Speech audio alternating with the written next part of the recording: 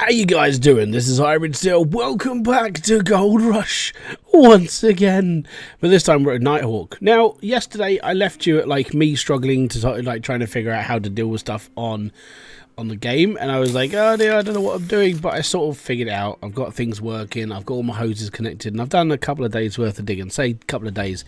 One day I was frozen out, the other day I was like, okay, I started. So everything's sort of working. Now I am digging straight down right now because the dirt, what I'm digging right now isn't that deep. So I'm literally just taking out everything. So even if it's got magnetite in it, the reason why I'm taking magnetite is because magnetite is worth so much money. Aaron Purchase, how you doing, buddy? And is it Lavendry? Yeah, hold on. Levendity. Oh my god, I'm having trouble with that one. Welcome! How you doing, Crisis, over on Twitch? Boom to you, sir. Thank you very much for your sir. It's much appreciated. I'm sorry, I that's really sort of hit me. Levendy.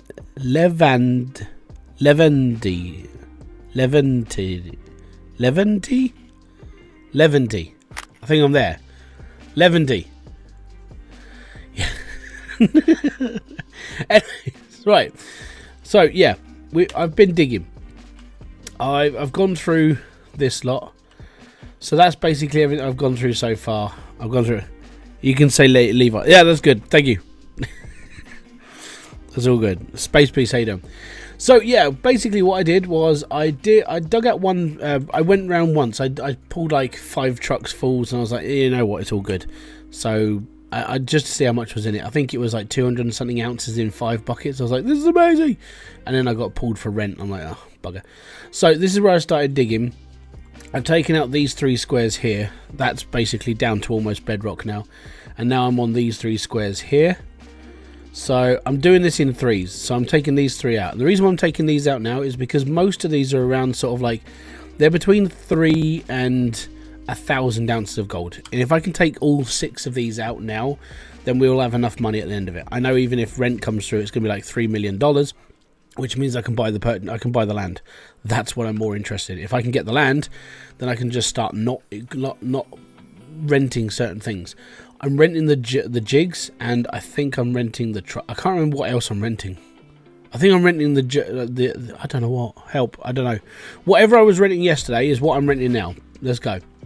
So I sort of went down the same sort of setup as well when it comes to like washing up. So this is basically my wash area, and yeah, now I've put all this through. I've put it all through the actual magnetiter as well, so we should be okay. Let me just pop it over here and press play. So yeah, whatever we get out of this is all good, and it should go up quick because it is ridiculously rich down in this place. I love this place. I think my one fear was always like, I'm never going to make enough money. Literally, I'm making like $100,000 on a 5 bucket cleanup. I'm like, oh, okay, I'm all good. So if I can get to like 2 million, we should be fine. Magnetite, all these buckets came to 3 buckets of magnetite. I have to take them to a blacksmith and basically get the last upgrade and then sell it all. So yeah, but gold is so good down here. It makes me happy that it's now got to that point where I'm like, yay, I'm making money and it's good. So this is my first time watching, and I'm curious as you're looking for, are you looking for gold? Yeah, basically that's all you do. So the leaderboard on Gold Rush is you just dig. You put your wash plant together over time. You try and do it as quickly as possible, and then we compete against each other on a leaderboard. So the leaderboard, I'm way down at the moment. I'm number 32. There you go. There's me. Look at these people. 62,000. 50. These are ounces of gold. 62,000 ounces of gold. That has like that person's mind. So yeah, we're mining. But look at this, like 434 ounces of gold. Now, I'm looking at a 45% rent cost. That's the downside. So I'd need 4,000 ounces in order to make $2 million. Because the claim owner is going to take 45%. So that's the plan. Aiming high.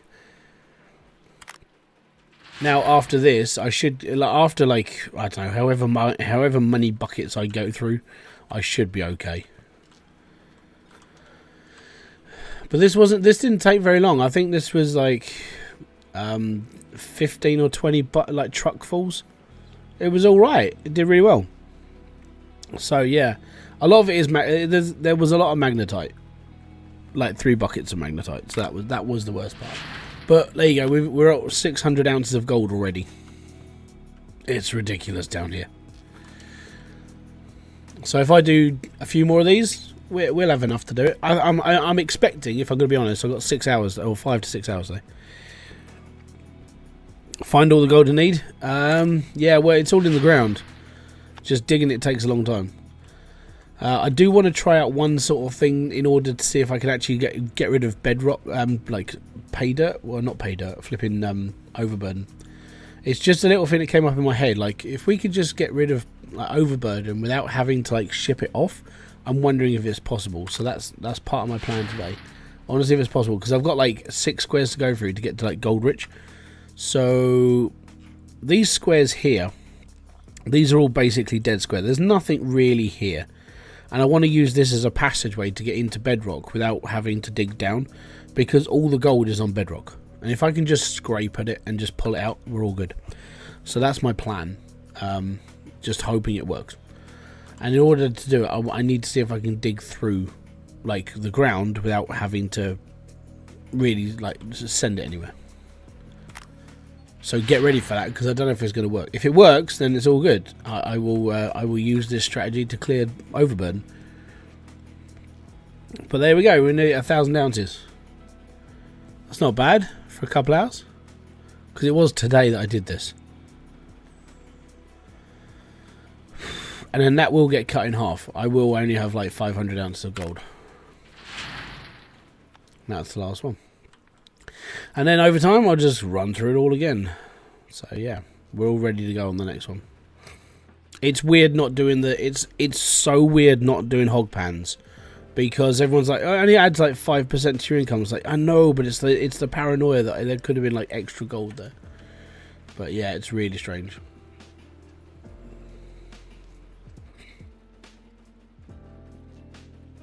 But for now, I'm just digging out that corner. There you go. 1,325 ounces. Can I get this on iOS or on PC? It's on PC. Steam, mainly. Right. Let's go and get my... you know what? I actually want to go and cash this in. So where's my... Oh, where'd I put my truck? Oh, and I've got to turn my generator off. If I don't turn this off, it runs out of fuel. But I mean, on Steam right now, this is like... £5, and it is 70% off. This is a bargain of a game right now. Right, let me just shoot over to the blacksmith. Oh no, claim they're here first. We travel over here. We got to put in the magnetite, and then we got to go to the blacksmith, and then we got to buy up, and then whatever's left we sell. It's all good. Good little earner. Good little earner. 3.5 buckets of magnetite. Oh yeah.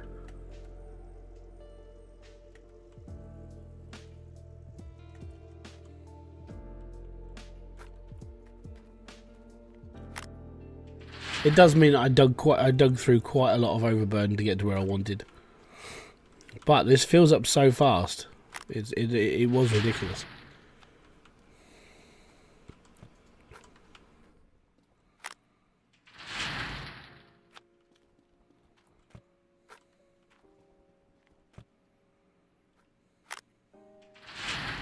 %. That's gonna be stupid. Like 20k, 19,000 ounces of magnetite. Oh, suit you, sir. Right, blacksmith.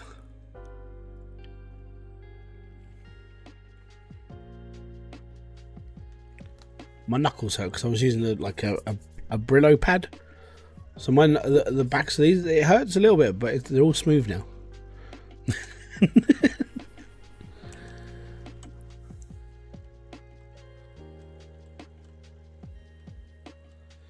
Cozy diver, or cos diver, but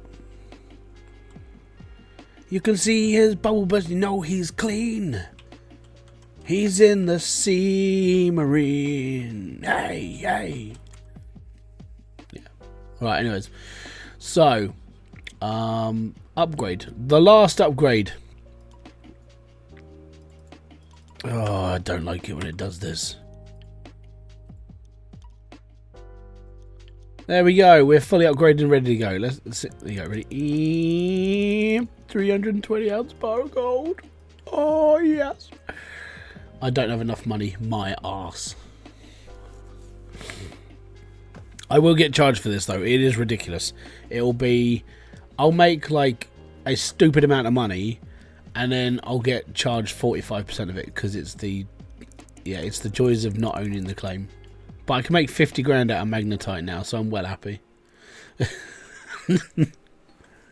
It's good. It's all good. There we go. Another 320 ounce bar. Oh, it's so heavy. There we go. It's so much weight. It's not even funny. It's just, oh my god.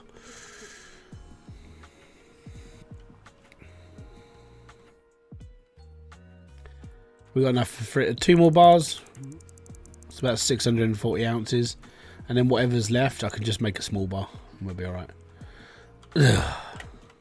Look at the size of the bars, man. 320 ounces. 320 ounces. Whoop whoop. Sir Strikes. How you doing, sir? Thank you very much for kicking by, dude. Right, last 2 bars. So the last one's going to be like 40 ounce. Yeah, 45. It's not bad.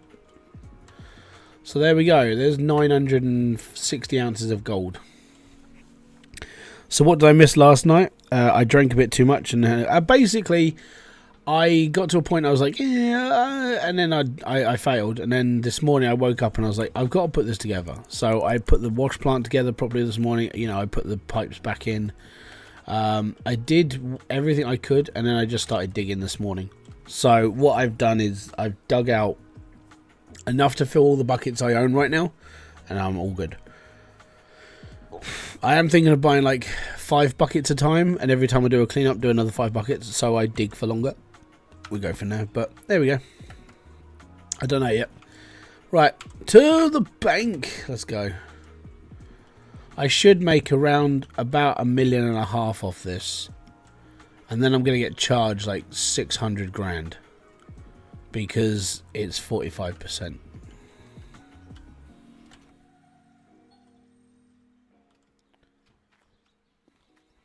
Right. Sell gold bars. 385,000. 385,000. 385,000. And there we go. 1.8 million. I am 1 million short of Nighthawk. That's ridiculous. Ridiculous! So by the time I finish this square off that I'm digging out now, I should have enough to buy Nighthawk. And then buy all the equipment. And that'll be fine. That's exactly what I wanted to do. But I had to do it the way that I've done it because brain works. If I did it the other way, then brain was not happy. So, yeah.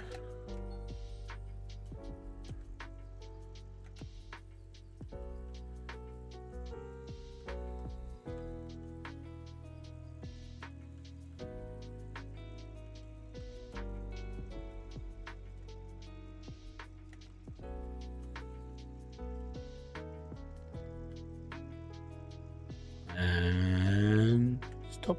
Oh! Stop being a smeg.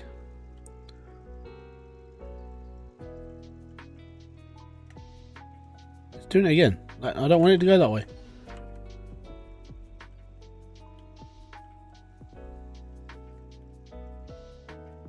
Is there something that I'm missing here? There is. It literally just pushes the wheels that way. That's so weird. Anyways, we'll chuck that on there, and if I need to, I can fill up. Plop these in here, and that in there, I need this to take them all back down to the plot, so we're all good. Plod, plod, plod, plod, plod, and off the cliff. There we go. Perfectly placed in every way.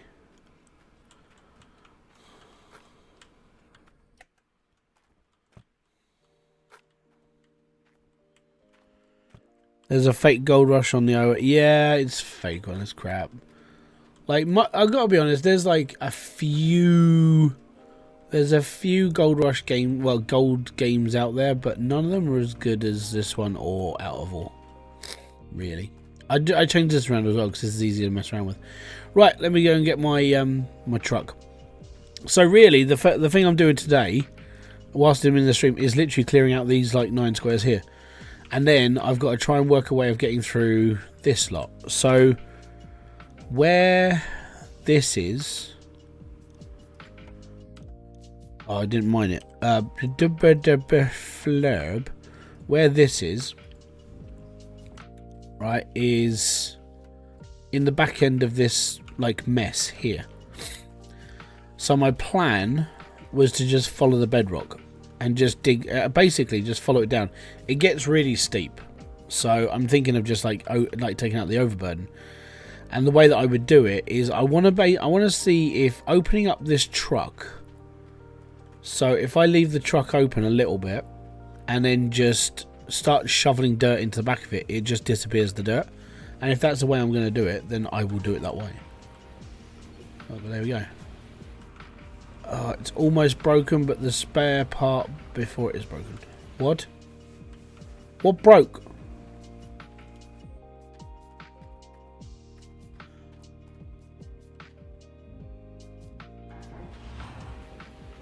Something's about to break. It's fine. We'll fix it. Oh yeah, have you seen how fast the rocks come flying off this chute? They're like rockets, man. Neom.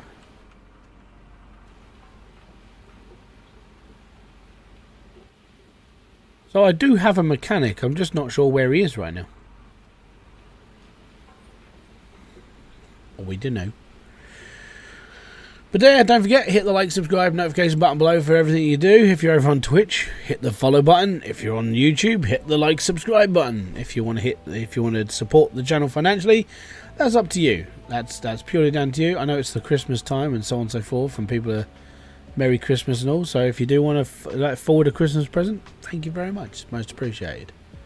If you don't, then thank you very much. It's most appreciated. You know, look after yourselves.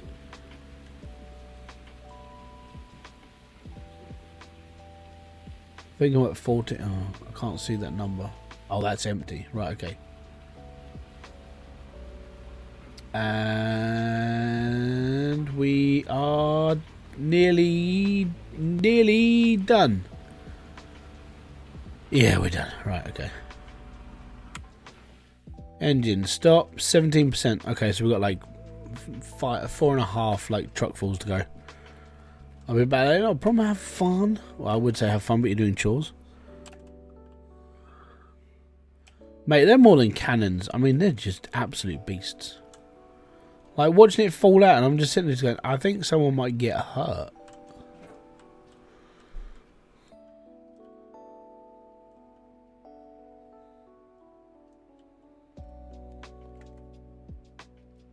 I'm here to click the like button. Thanks for it. Cheers, buddy. Are we stopped? Yes, we are stopped. Fantastic. Let's dig. Let's dig again. Oh, that's where you are. Welcome. Yeah, you could have fixed the filter that I fixed earlier, you twonk. So earlier, I was digging, and then my fuel filter broke.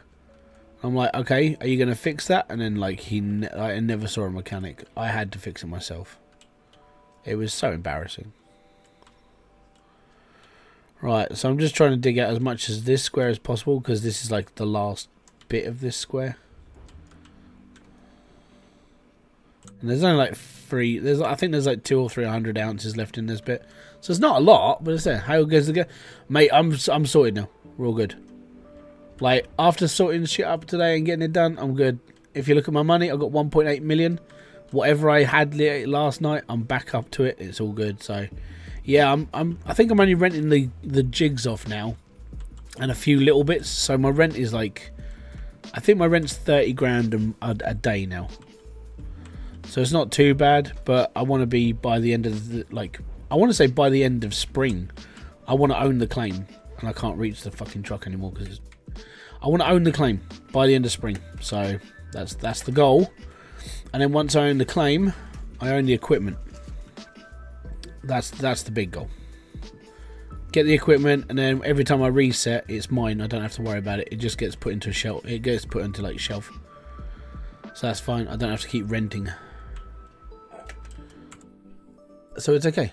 Dig a big hole. Yeah, so all of this, what I'm standing on, is going to be dug.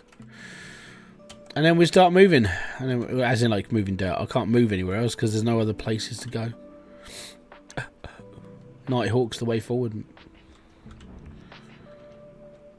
But yeah, I'm gonna dig myself a trench through to the gold rich area, and then just go through the whole lot.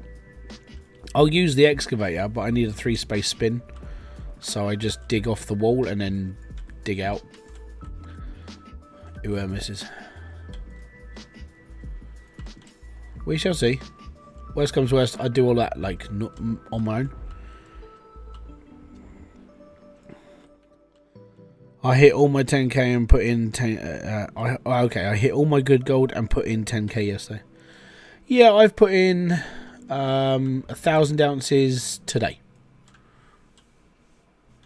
Just actually, if you go back like 15 minutes, that's me putting in money because I'd already done the digging today, so I'm on my second load. After today, I want to put in like another, like it's going to be another hopefully 1,000, maybe 2, depending on how long this takes me to dig out.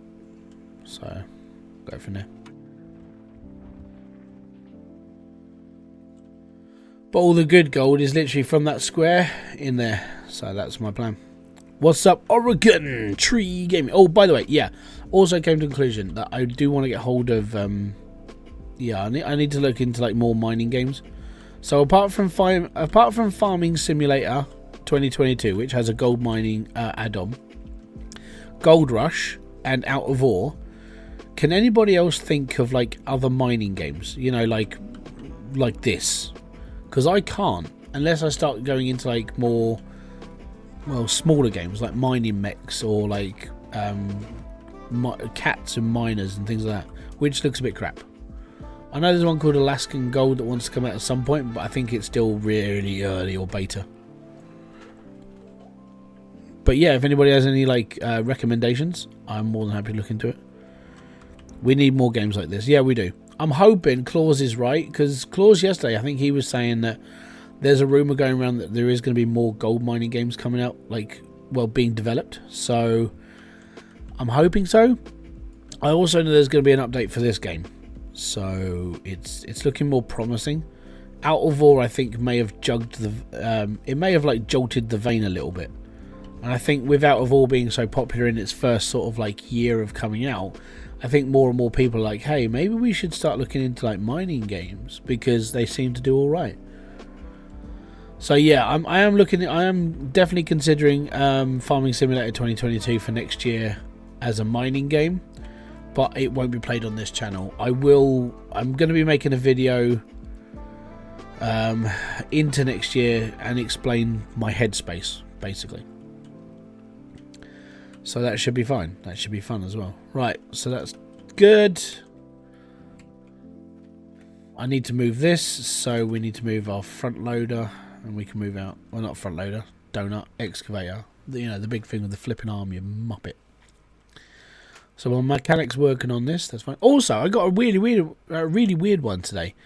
Like, I was driving this normally. Like, I've only just really owned it because I had to rent it again. And I got the notification saying, boom, piston has been destroyed. I'm like, it still works? So I think the game might have a few bugs. I would love to mine in the Yukon. Like, this is difficult. Like farm sim. Yeah, I would like it if someone actually made like a proper gold mining simulator. Like, I know it's Gold Rush and it is a gold mining sim, but I want something a bit more real. like, you know, actual locations and so on. Like the mod for Farming Simulator, I would say, is probably like the best way to do it, because it does look all right, and it actually does look like a standalone title, which is quite cool. But there's just nothing like it, unfortunately. It sort of sucks. Right, that'll do. I'm hanging. Right, now we've got to move you up.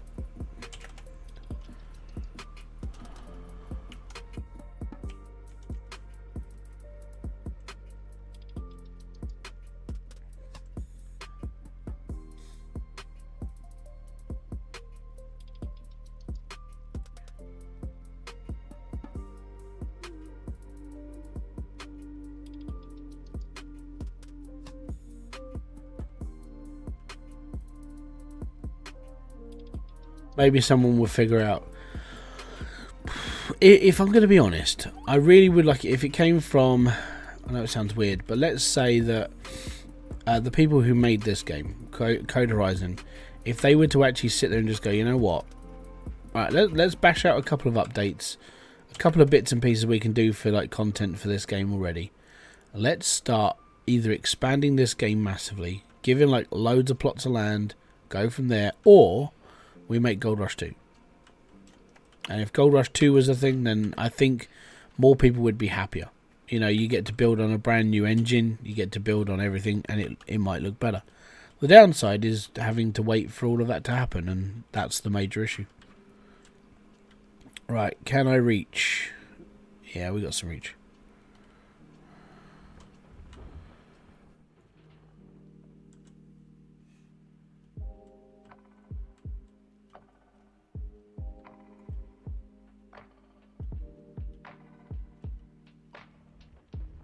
This square, everything's about three meters down. How complicated are the excavator controls? Not very. I'm doing this without even thinking. It's just, yeah. For max reach, it's almost touching bedrock here, so it is max reach. I suppose I could, but it's like I've missed a bit down the front, which sucks. Yeah, the actual controls for this are actually pretty simple. I mean, even I can do it. That just goes to show how easy this is. Now I need to move. Ah, see, now I've got a problem.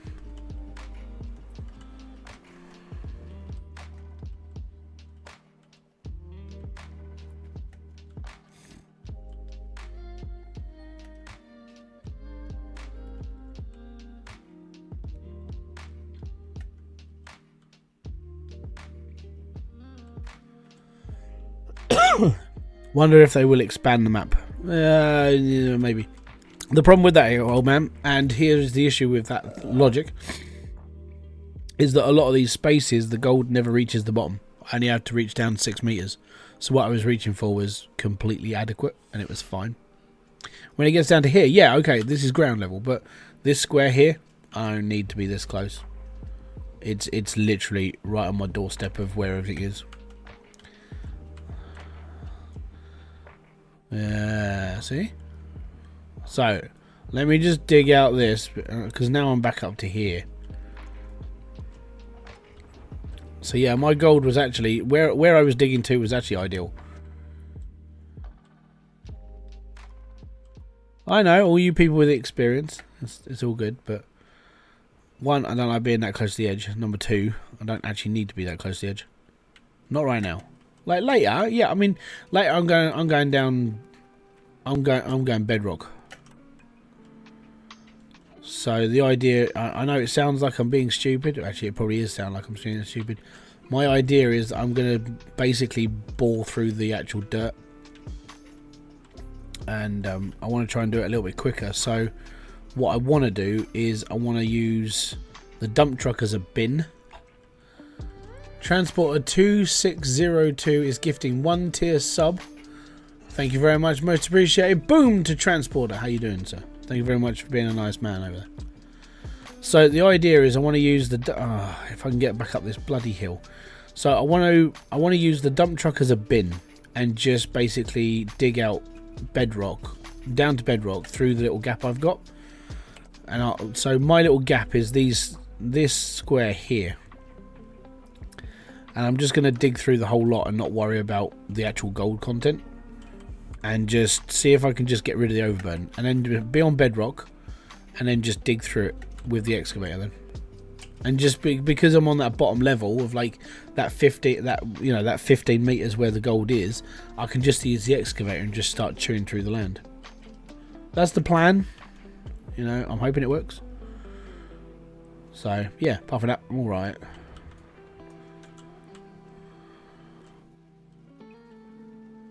But like, I tried the bulldozer yesterday. I'm just not very good at driving it. So I'm not going to worry about it. I'm just going to try. I know it's going to take me longer to do stuff, but I will try and learn how to use the bulldozer next time, or use the front loader and just scoop out a load of stuff and just make it fair. Alaska Gold Fever, Gold Hunter are the two that I'm looking at. Don't buy Gold Hunters. Don't buy it. Like I've already done a video on Gold Hunters, and if you watch that video, you will not buy that game. So yeah, don't buy it. Alaska Gold Fever is something I added to my wish list like 3 years ago, and I haven't seen anything else of it since then. So it sucks. Gold Hunter's shockingly bad.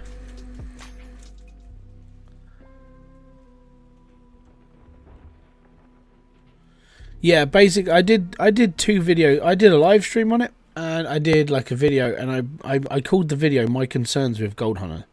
And going by that, people still watch that now, and they still have the same concerns a year later. Like, yeah. And there are people in this chat who have bought this, who have bought Gold Hunters. There are people in this chat who basically bought it for more expensive than it is now, because they were back in the Kickstarter. And if you talk to any of them, most of them say they're disappointed. The thing is, it came with a lot of promise, but it never made good on the promise. So that's just my take on it. But Old Man Gaming bought it for me the other day. He's like, dude, I know you're gonna make a video for it. It's fine. You know, hope it goes well, sort of thing. I'm like, okay, cool, yep. So yeah, I will be playing Gold Hunters next year. It'll just be, I'm going to be doing a video of it. I'm going to go through all the stuff I did before. I'm going to see how the land works, how everything works, and if it's not any better than it was like a year ago, then I would show heavy concern of the game's actual like the way that it's being done. I wouldn't touch it. Again, that's just me. I mean, you might be different, but I do prefer a game that works over a game that doesn't work.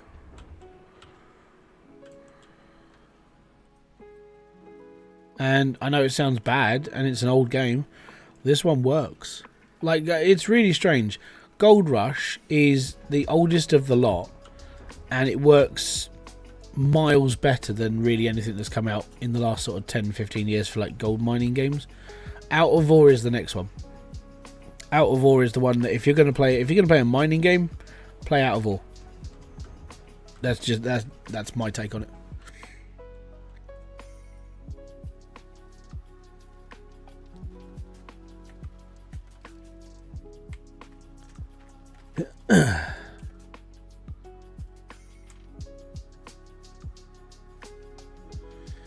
If a year passes and there are no improvements in the game, it concerns me. Yeah, so this is why I'm looking into. This is why I'm sort of thankful that Old Man Gaming actually bought the game for me, because I will do a video that shows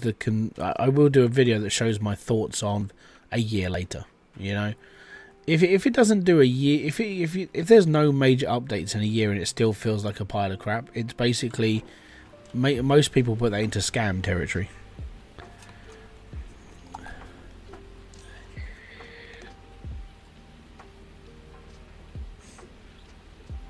The thing I find funny about that is that loads of people have already sourced over to Unreal 5 and they've never had that much of a problem.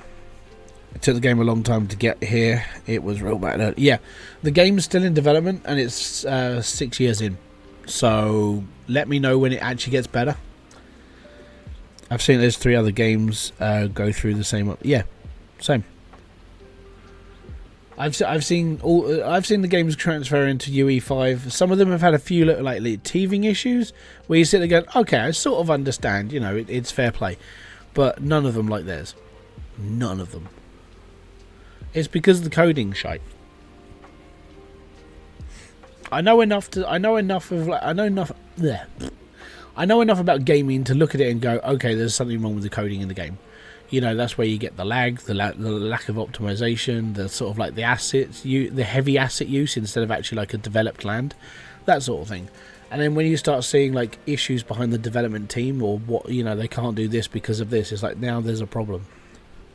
Or the team is bad. Yeah, but it's a one-man band, so you can only blame one person. That's why I like Out of Ore. Out of Ore is a one-man band, and he knows how to make a video game, strangely. Or a mining game, so...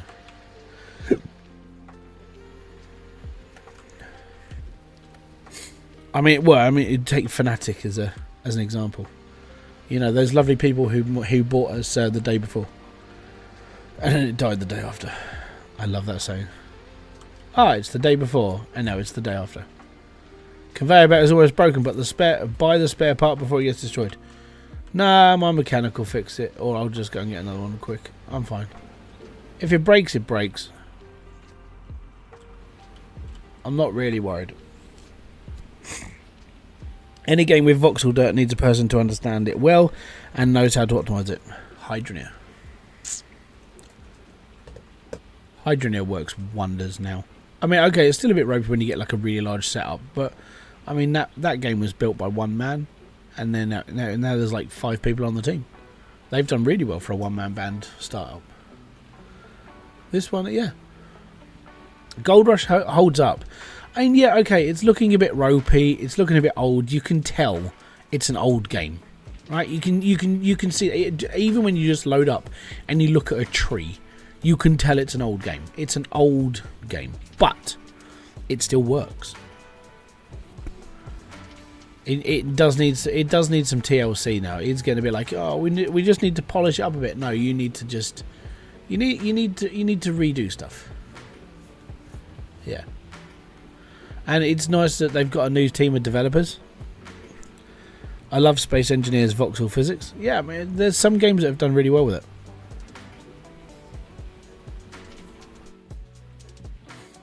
I do hope that the team of 2 who have taken this on now, you know, I'm hoping that they basically look at it and go, all right, give us like a year. You know, we'll chuck out an update. We'll give people a few new things to play with, and we'll keep the leaderboards running. In the background, we will do this, and I'm hoping they're very transparent with the people who are actually playing this now.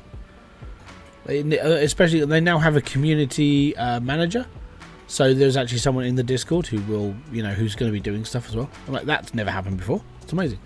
So yeah, when you start seeing a team actually being developed properly and actually working properly, that's when you can start seeing it as a good thing. So it means they're doing stuff. Right, let's go.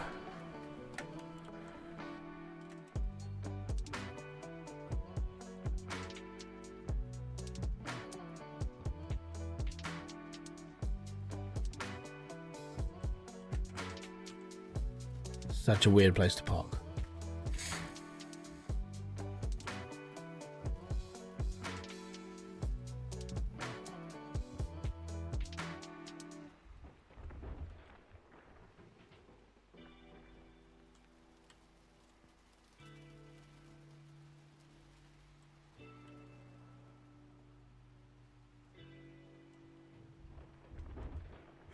Do. Stewie Norfolk, how you doing, geezer? I'm doing good, man. Thank you very much for asking. Yeah, I'm just chilling. I'm all good. I'm digging now. The stress of putting this together and making sure that you try and keep enough money together whilst you're setting it up. Yeah, it's an evil thing to do. It really is.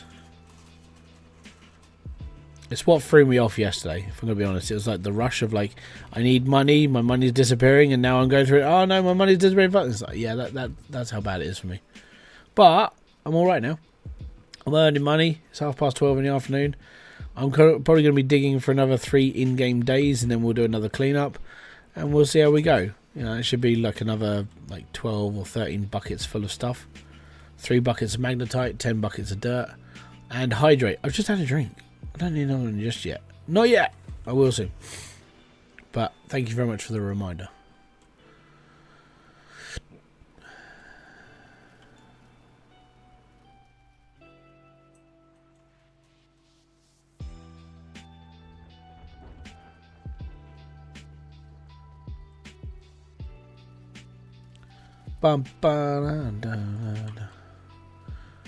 Don't you spend to acquire... Oh, hold on. Don't you spend it to acquire it, though. Cash it, that is.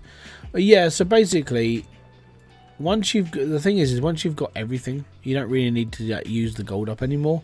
So you just end up just being happy.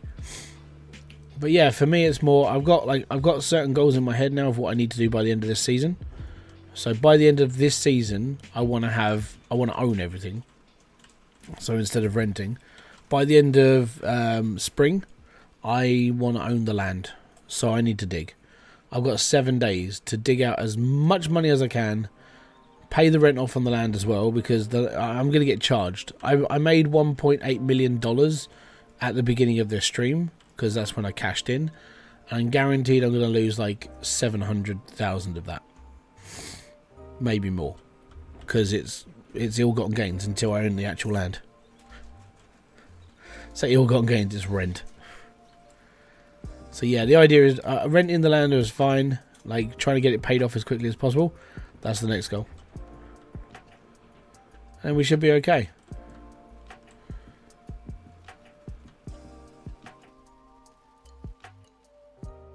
Alright, now we need to clear like the first 2 or 3 meters of overburden off of this one. So this is going to be a bit crap. And then the next bucket afterwards will be even better. And then, once I've got everything, and I own everything, then I don't have to worry about, like, rent. I don't have to worry about nothing. I just dig, and I'll be fine. But at the moment, it does come down to the... I'm still renting a few bits and pieces, and it's cost me 30 grand a day. So, currently, I'm just not spending money. When did this season start? 8 days ago. Hence why the title of this video, well, this stream is called Day 8. So, yeah.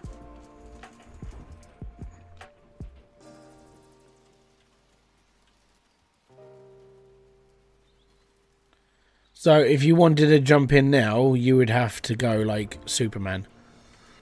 There are people who could do it, though. There are a few old... I would say some of the old school lot who would be able to pick up now and give them a couple of days and they'd be on top of the leaderboard. I reckon Split would be one of them as well. If he did want to sort of just come in and just trounce people, he could. There's probably a few other old schoolies that would be able to just go, yep, I'm good, don't worry. And they would just throw up and kill us all, basically.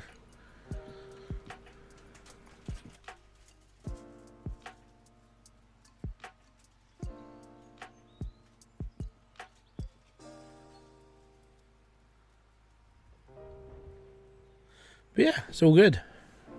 So yeah, I'm doing this for like until I get bored right tonight, because I'm going to be doing this until about 11ish. So I've got another like 4 hours. It'll be okay. By 4 hours, I do want to have another clean up under my belt. Hopefully, cross my fingers. I can't remember what time I started digging this afternoon, like actually digging, and then I don't remember how long it actually took me to get to where I am now. So I took out like 3.5 squares.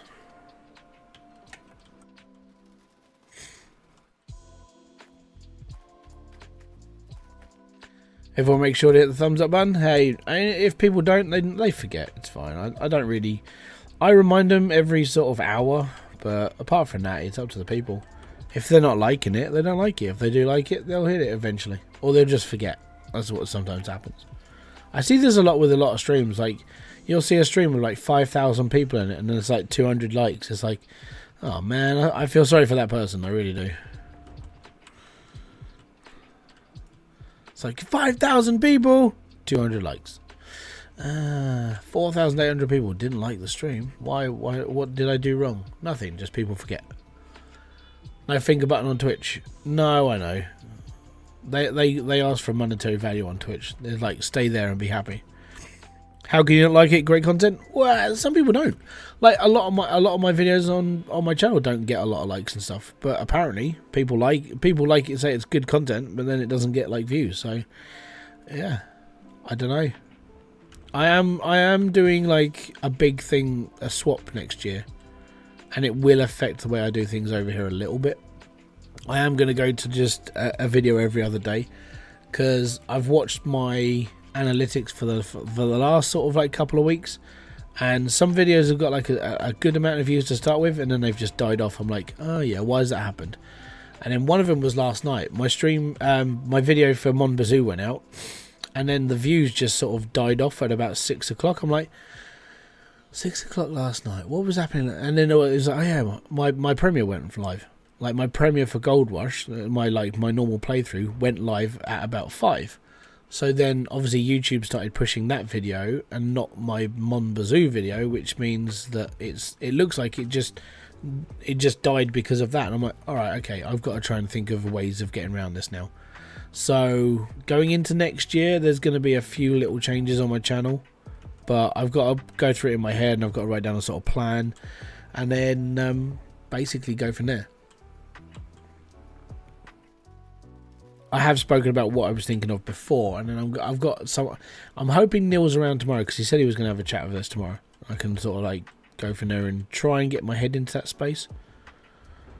But then I was going to try and do an experiment to see what I could find out from other channels as well. I know, not bad, just like doing my research.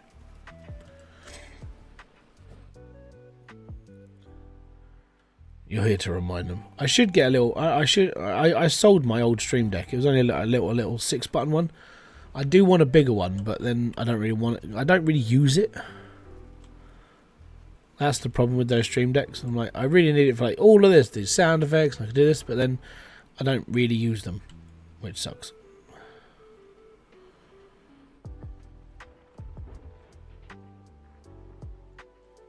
Right, I'll start taking from in front of me again.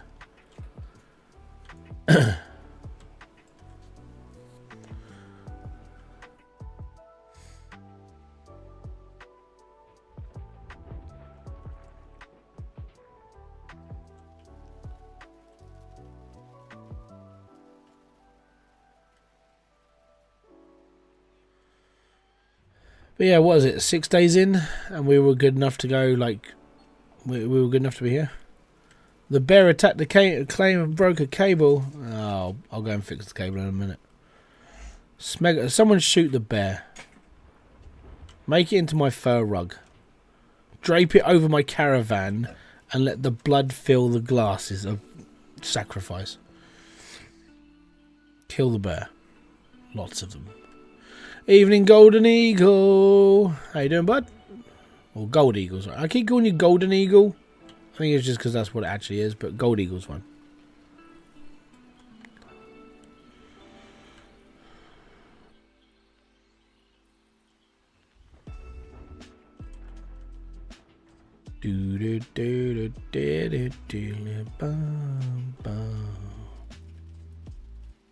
Right, we'll start digging out this bit now.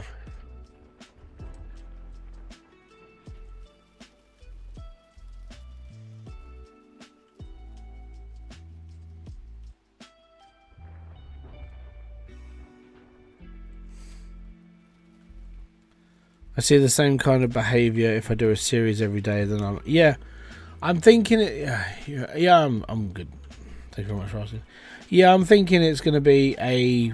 I mean, the streams are a stream, so I think this is where I think I might change the way that I do things. Like my streams on my regular like schedule thing are actually okay, because I do one of those on a Saturday night and I'm fine. But like a video is a different promotion, and putting 2 videos out, you know, near enough the same sort of time, or just even just like the day after, you start to sit there and just go, oh, I think this has died now. It's a bit of a shame. So where am I going to put this? Because I need to move it back then. Well, we could actually, if I put it there, we could, yeah, we can do that. Okay, so it's going to come there. It's fine. That's where I want my truck to be. I'll reverse it in this time, so it's alright.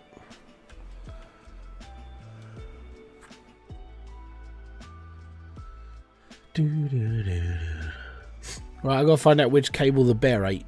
I think it's one of my like little ones. I hate bear attacks.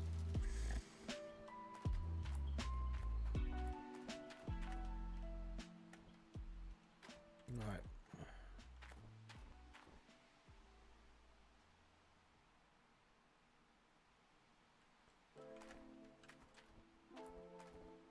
Ah, there you are.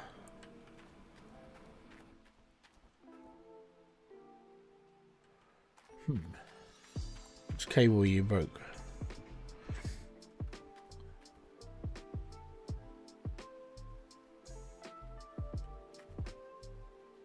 It's one of my gravel pumps.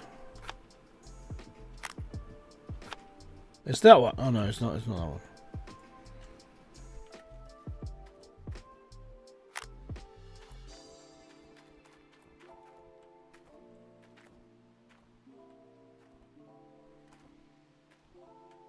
Oh, I think it's one of my nuggeters.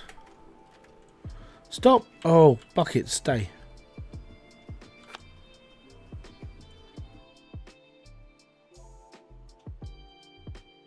It's not this one. Ah, okay. This one.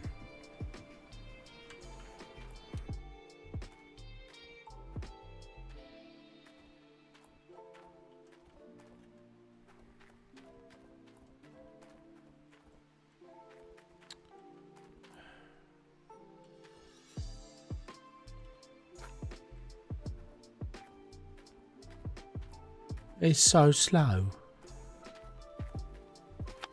Dude, yeah, see? No connectors.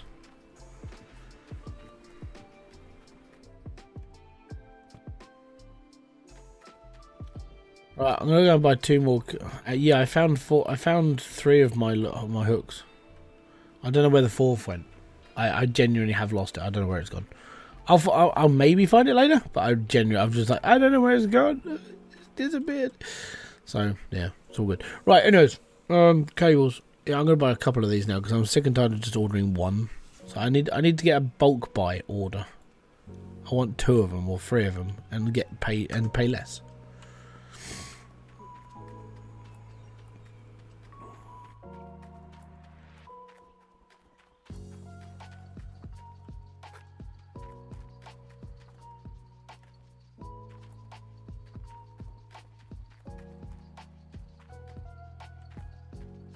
Right, so it plugs into a nuggeter. You go there, and let's run. Right, so now I need to straighten that path up. Oh, you've got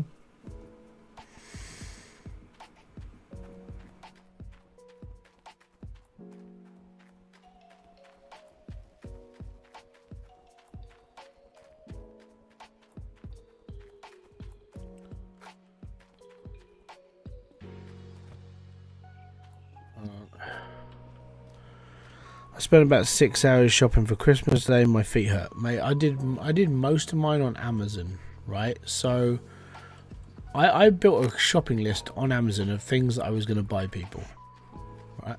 I didn't buy it all from Amazon. I went shopping as well. And what I did was I had my shopping list on Amazon and I knew how much everything was. And if it was cheaper in a shop, I bought it from the shop.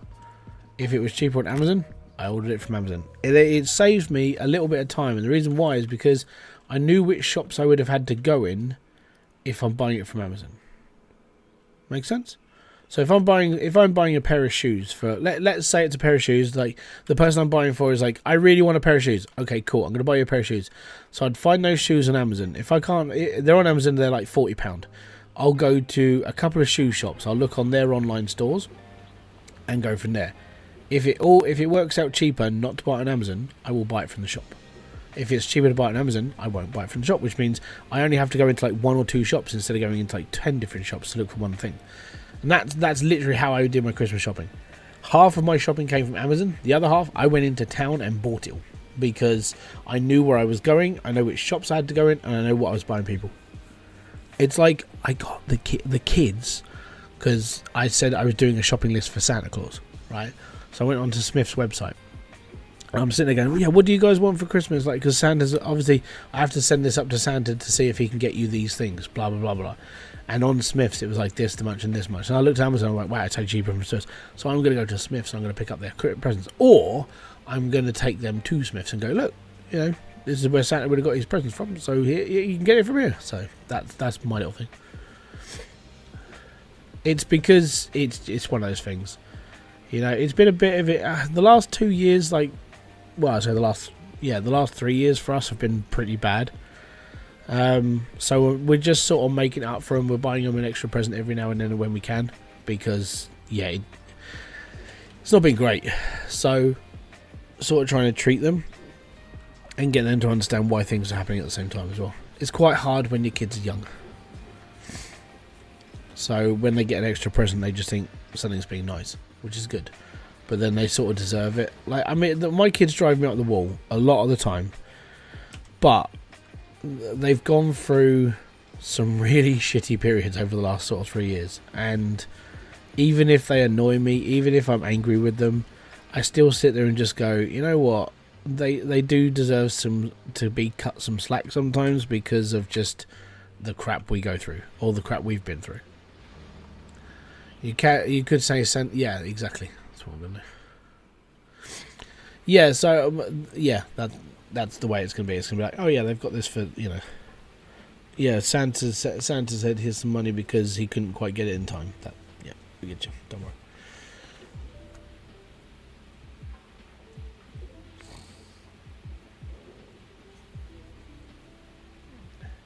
Or an IOU from Santa because he couldn't get it on time. It made the list, but he couldn't find it, so here's an IOU. And Daddy has the money. Yeah, I get it. I might do it so they actually open up a card and it's from Santa and it's like, I owe you one present from Smith's, and it'd be like crappy handwriting, a voucher to Smith's, and then I'll pay for it. That sort of thing. But yeah, that's the plan. We don't get a lot, but it's nice to do these things occasionally.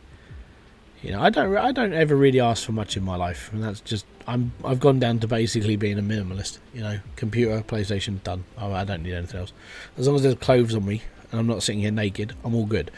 And then Kerry's in the same sort of way. It's like she doesn't really have a lot in comparison to like the kids, so we just sort of give them stuff now.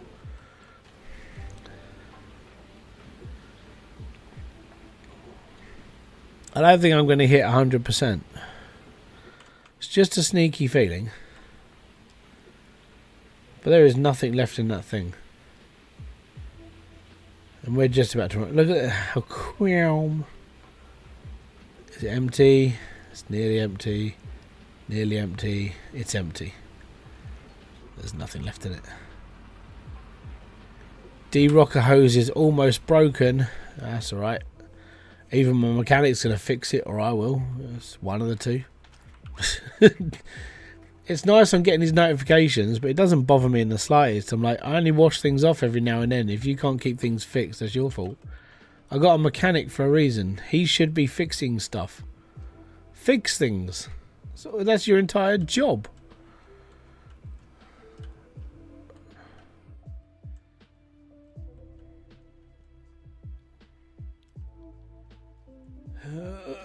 Done. Hey, Raddy Star! How you doing, buddy? Mate, I haven't seen you around for a while. I'm really sorry. I don't even know if you're still doing stuff on YouTube right now. Everything's been really sort of like rushed. I'm like, I can't even keep up with stuff right now. How's things, mate?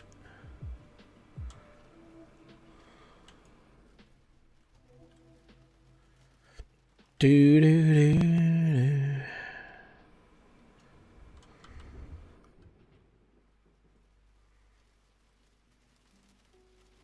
'Tis the season to be drunk. Na na na na na na na. Mince pies are falling hard. Na na na na na na. Santa stuck in the chimney. Na na na na na na na. Give him some brandy and whiskey. Na na na na na na na na.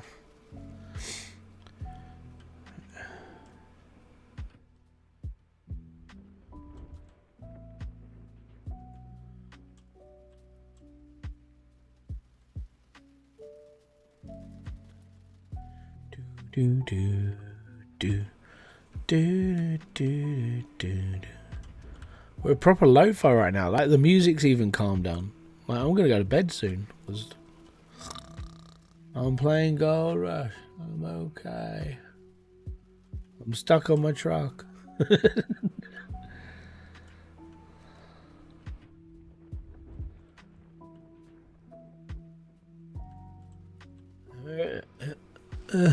Can't read the number anymore. 8 people on Twitch. It's all good, man. How you doing over on Twitch? Glasses up in the air. Woo!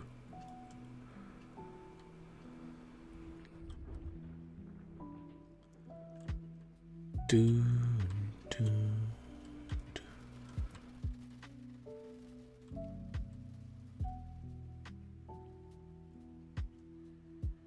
Eep.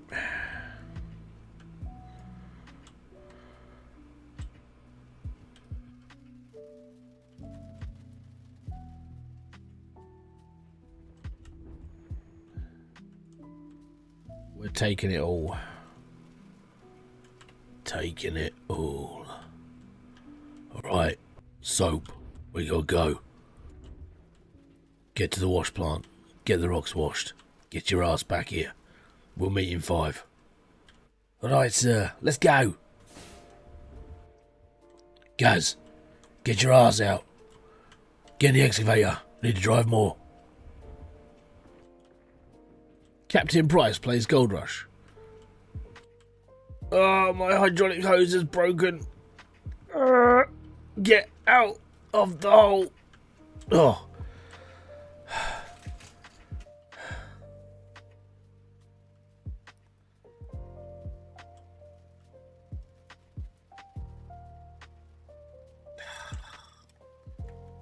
Damn it.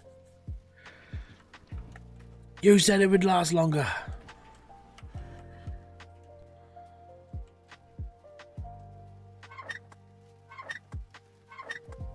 What we need is a tablet that we can use to order stuff. That's the one that breaks down, I think, is the one. Yeah, once the excavator starts going, you're like, no.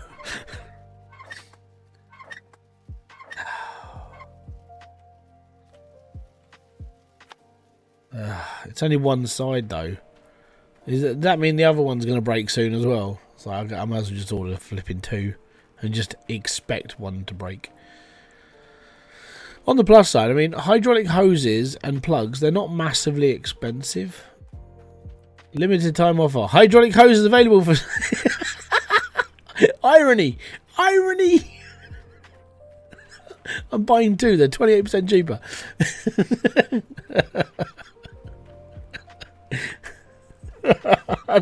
That couldn't have happened at a better time.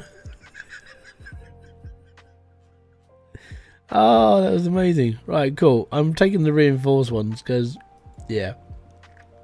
I'll take the checkout. I'm good.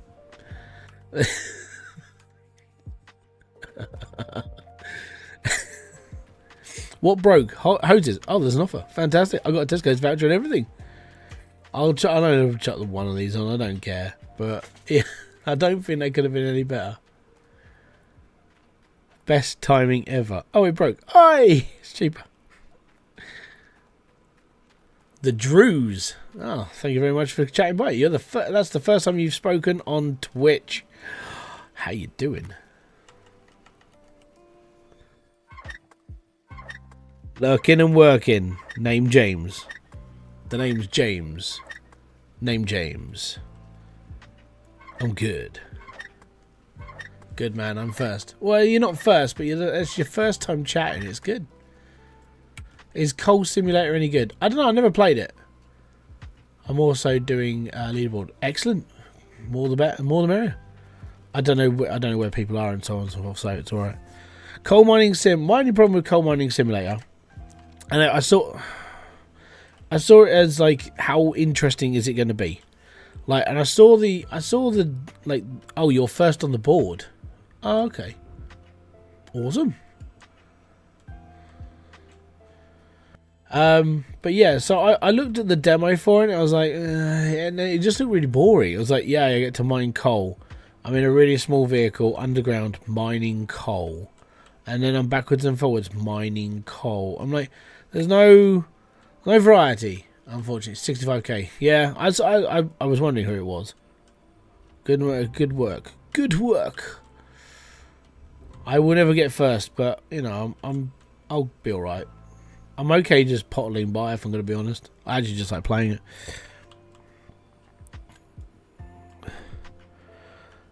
Okay, so in the Drews from the top 10. So yeah, Old Man Gaming on YouTube wants to have a chat with you on Twitch. So you can talk in my chat because you can actually see each other's chat from different platforms. So you can natter as much as you like there, or you could take it to DMs on Discord and so on and so forth. That's up to you.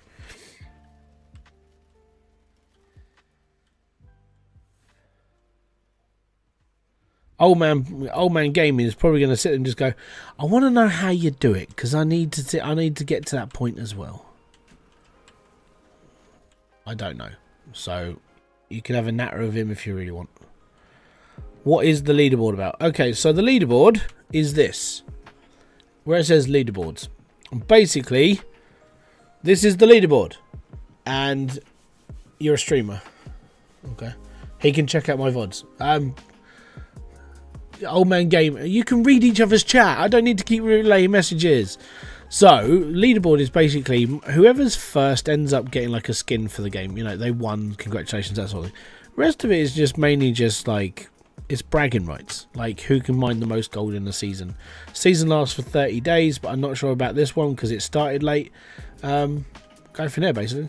Let's see how it goes. Yeah, you won't get a Christmas card from Greta Thunberg if you play Gold Mining Simulator. Well, not Gold Mining, Coal Mining Simulator. Because she doesn't like fossil fuels. I get it, the whole damage to the environment and stuff like that, but I mean, she's not exactly giving anybody like an alternative, is there? She's like, we need to stop doing fossil fuels. Okay, cool. What's your idea for the future? We need to stop doing fossil fuels. Right. Where do you get the plastic from? We need to stop using fossil fuels. You do realise that a mobile phone's got plastic in it and we use fossil fuels for the plastic, right? We do need to stop using fossil fuels. I get it. Alright, you know, congratulations. It's a good cause. Fantastic. Give us an alternative. Stop using fossil fuels. There's no alternative. Give me an alternative and I'll switch. It's like electric cars. Electric cars are fine, but the amount of plastic and everything else on them, they're not very environmentally friendly. If you think about the actual cost to the environment it actually gets to get them, it's not very good. I do like to meet all I can in the top 10. Yeah, so he just wants to have a natter. Okay, old man's chat should be coming up on, like, right, over on this side of my screen where I'm pointing, there's a little chat that comes up. That's, like, on there. Unless you can't see it because it is quite small type. I don't know how big it is. Steam power. I mean, steam power is fine, but then you've got to burn stuff, which is fossil fuel. You're burning trees and stuff. So it is one of those great arguments, and I do like it because you do occasionally you get someone who just goes, "We should do this." I'm like, actually, that's a good idea. I'm open to more ideas. But what I'm against is people telling me what to do and then not telling me how, you know, what we can use instead. You know, I'm all up for nuclear. I think nuclear is a really good option because it is a lot more safer than it used to be. The downside is, I mean, don't put a nuclear power plant next to a sea that technically has like a fault line in it. You know, like unfortunately the people in Japan. Don't try testing your nuclear power station. Its power capacity at night and try turning it down to a point where the core starts overloading. You know, that's probably not the best way to do a test. But, you know, if we can actually figure out how to do nuclear properly and cleaner, and you can actually recycle 99% of the stuff comes out of it, because we can recycle quite a lot of it now, then maybe we should give it another go. You know, take all this modern day technology we have and turn it into something. But I'm not a nuclear scientist or a physicist, so these people are the ones that have the answer. Electric cars right now are a stopgap. That's all they are right now. I don't know what else can be done with them until things start happening. I mean, right now my car actually uses less everything than an electric car. I don't really use my car a lot, and I can use, you know, even fuel wise it's all right in comparison to trying to charge my car every 200 miles. We shall see. Drilled for 400 ounces, rented T4, got to 5,600 ounces from Rivertown. Then I rented T% and then T9. Rented 7 dump trucks, filled them from 6 to 6 in the day, and then run the plant from 6 to 6 at night. Buff 3,000 ounces a day. Cool. There you go. That's a lot of work. I don't think I could do 6 dump trucks though. I think that would do my head in. I understand it's probably faster, but yeah, that would screw me over a lot. 7. Yeah, okay. Yeah, that's too much. I'm okay dithering about, not worrying.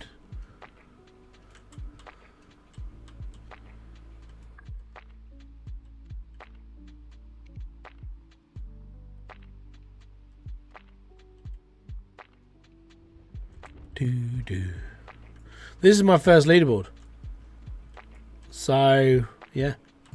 I did have the idea of doing a couple of dump trucks, but I was like, I'd literally have to fill one up and then go and dump it and then fill this one up and do that. I get the whole, like, it takes less time to do like a whole thing. I understand. Then I fill 5 more while those 9 are running and I get 3 full cleans. Wow.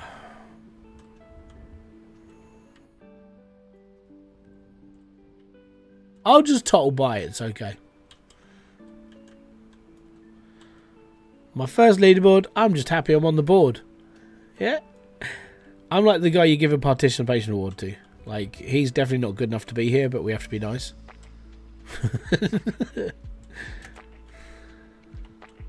That's me.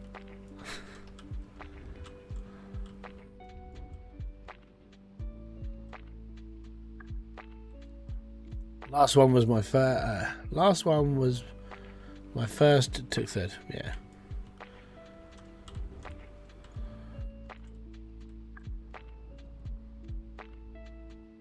Are you excited for all the updates they're going to be bringing to the game though? Like, as somebody who plays, as somebody who's in the leaderboard, who's actively like playing the game properly, are you excited to see that the team actually are working on the game again? Like, it's going through bits and pieces again. I just like, yeah, it's cool.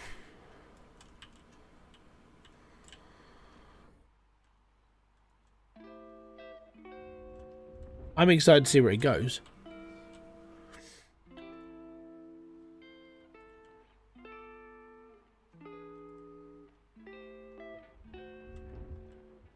Also, I saw the worst idea for a film today, and it's actually coming out next year.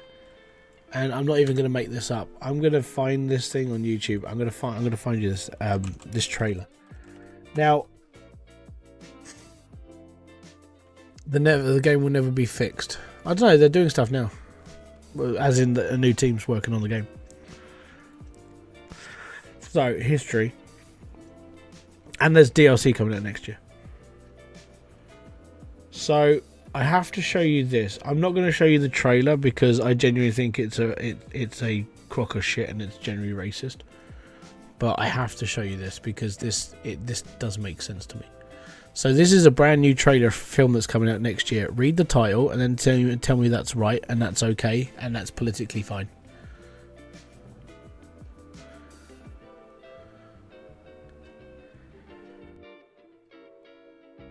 Yeah. It's an actual film, and it is coming out next year. I saw this and I just went, wow, somebody took a racist pill. It's basically about a secret organisation of black people who keep white people happy.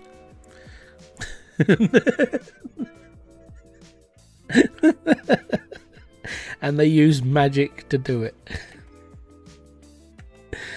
Go figure, right?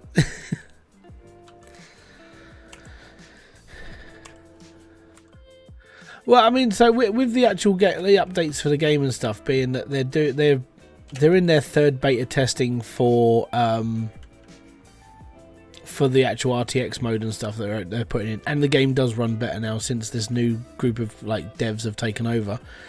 I'm genuinely interested to see where they take this game, especially with like them talking in Discord about what they're actually planning. It gives me a bit of hope. How the hell are they getting away with it? Oh, it's because they're not white people. So if you're black, it's fine. If you're white, no, you're not allowed to do it. In South Africa, we are very careful with that stuff. Yeah, unfortunately, it's real.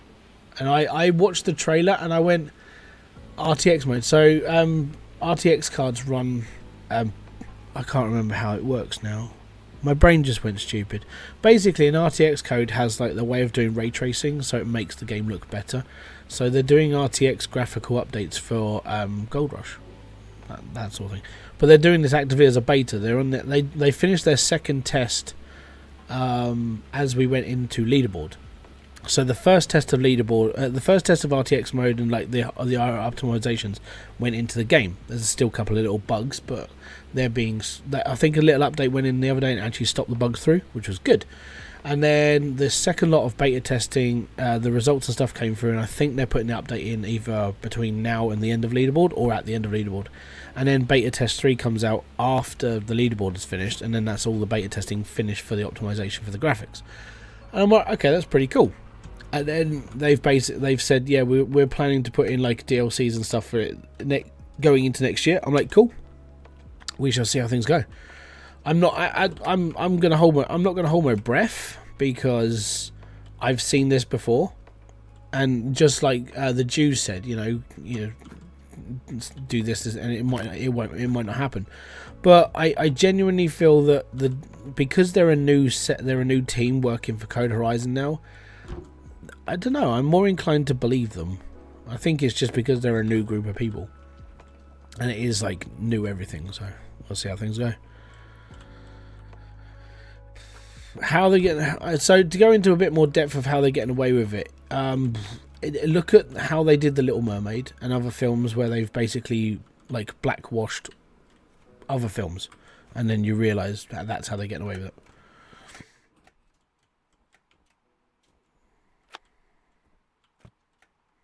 I need workers for this. They'll come eventually. Anyone can chat. Need anyone bad? No, not at all. Everyone's behaving themselves. It's like what I actually showed them on stream. Is that only an Nvidia thing? Yes. That's why it's not in Radeon graphics cards, unfortunately. Oh, I can't remember it is. No, I'm pretty sure it's just an Nvidia thing. Because they're getting rid of GTX. So they're getting rid of the GTX model of graphics cards, and they're putting everything to RTX as like the upper end and super. So that's alright. But I don't know how much. I was supposed to watch a Jay's 2 cents video because he's talking about like how expensive Nvidia are making their graphics cards. I'm like, I'm gonna watch this and I'm gonna get angry. So I haven't watched it yet. I know it's gonna be one of those videos that's gonna make me a little bit annoyed though, because I know it's just Nvidia being greedy monkeys.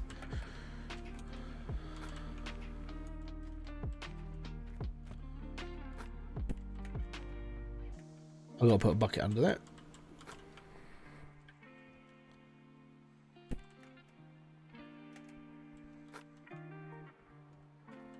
Do do do do do do. Yep. Right, so that can go. Oh, would you just go in hole?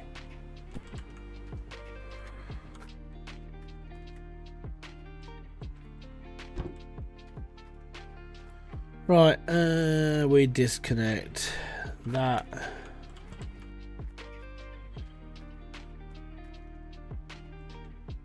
But yeah, when I saw it, I thought it was. I genuinely thought that was going to be a joke trailer. You know, when you get a company that's got a little bit of extra money and they're like, "Hey, we're just going to make this. It's going to be funny." And then I looked at it, I just went, "Oh dear, that's real," you know.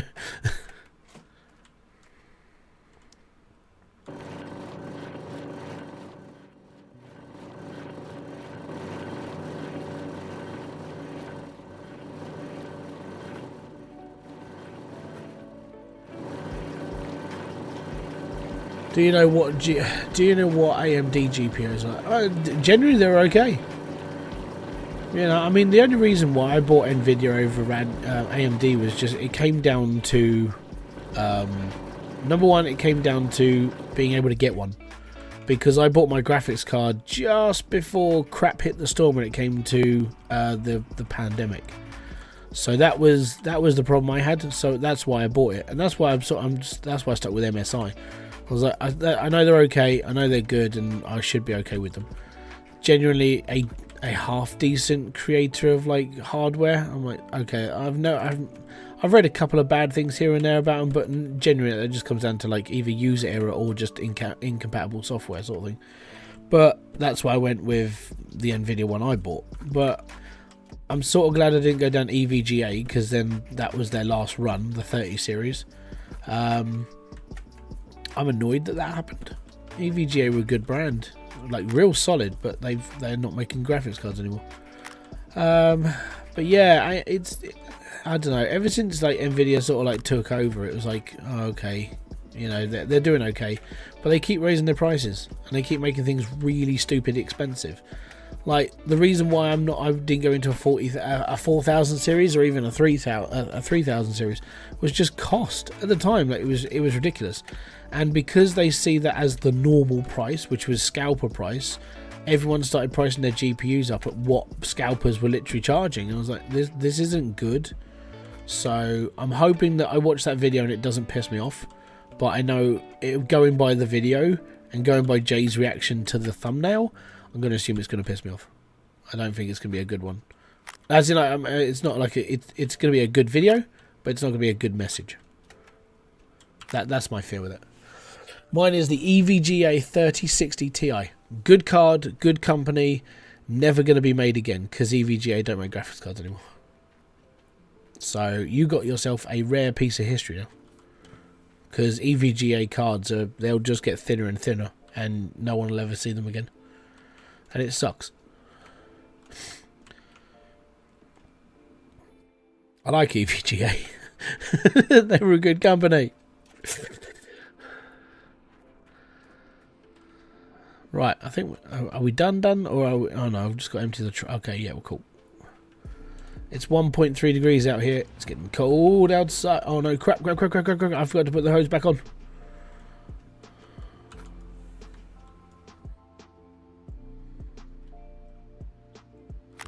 Go. We're washing rocks. It came with it. Oh, it came with the actual. Oh my, yeah, keep it. Me personally, I would.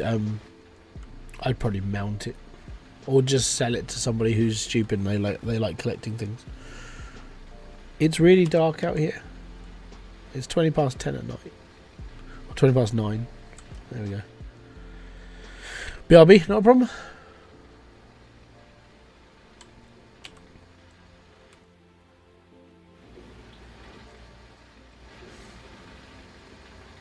I think the idea of having lots of dump trucks is a good one, though. I like that idea. Oh man, if you're still here, here's my Discord. Same name if you want to yeah. If you're in the Gold Rush Discord, he's on there. If that helps.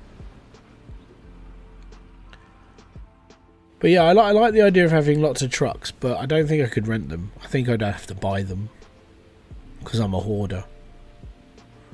Does that really affect you? Like when it comes down to doing stuff like resetting the claim, is that one of those things? You just oh no, people are having chats about it. So you didn't sub to my YouTube, you subbed to his YouTube.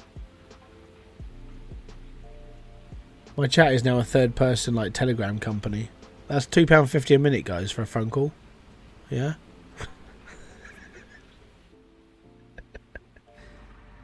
I am a fucking operator. You owe me money now. Send me the bill. What I'll probably do is get 16G and keep it. Yeah, I think that's. I'm going to upgrade when I can afford to. Like as said, that little total thing in the bottom left is literally my PC fund. I'm putting money into it as well, but it's public funded because I'm poor. You know, I'm not funny. I just make amusing comments every now and then. I'm a very dry. I've got a very dry and dark sense of humour. So depending on how funny you want to be and how dark it goes. I mean, if you turn the lights off, it's even better.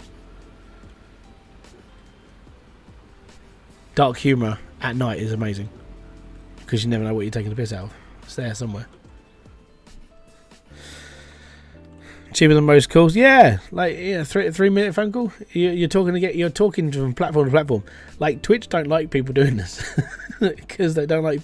They the one thing they have a concern with is like if someone's banned. And if you put, the thing is, what Dan Clancy didn't like was if you put a symbol next to people's name to say which platform they're on, and someone gets banned from Twitch and they appear that they're on YouTube as well, then they don't really like it. They can't really do much if you can't see a symbol of where they're from. So I took the symbols away from like users. I was like, if I take this away, no one can have a go at me. I'm all good. You know, liability does not rest on my shoulders. That rests on the bot that like puts the messages up. That's not my fault. Sorry. And I mean, I don't think they're ever going to enforce it because like even before they let people multi-stream, people were multi-streaming on Twitch and no one cared. The only thing they care about occasionally is like nudity and gambling apparently.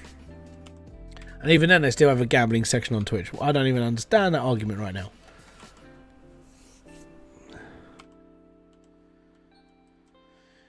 We got a problem with gambling. Really? Yeah, your front page says different. Well, okay, we don't like people gambling if we can't regulate it. Oh, so you don't like stake.com.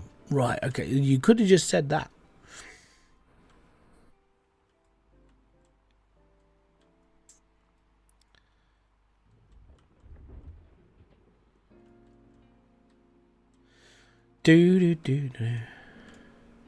Yeah, I think I've just got to get out of my car. I think my problem was like when I started this, I was in sort of still normal play mode. Like my brain is like very attached to how the game should be played. Do they still do hot tub stuff? I don't think so. I'm not sure. You have to check that out yourself. I haven't checked, and I'm going to be honest. If I check out hot tub streams on Twitch, I think my other half's going to be sitting there just going, "What are you watching?" And all you can hear is like girls giggling in the bathtub sort of thing. Probably like it's either going to be porn or hot tub streams, so we'll have to have a check on that one. But yeah, you get the idea. But yeah, the whole I don't know, the whole leaderboard thing for me has been it's been a bit more of an education of like wiping stuff that I sort of relied on when playing the game, and then just been like, you know what, I'll take the risk. I can do this. I can rent that. I can be. I'm generally all right. But right at the beginning, when people made like the certain like suggestions, oh, you should do this and you should that, I'm like, I can't do that. My brain is not wired to like play things differently. Over the sort of like the last 7 days, renting equipment just became the norm because I knew how much money I was earning.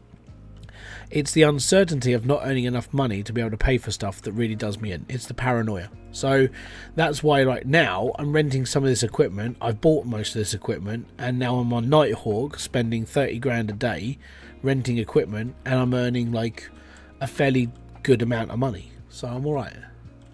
ASMR?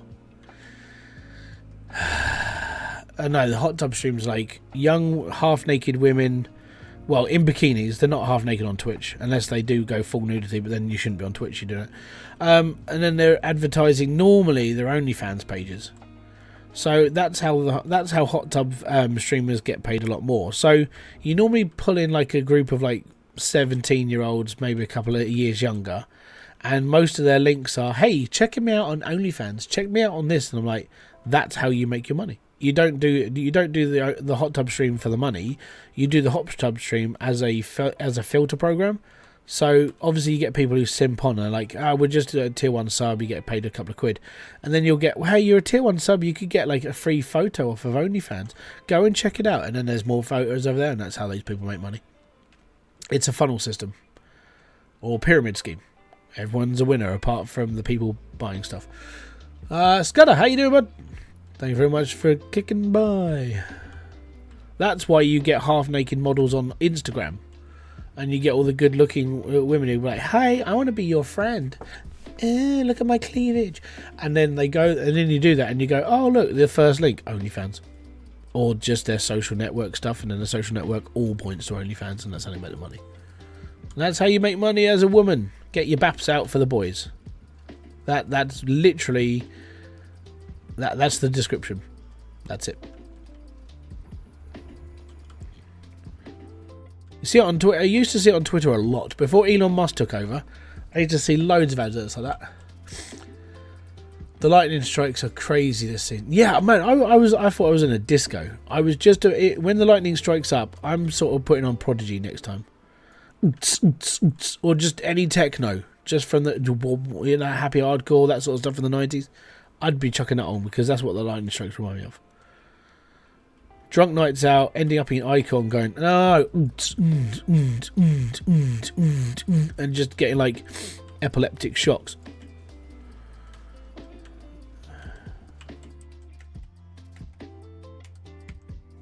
Works every time though. Yeah, it does. There's a lot of depravity. Unfortunately, what I find funny about this is that people go, I'll subscribe to you, I'll pay you money, and then you'll get the woman on Twitch is like, oh, look at my cleavage. All they have to do is go on to Pornhub, and then all of a sudden the world is opened up to these people. You don't have to pay anybody money. It's a free website. You don't have to pay freaking like young girl 69,427 on Twitch money. You can get it for free on there instead. It's not difficult to find this stuff. Google is your friend if you're like lonely and turned on.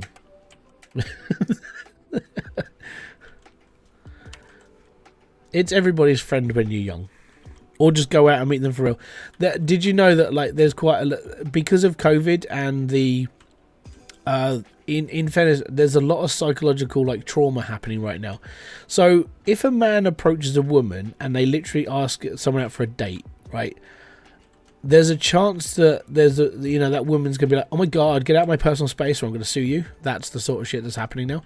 And there are people there are guys genuinely scared to approach a woman just in case they offend them, and then they get their like lives ruined.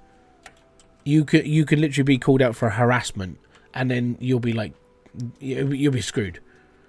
So there are kids, young men who are going through this trauma now, because if they approach a woman wrong, they could literally be done for like harassment. You could be done for sexual assault, even if there was none, because now we're in this sort of culture where the worst part is someone can cry rape and every single person believes it, even if nothing ever happened. And now you're sitting there just going, oh. It's been recorded. There's been documented like cases now of this happening. People have had their lives ruined because of like an Instagram message because they said hello to a woman, and this is what people are actually scared of talking, actually going out and scared, and they don't want to do it anymore because they don't know how to approach a woman because of just I like a guy who's this, and this, and that, like, no one can live up to that expectation. So it does get really, really bad for like young kids nowadays. I feel sorry for him because in my day it was easier. I just got turned down. I didn't have anything wrong. I didn't have anything apart from the way I look.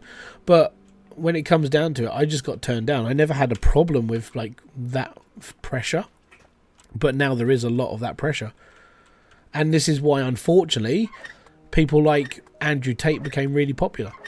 Because you had a lot of these like younger men who don't know how to do things or don't know how to approach certain situations, and then you've got this guy who's quite happy to walk around half naked going, what you need to do is you need to go into this room and tell that woman that you are the best thing in the world, and then women have a go at men for having too much of an ego, and young kids don't know how to do this situation anymore, and that's the worst part about society now.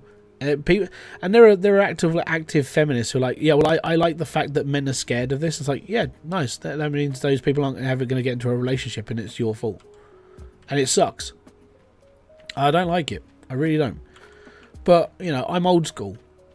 I'm a millennial / Gen X because of my mentality. When I started seeing my lass, I was drunk. I asked her if I was coming home, and I've been together for 8 years. Me and my wife met online. We arranged to go out to a local pub, and that was it. Now I'm married. I mean, it took like a year for us to actually get married, but yeah, it was one of those things. Everything just worked But nowadays, if I was to do that, people would you can get done for you can get done for like assault even by just not doing anything. I'm not touching that, by the way. It's doing it itself. Send them over to Wankers Anonymous. Well, that's what porn is. But yeah, it's a very strange sort of time we live in, and you see this a lot on I don't know, you see this a lot on social media. And then you see it a lot on, like, and if you look into Andrew Tate's comment section, you see a lot of Andrew Tate, by the way, not Andrew Tate. So if you look at his like comment section, a lot of the people who comment are like mid-teen to early 20s men who just don't know how to be social anymore because of just the way that being social is. It's an unfortunate circumstance we find ourselves in. And that's why Jordan Peterson says it a lot as well, with the way that young men are nowadays. They're just too scared to do anything because it comes down to a social, the social like network and everything else of just people not being able to do anything. COVID didn't help when we were all stuck inside for a couple of years. I think people just got too used to being online. And you saw that even with just the young babies and stuff, they have problems with social activities now because for 2 years their life they were inside. They didn't have anyone to talk to, sort of thing, or they did, but it was their mum and dad. And now they're suffering from generally bits and pieces of mental problems. My kid, like my child Ollie, he was born in 2018, so he was 1 and a bit when we went through COVID, so he missed a year's worth of preschool, and you could see that. I mean, as soon as we took him to preschool, he was a little bit behind because it was like we went through COVID, and they were just like, "Yep, okay, cool, we understand this. Don't worry, we can sort this out." And genuinely, they did. They helped him out. He reads a lot better now. He talks, and he's all good. But you see, like the ones who are just like a little bit younger than him, and some of those struggle, and it's like this because they didn't have an education during that time. And it's the same now when it comes to like the younger generation who are going into like the dating world and everything.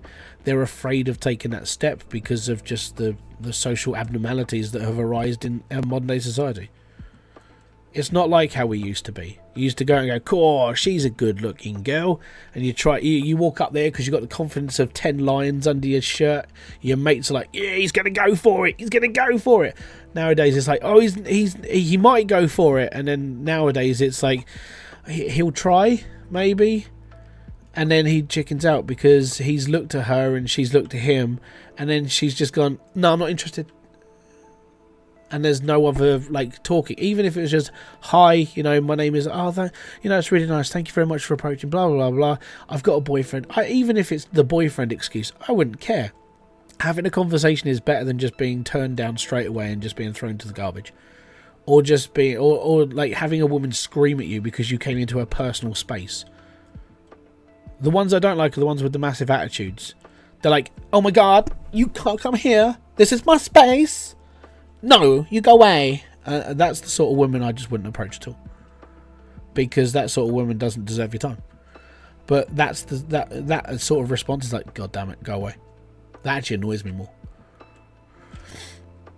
The other ones that annoy me are like the 4'11" fat people, like the Oompa Loompas, right? And these women are on TikTok going, "I don't date anybody that's like shorter than 6'4", and he's got to have a big willy."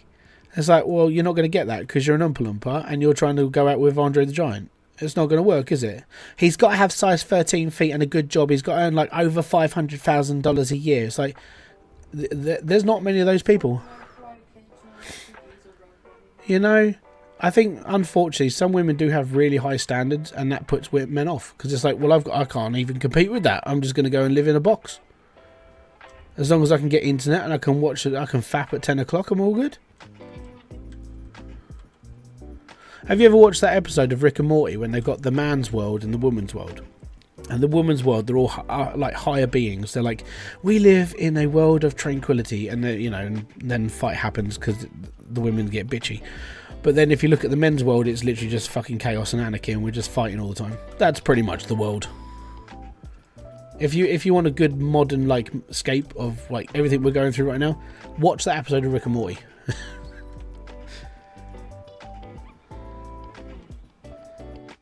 think I might have to move back soon. I'm running out of dirt. Ooh, I can get a shaker for 21% discount. I'm alright.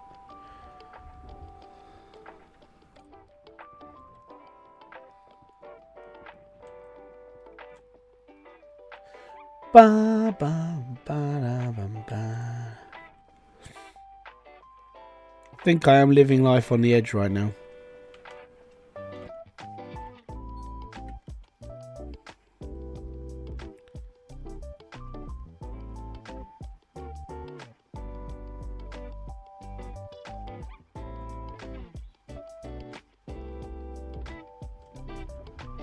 Do do do do.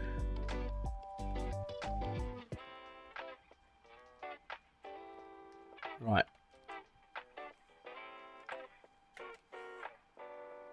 Ugh.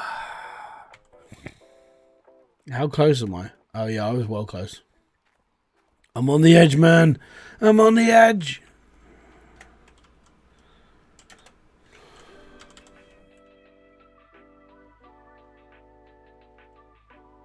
Don't forget, if you are liking the stream or my rantings on bits and pieces, hit the like, subscribe, and notifications come up below. Right, we're here again. It's all good. Oh, I didn't turn the engine off. Sup, is it Phanthos? Phanthos, welcome. Did you not quite make it to Thanos, and it was like someone else had already taken that name? I'm going to assume that's why you called yourself Phanthos. You are that name. Got to get Xmas pictures shortly. Okay, just quickly, did you come up with that name for people who have lisps? Because that's really evil.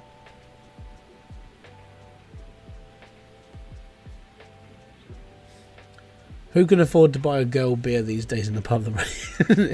Millionaires. Yeah, that's 6'4", 500k a year. That's the only people that go. That's how they do it.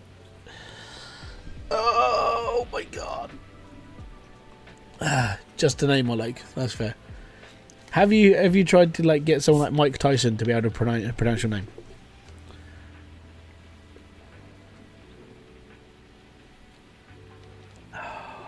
That's better. Pardon me.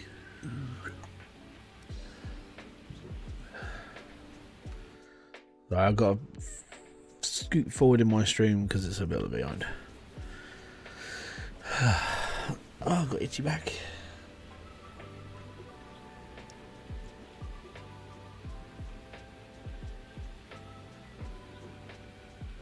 Nope, you're tier 5, mate. Don't waste the gold.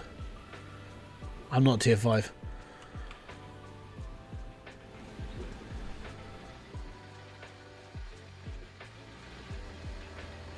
I've only got tier 4 right now. I'm buying the equipment, so it's getting there. My goal is to get to... I need to buy the claim before I finish this stream. So I've got like 3 hours left. Should be able to do it.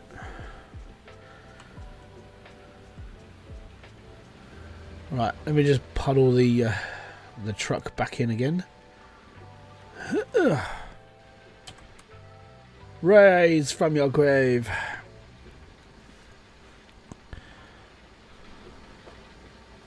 I will be tier 5 at some point. The thing is because if I wasn't doing what I did over the last sort of 24 hours, I would have been a bit further in already.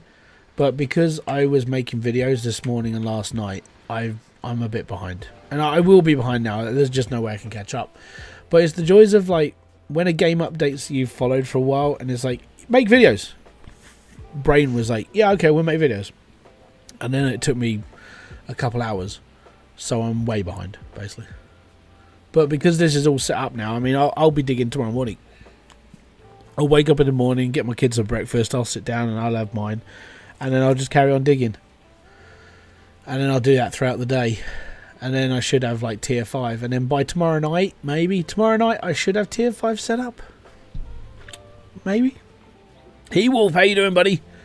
Thank you very much for the old donation last night. Oh, fist bump to you.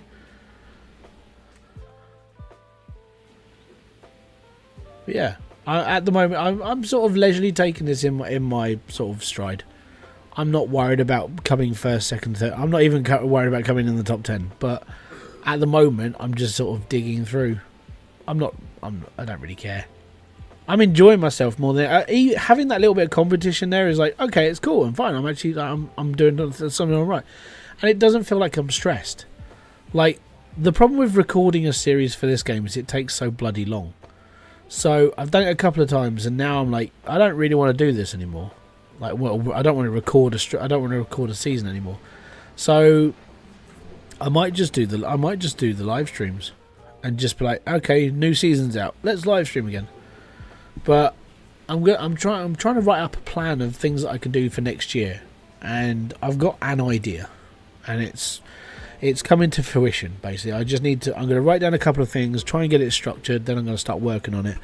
And technically, the way that my brain works, it should be going by sort of February next year, because it's going to take me about a month to set things up and get things sort of like under my belt of what I want to do, and then yeah, it's just planning mainly, and just sort of dithering about with that.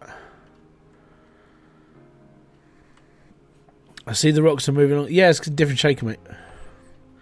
Different shaker, different everything. Right. I need to highlight the other squares.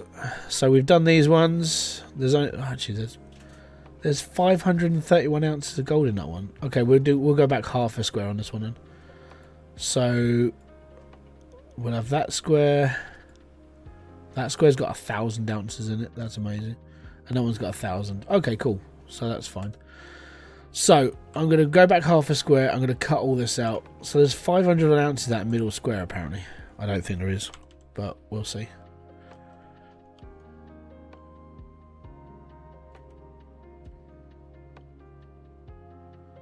The worst part is not being able to see where my tracks are.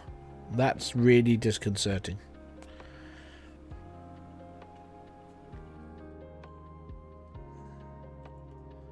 Oh, and we're backwards. Fantastic. Right, where can I reach? Not quite where I want to be. I also don't care about first. Just have a personal gain for 300k fully. Yeah, that's fair. For me, it was more like, it's my first leaderboard in, and generally I just wanted to I was getting back into the game I was just playing normal mode. And then all of a sudden I'm like, you know what, I just want to give this a go. I just want to play the game again. I want to get back into digging stuff again. But then, yeah, it just became a sort of weird obsession. I was like, you know what, I just want to literally just play the game. I'm going to have fun. I'm going to chill out. And you know what, I'm going to be all right. And over the last 8 days, I mean, I'd say I've streamed like 6 of them, like for 5 hours a time. Genuinely, I'm all right. You know, I thought I would suffer more from like the mental side of things, because streaming at the age that I am, unless you've done it a lot, is quite difficult. And it is, because it does me head in sometimes. You know, I can come off of a 6-hour stream and be like, Jesus Christ, I need a rest. But the last sort of like 6 days or so, I've been fine. So I think I found like a little balance. I can stream in the mornings, and then I've got to do stuff during the afternoon. So that seems to work a bit better than streaming in the evenings, because in the evening streams, like tomorrow morning, I will wake up tomorrow and I'll be like, oh god damn it. But then if I stream during the day, it works better for me. How am I doing this evening? Yeah, I'm doing alright. Reward R2 to care. I'm not really worried about the reward. Like, they're skins for the things. I would just use my own stuff anyway, or whatever's around. I don't really care about the reward. I just care about just playing the game and having fun. And like I said, if I don't win, I don't win. But what I like is the community. The people who come in here and talk and everything else, it's all good. And as a YouTuber / streamer and everything else I bloody do, it's always good to have something else to do, you know?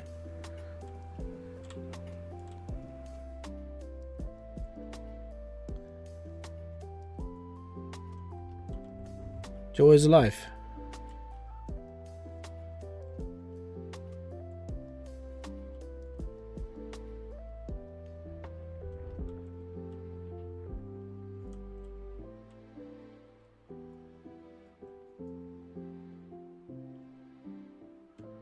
wish I could try gold mining in real life.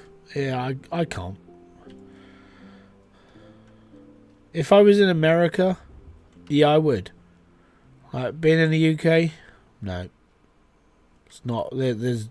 I've been through this a couple of times because people have asked me in my streams before, like gold mining and stuff. And like in the UK, it's one of those things that we don't really do in this country, and you have to have a lot of like paperwork and bits and pieces, and you can only mine in like certain parts of the country.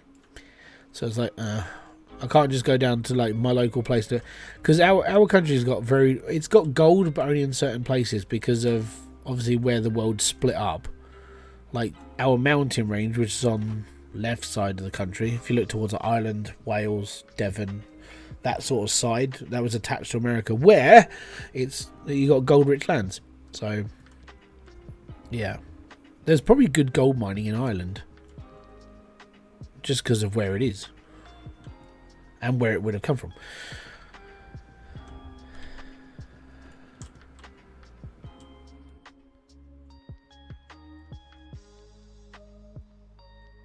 But yeah, I'd like to give it a go, but then I have to go over to America and do it. It's big here in SA, but they don't do it like Gold Rush. It's huge mines, not like wash plants. That's fair. Have you had to replace any teeth on the machine yet? No, because I re-rented this, so this is new. Well, new technically. So yeah, I re-rented this during the winter period, so it was a newer one. So I haven't had to. The only things I've replaced are the hoses, because apparently the hydraulic hoses just gave up. Even though in my last, when we mined Rivertown, I think I replaced them once halfway through the season. These have gone in the first like 4 days. I'm like, for flip's sake. What happened to the times that you could buy a lager shandy and a bag of pork scratchings, and you got a fumble behind the Vauxhall Cavalier? The person with the Vauxhall Cavalier turned into a Porsche and didn't turn up to the pub anymore. You can still buy all that stuff, depending on what you want to fumble with. That's old school though. How you doing, Gadfield?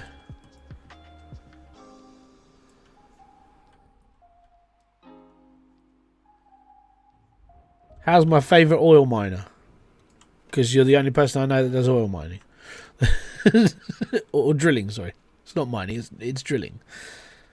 Right, we're done at 100.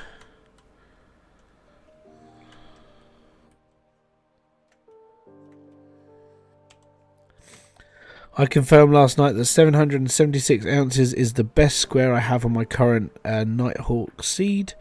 Seems strange, right? It seems strange, but at the end of the day, if you mine it all out and then just redo the map, like I think, as old man said the other night, there are seeds in this game that just don't make it. So mine's 4K. Yeah, he's got a really weird mine. When it wasn't a date, sir. I haven't dated for a while. Don't need to.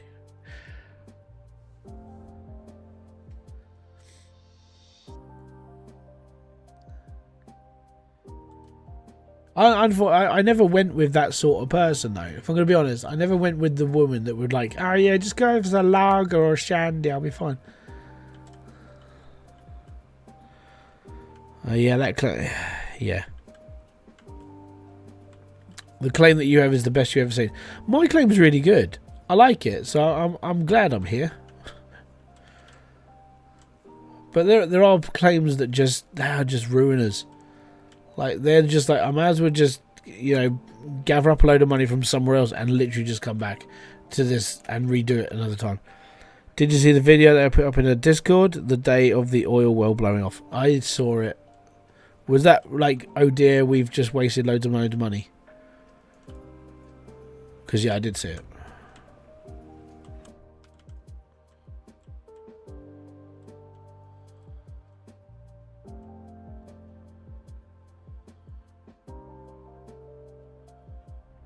Greta Thunberg, it wouldn't be your best friend, would she?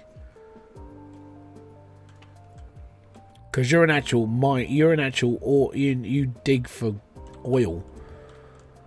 She would hate you.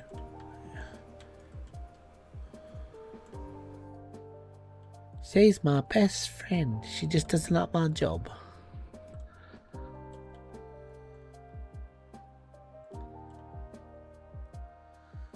I take the top gold and reset. Yeah. So for me, the top gold is my whole claim, or most of it. Like, this is my map, so most of this is good. So I'm just gonna mine most of it out. Would you like to be a sheep farmer? No, I'm not Welsh. Nighthawk is all group up in the middle for me. Yeah, same for me. So I'm alright with this. I'm just gonna mine the lot. You know, I'm not in a rush to reset. I'm not in a rush to do anything. Like, this bit I'm doing now was like, this is my security fund. I was like, I'll be fine. And then, like, the next part, I'm just going to dig straight through the claim. I'm going to go down to bedrock and I'm just going to mine through the whole lot. So it doesn't matter which direction I go. There's gold everywhere. It's fine. There is no grey on mine. You got lucky then.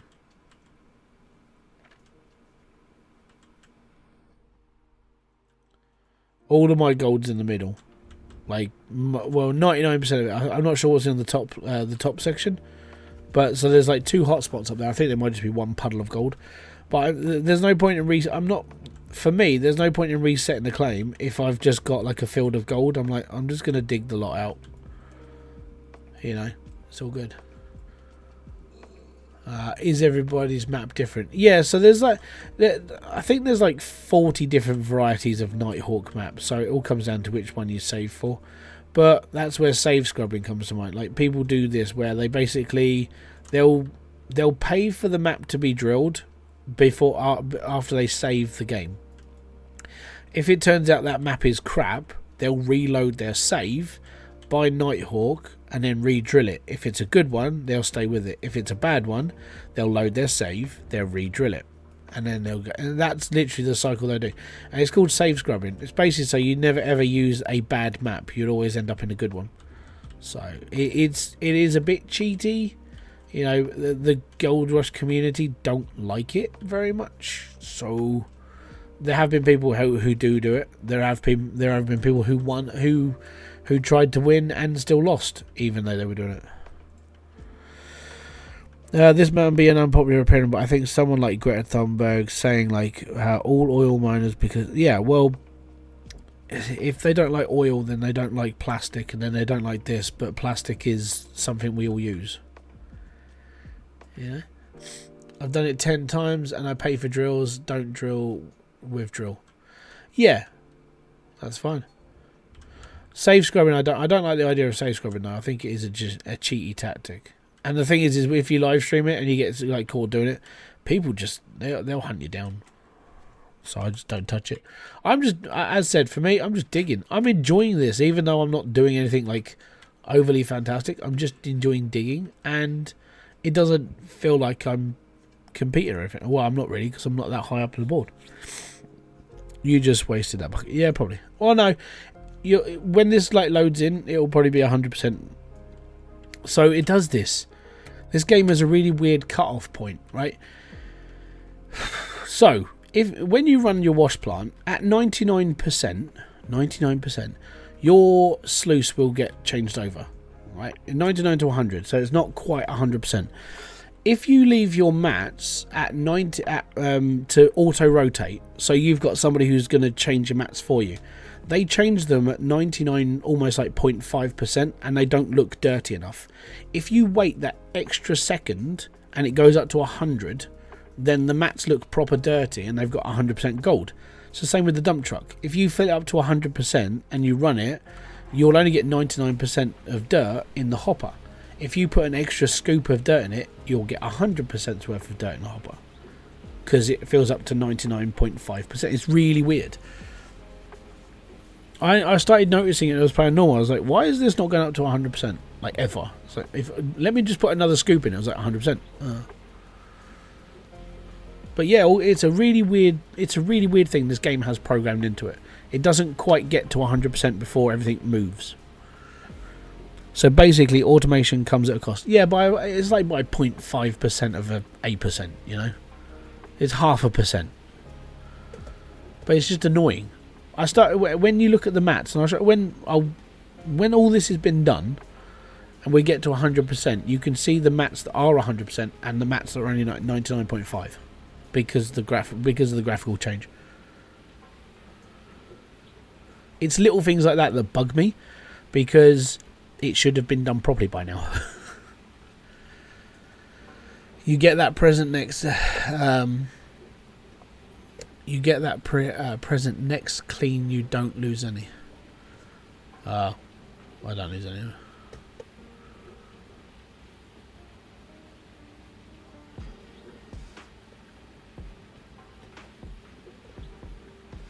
But yeah, automation comes at a price.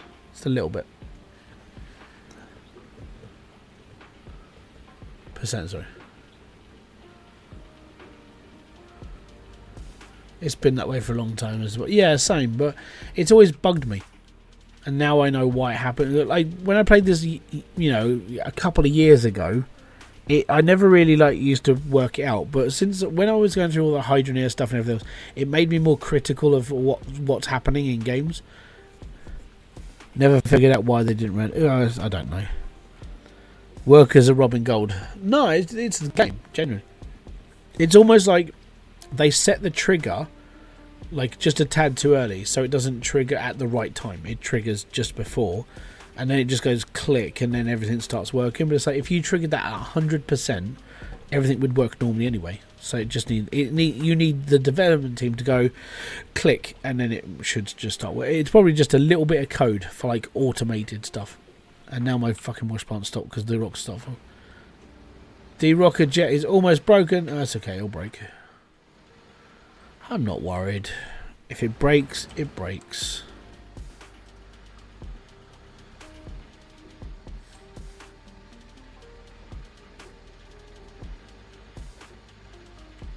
So that's not going to fill up because they've got the conveyor belt working, so it's just taking it away now.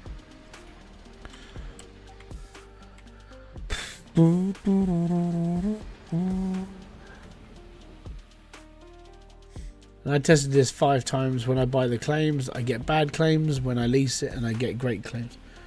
Oh, okay.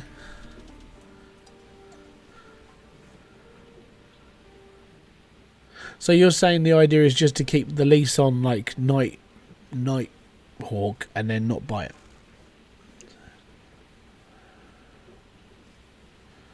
You got your wash plant set up. Yay! What happens to the rocks? They jettison into the floor.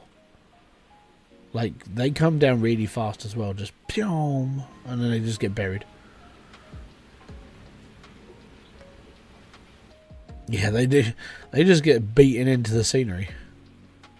Ready? Here it comes. Pwah! Do you want money or more gold yield? I don't really care.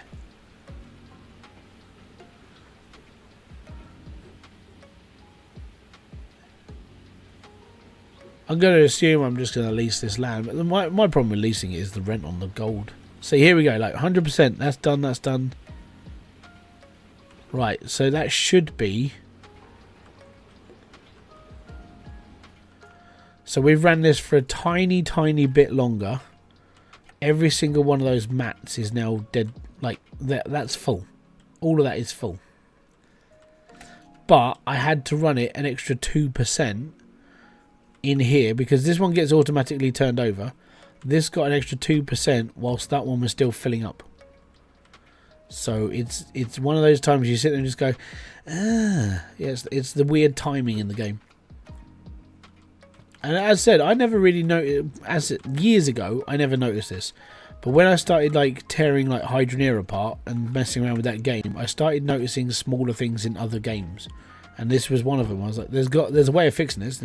Just add extra dirt, you'll be fine.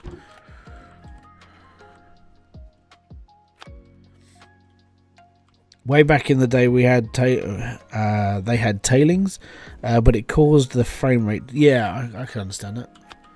You put loose rocks around, I mean, you end up like Hydra then. Then you lose gold small amounts, but you'll, yeah. I'm not worried about losing gold though. That's why, in fairness, that's why I would have been using the hog pan just to collect the last bits. But apparently, I shouldn't use the hog pan because it's only like you get an extra 5%. I'm like, all right, okay, cool. I won't use the hog pans then. They're there. I haven't used them because I just don't need them. But to catch the extra like 1 tiny percent, if you're batshit crazy like I am, it's a good thing.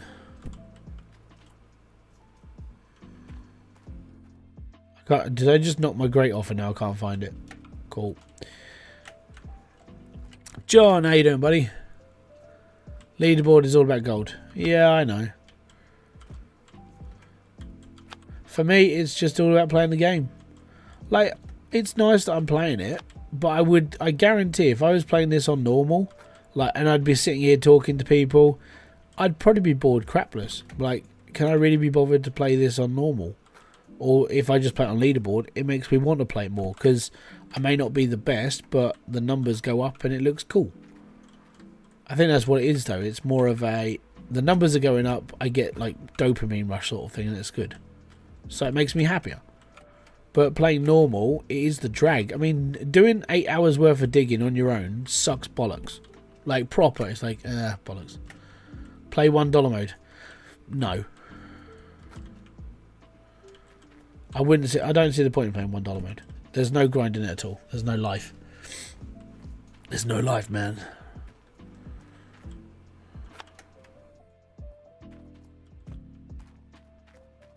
Do. That one.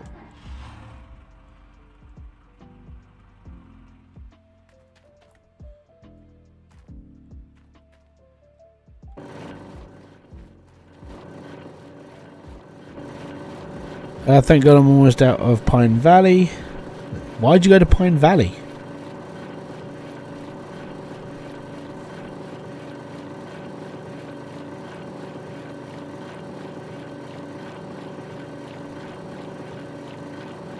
Why did you go to Pine Valley? Yeah, there's no fun in playing $1 because everything's $1. You just buy tier 5 and be like, yay, look at me, I finished the game. That's just boring. That's like, hey, I don't want to put any effort into the game whatsoever. I'm done. I don't need to play it anymore. Silver platter syndrome, that is. That's what I call it. The people who don't want to put any effort into anything and just get like given everything. Silver platter syndrome. There's no fun. I was grabbing scoops. Okay, but I don't understand what it was. Been on this playthrough for a while. Come back to the game a few days ago and had my planters just set griefing me. Oh, that sucks. I'm going to assume you're playing it on normal. That's fine. The Drew is not enough. Nuggets? Yeah. Why is it doing that? Oh, give me a sec. Allow. It doesn't like the word nugget. Oh my god.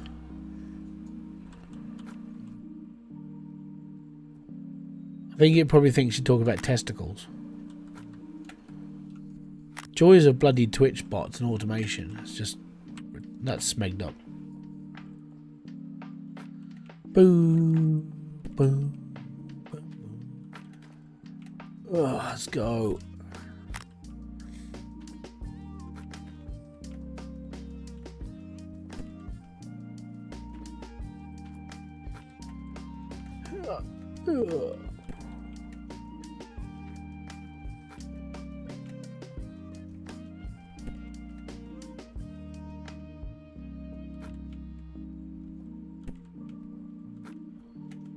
Yeah.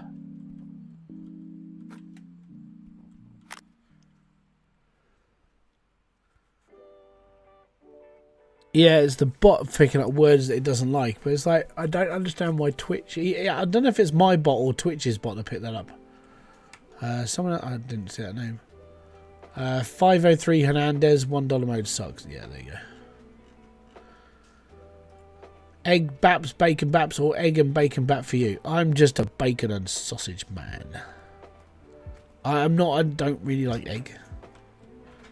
I mean, I'll eat it if there's no other alternative, and I'll need breakfast. Okay, I'll do scrambled eggs, but I'm not one of those people who like I'll sit there and eat egg all the time. No, that doesn't do it for me. It's weird. Hydrating fist bump. I can do the fist bump. Boom. But I'm not hydrating. I've just had a drink. I'm fine. I'm producing enough saliva to keep myself going. I'm all good. It's fun. I always win. $1 mode. Yes, I win. What's the name of that game? I win. Right. I did put my mats back. Yes, I did. Fantastic. That's good. Kif. Launch the fighters. Take the blame now. Did I already dump it? I already dumped this load. Oh, for flip's sake. Have you tried the Mighty Muffin from Ronald McDonald? No. I don't really eat breakfast. If I go to McDonald's and have breakfast, I eat pancakes and a bacon flatbread with cheese. And a strawberry milkshake, because I'm a weirdo. If I go to McDonald's, that's my breakfast. 3 pancakes, maple syrup, bacon and cheese, and a strawberry milkshake. It sounds like a stomachache, but I've got to be honest, it tastes really good. Always put your mats back, or you don't get pudding. No. I've accidentally done it before, where I haven't put the buckets underneath the duplex jigs. I did this, and I sat there and just went, nobody on stream picked up on this at all. And I was looking at it just going, I'm so disappointed in myself right now. It was a bad time.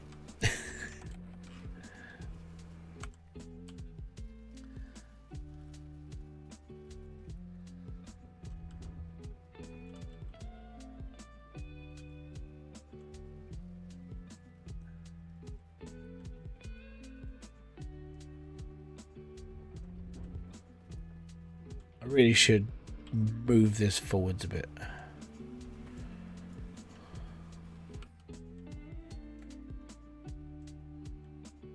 And there we go. I got the box open and the new OC looks amazing. All good. Oh, for context, he bought a new PC.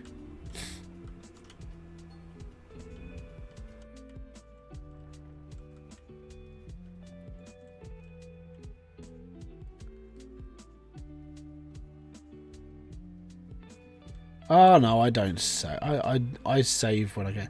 I ballsed up a couple of days ago where I'd actually come here already, and I'd set up, and I was like, yeah, let's go, and then I logged off and I forgot to save. So the stream I did yesterday or the day before, I can't remember where I was, and literally just ended up like having to redo everything.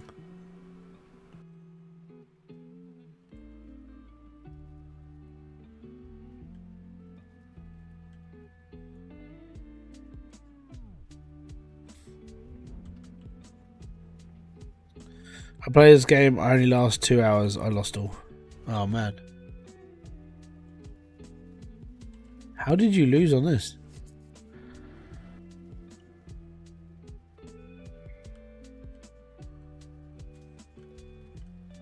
Old man, do you own a Nighthawk?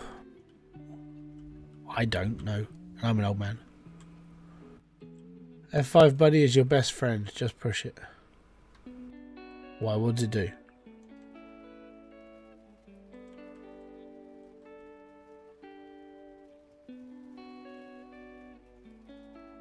I don't want to push nothing. If someone's telling me to push a button and I'm playing a game, no. I would do that sort of stuff offline. Oh, it's quick save. I don't really care. As said, I'm one of those people where I could just chuck time into stuff and I'm fine. I'm okay.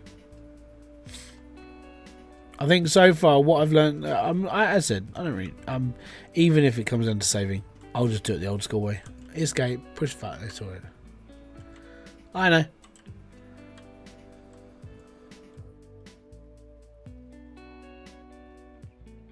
But I don't push any of the other buttons. It's too much effort.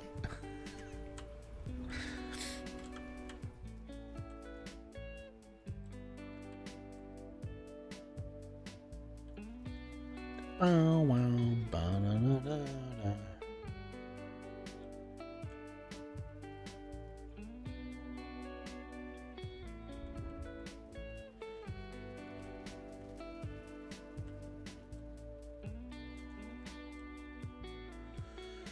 Where's the toilet? There is no toilet. That's what bushes are for. You want to be a gold miner? You have to hold it.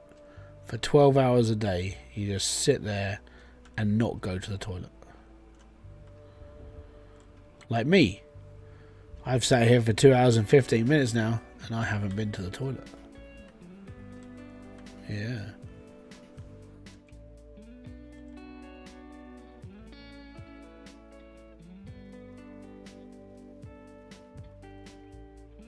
I think I wasted that lot. That's what you get for like standing too close.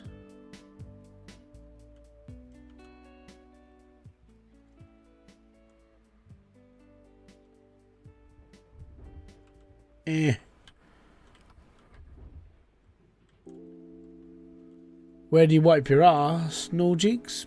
On a Tottenham Hotspur flag. Is what you do with the bottle after it's empty.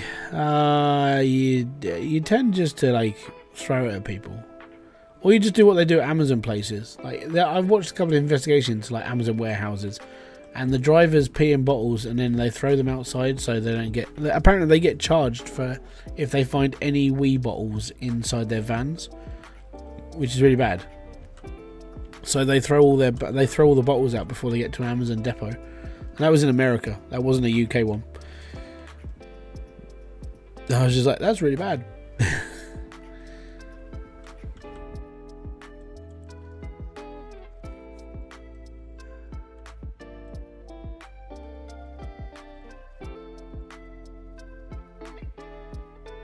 I can turn my light off now. Hold on. Yay! It's light enough.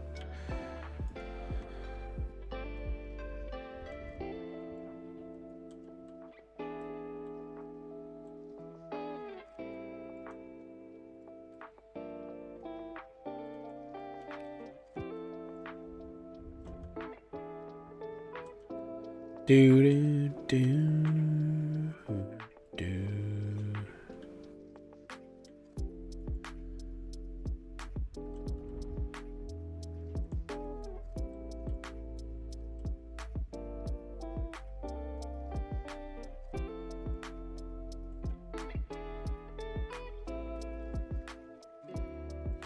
Right, let's get out.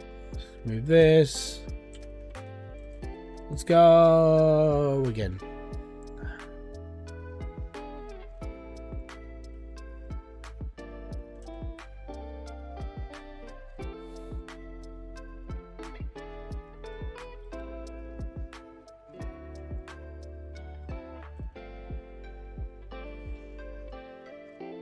Beep, beep, beep.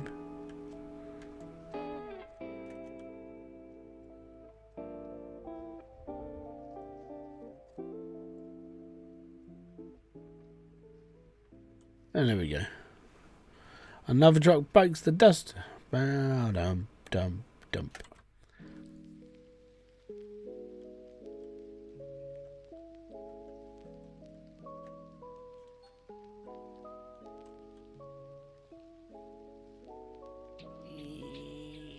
It's trying.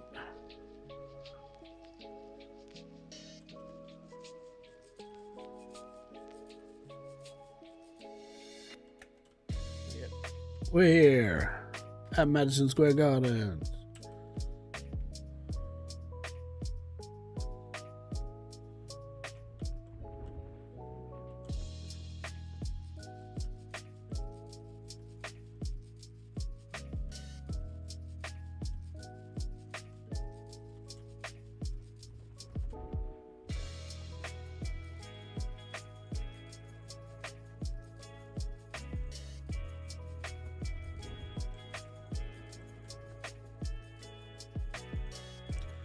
I could see you driving to town in that truck. No.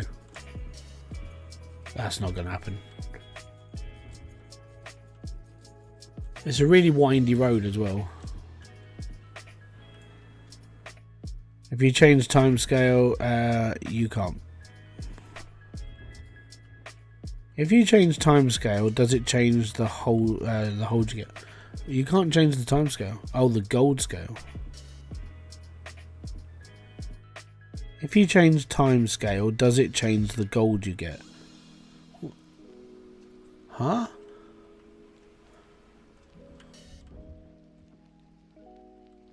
I'm really confused by that.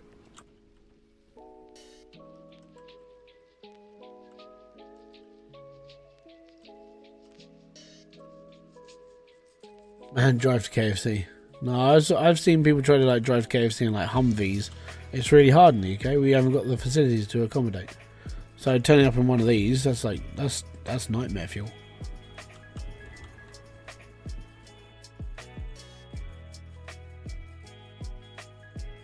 But yeah, I think if you play it on normal mode, yes. If you change it to 1 times, you won't get as much gold.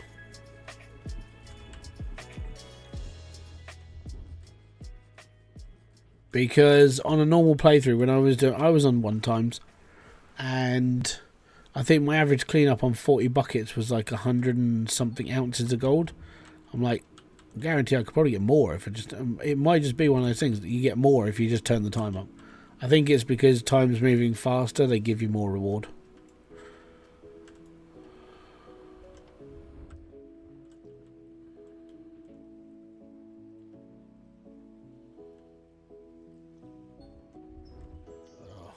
Teeth are just grinding into this.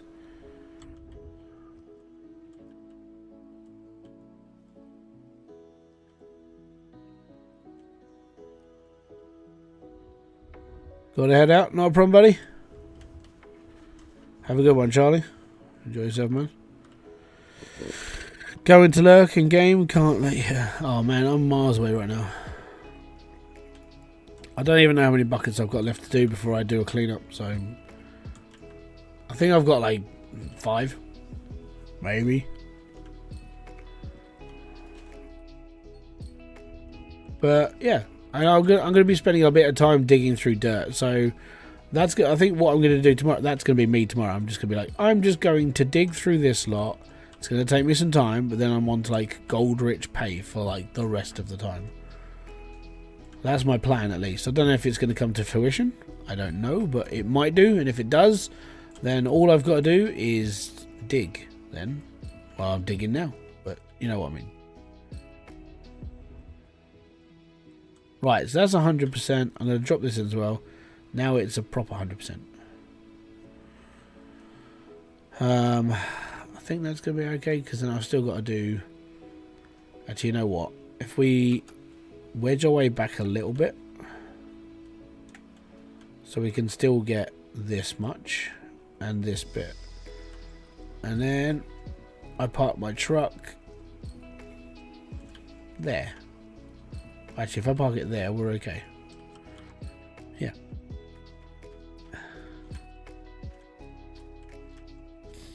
You're on Nighthawk. The gold is better.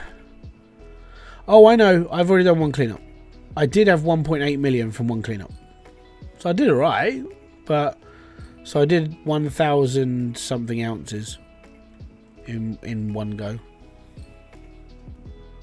I think it was like 1,300. It just counted what I had before. So yeah, I did 1,300 ounces in 1 cleanup, which was however many buckets I do. I think I do like 10. So all the ones that are on the floor, like these ones here, are the ones I've still got left to tidy up. Now I'm doing technically 5 buckets at a time, but the gold nugget takes like 3 rotations to go through 1 full.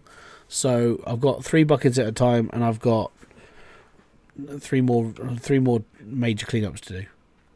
So yeah, well, the one I'm doing now, and then the other 2 that are in the floor. So maybe next time, I don't know. Maybe one of those. What's the mag stuff? Is it like the Radio Times and the Women's Weekly? You mean, oh, the mag, it's magnetite. So magnetite is the metal that comes in the earth that isn't gold, and it's used for metallurgy, so making iron and stuff. It's worth quite a lot of money. Like 5,000 ounces of it will get you like 50 grand. So it's definitely worth getting.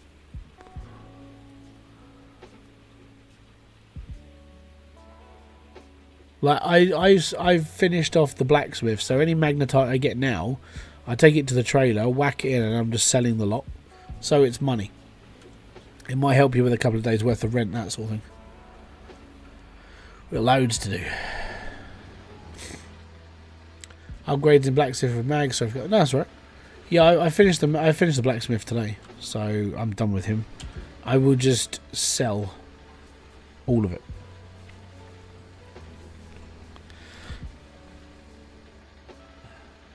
I have got to buy the water tower actually, so because that's one thing I will buy. But I'm going to buy that when I actually eventually buy this claim. So, Old Man Gaming, right? As you've bought the claim and your gold is good, and the Druze has said that if he buys the claim, then his gold isn't as good. Is this just because of the randomness of the saves that we access when we do a reuse, or is there some sort of science behind it? Because that's what I'm assuming he's saying. If you buy the claim, then you'll make less money than you do if you rent it. I think for me, I just want to buy it because I don't want to keep paying rent.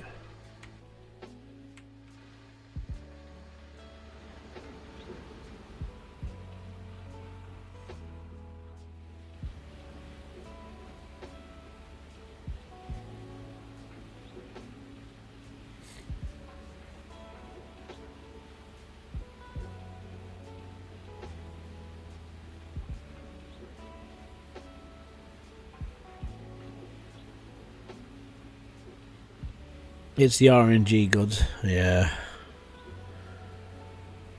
Do you have 4K squares? I think he does actually. I mean, I rented this, and I think my highest one in is like 3,000.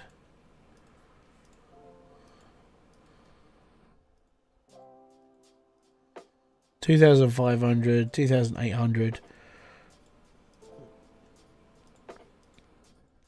I've just got a really rich patch there. So I don't have any 4,000 ounce squares.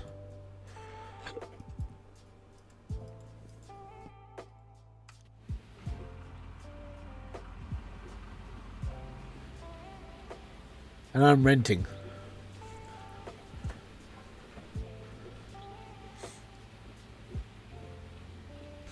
I think it comes down to, like I said, like the RNG gods. It's like, okay, you let's say there's 40 saves, you might get one. You might get one or two which have some really good squares, and then you might just have like ones that are really just good, like spread.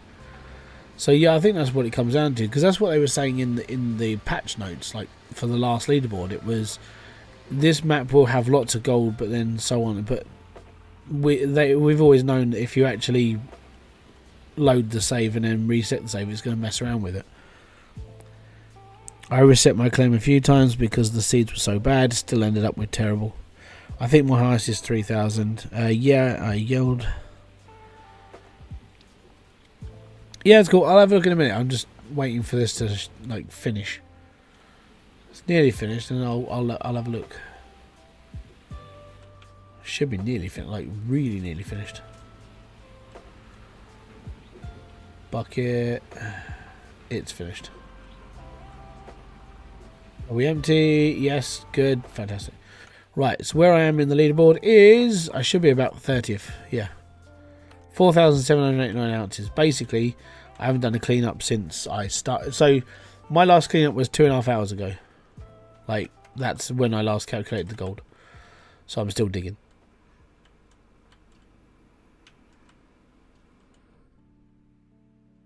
Yeah, it's fine, mate. Doesn't really matter if you lease. I ended in my season last season with 94 million and nothing to spend on. Yeah.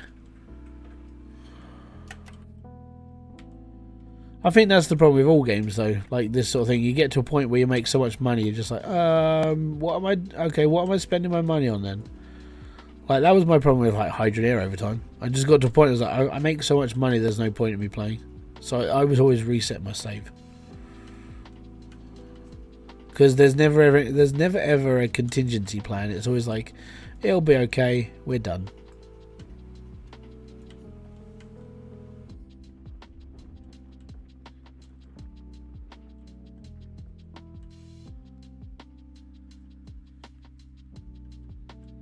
That's how rich I want to be in real life. What? So rich that you don't have you've got nothing else to spend your money on, mate? That's a dream. That is. That's lottery money.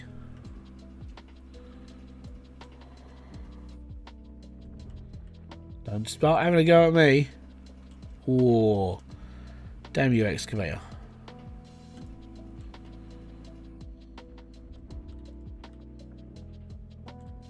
I'm taking a break. Want to chase it? Want to chase again. That's fair. Have you seen on stream Beer Factory 10th of January? Fantastic. Guess what I'm playing in January. Hopefully it comes out. That sort of ties into what I want to do actually, because yeah, I have basically the video I've got to make.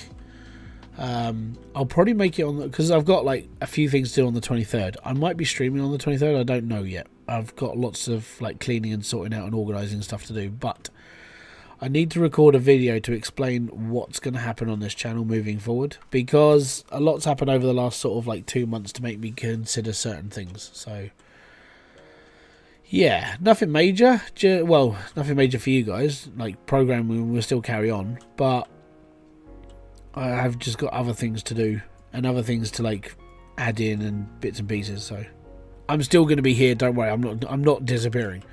But yeah, yeah. No video needed. Just do it, I suppose. But then it means opening up another channel and no one knows it exists. So that's okay. All right, I'll do that then. Anonymous, let's go.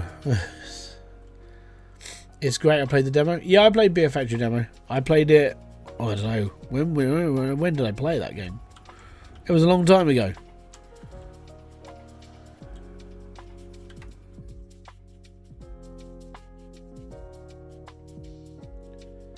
Talk about a video, people will know about it. Oh no, I was going to do a separate video for it because it's one of those things. But it's fine. I just won't do it. No one will know. People will know eventually, but not now.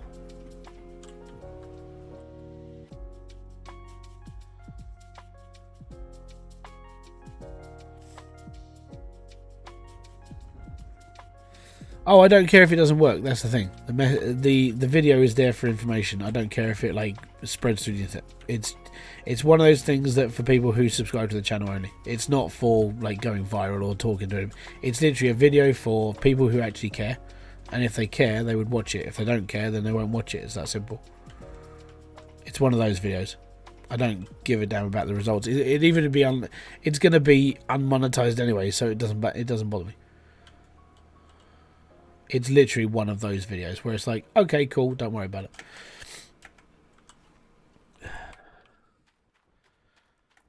But yeah, it's like I've got to work out a couple of other things to do first, and like I said, I need to put like a guy is urinating everywhere is funny. Yeah, the hobo. Let's put it this way, I play a lot of ropey sim games on my channel, man. Yeah, sorry. Are you going to doze? I want to see how you use it. No, I'm not. I suck at bulldozing. I tried, I failed.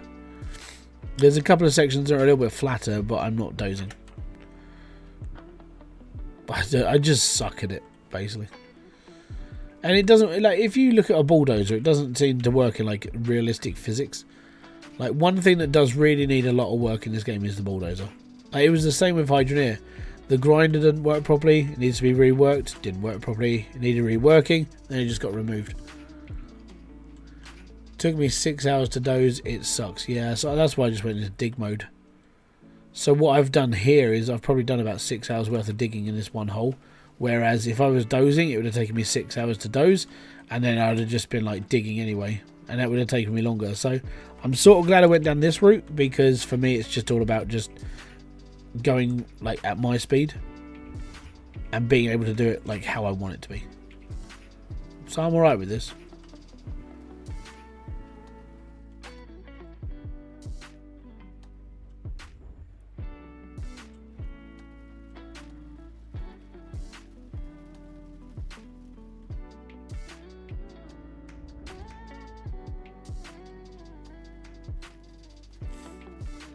Too many polygons needed for a dozer to work right, I think. No, it's more like, basically it's bad physics. So The dozer it's not very bulldozer like. If you look at a bulldozer, it like takes dirt and then just pushes it through and then it mounts up at the end. You know, you're constantly digging. You do it a couple of rounds, you'll be fine. With the dozer in this, it doesn't. It seems to sort of just don't work. It's like using a D3 over a D10. It just doesn't work properly. Or it does, but it does small amounts and it just gets stuck. It's like you're useless. Smash the like button, cool. Kind of figured out a bit last night. You just drop the Ripper. Oh, the Ripper's fine, but the Ripper is like, that's just knocking like ice off. But dozing in a straight line and everything, I don't like it. Watch Old Man Gaming video on how it explains. Never used it. Oh, I'm alright.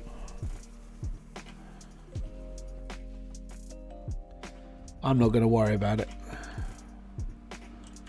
Honestly, I know what I'm sort of doing. I'm just going to dig.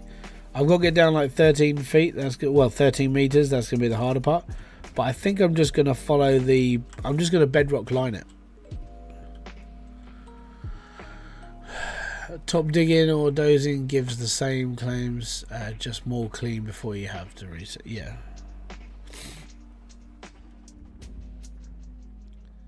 I think for me, I'm just going to go through the middle.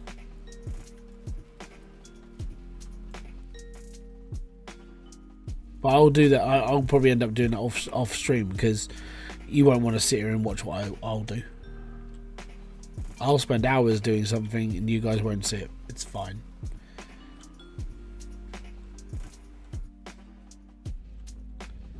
Ripper stabilizes and keeps it from building ramps mostly. Oh, I'm alright.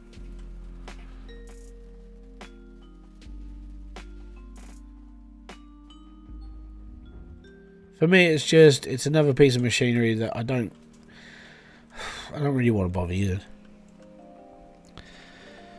How you know what we want to see? I don't know if you want to watch me move like 9 squares of overburden into nothing. So, let's put it this way: if my little idea works, then it's just a way that the excavator can like get rid of overburden, and it just disappears it. But I don't know if it's actually going to work or do. I don't know if anybody's actually ever tried it before. So we're just going to see it.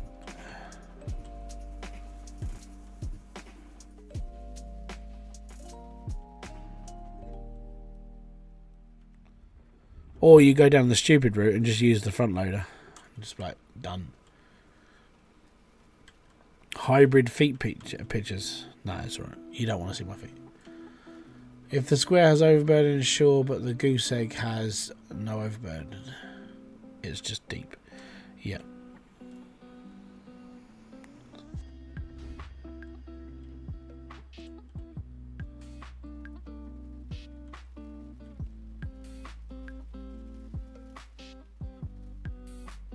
We're done. Do do do do do do.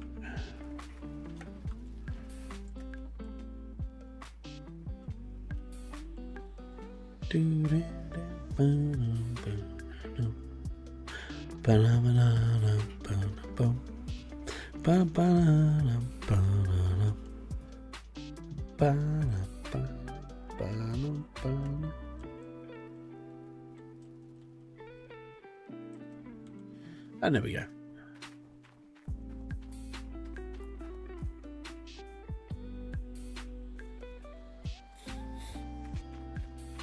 Yeah, so you're on Nighthawk, but your gold sort of, yeah. It's all in one area.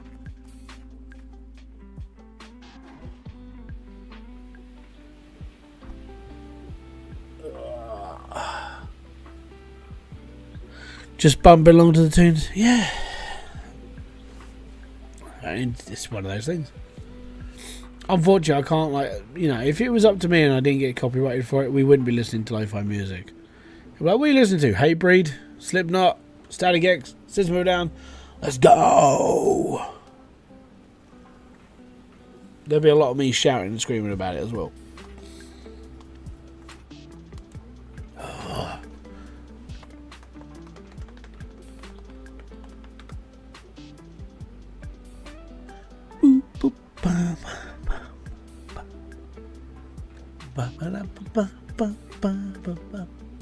Do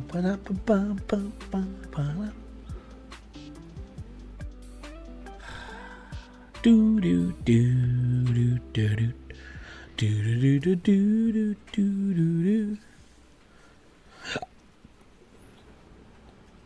Oh.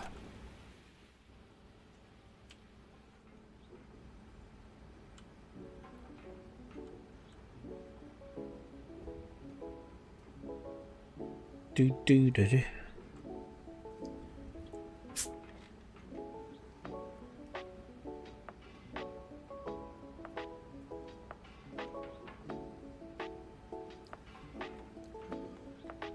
Who is the band who said keep rolling on? Limp Bizkit. Pardon me. I discovered Dark Divine recently and they are pretty cool. All good. New music is always good. Now I know you'll be loving this right here, LMP. Biscuit is right here. People in the house, put the hands in the air, because if you don't care, then we don't care. Say 1, 2, 3 times, 2 to the 6. Johnny for the fix on the Limp Bizkit mix. So where the fuck you at, partner? Shut the fuck up and back the fuck up while we fuck this track up. Down, down, down, down, down, down, down, down, down, down, down, down, down, down, down, down. Yeah. I used to go to school singing that song. And demonetized.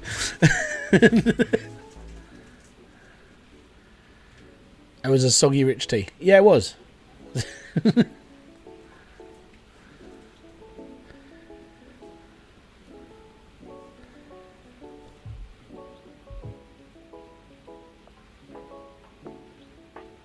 Yeah, I haven't got the ability to go up to like Fred Durst's like vocal range anymore. Because he has like a high pitched squealy rap vocal. Now I know you've been loving it. I can't do it anymore. I used to be able to. But then as you get older, your voice goes down a bit more.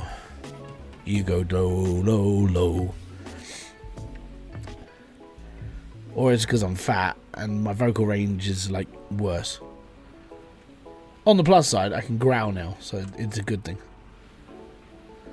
Like Lamb of God style, I'm all good. Now you've got something to die for. I'm alright with that. It sounds better as well. Are you in a band? I used to be. I've been in a couple of bands over the time.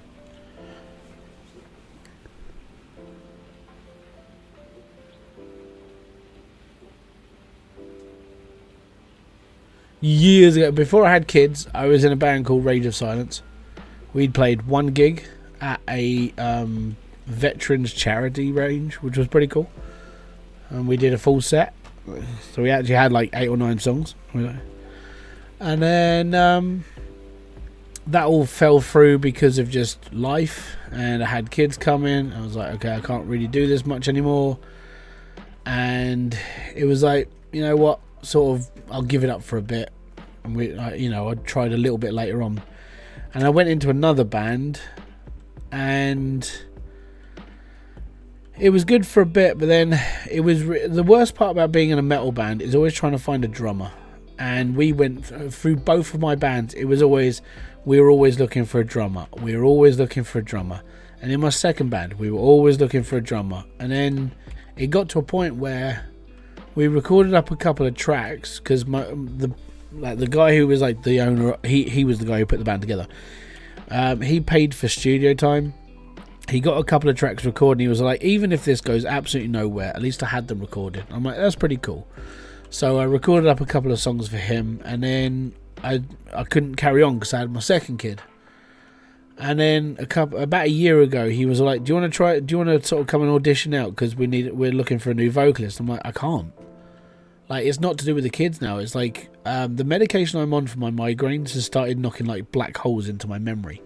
So when I take my medication for my migraines, which is it's called sumatriptan, basically what it does is I suffer from a migraine. I take one of these pills and it knocks me out like completely. 4 hours, I'll be out. I'll be laying on the floor with my head on my kid's chair, like snoring to myself. I'll lay on and then I'll wake up an hour later and I'm like, yeah, I'm fine, cool. And then people go, oh, we'll talk about this. And I was like, what am I talking about? And I'll literally forget what I'm supposed to be doing. So there's like little patches of my brain now where just like I can't remember certain things, or it takes me a really long time to remember certain things. And one thing that it started doing was like when I was trying to learn lyrics, I was sitting here with my microphone trying to remember the lyrics that I'd literally just read through, and I couldn't remember them. I'm like, this is starting to affect me.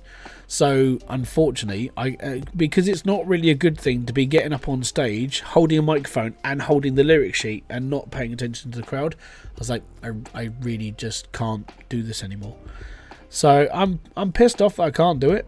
I mean, I can still do the whole music thing. I mean, I could get hold of someone on Fiverr to like write a guitar tune and this, that, and the other. I can't write music personally, but I can write lyrics and I can sing. But it would have to be literally just like an online virtual band. I wouldn't be able to perform live because I just can't remember shit.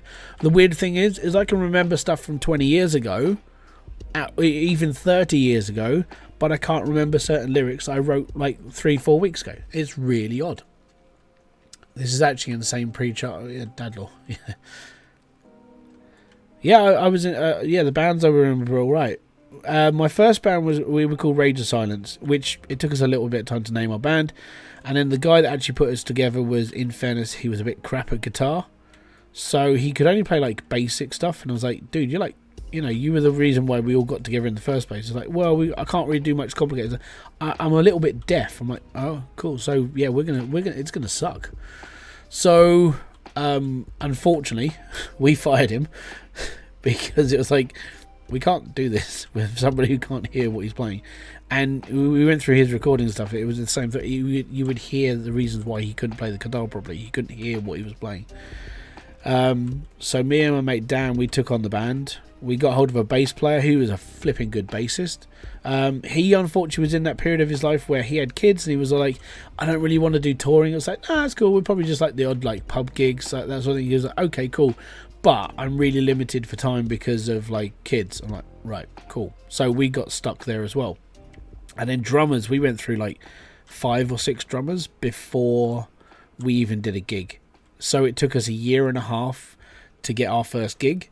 And then it took, because we went through so many dramas, it was just constantly like trying to find someone to train them up to do the basic stuff so we could keep things going. And it got to a point where we couldn't. So at that point, when my first child was like ready to come out, that was like, okay, I'm sort of done. I can't carry on because of this. And we were having trouble with drummers anyway. So I spoke to my mate Dan. I was like, okay, I'll get hold of you a bit later, mate. And we found 2 other people. We found a bass player and a drummer who were in another band, and they were like, yeah, we got nothing happening right now. We went and had a chat with them. We did a couple of songs, and then nothing really went past practice, so we didn't carry on. My mate then moved up north. Well, he's in the Midlands, and he got married. I still talk to him on Facebook, but that's literally about it now.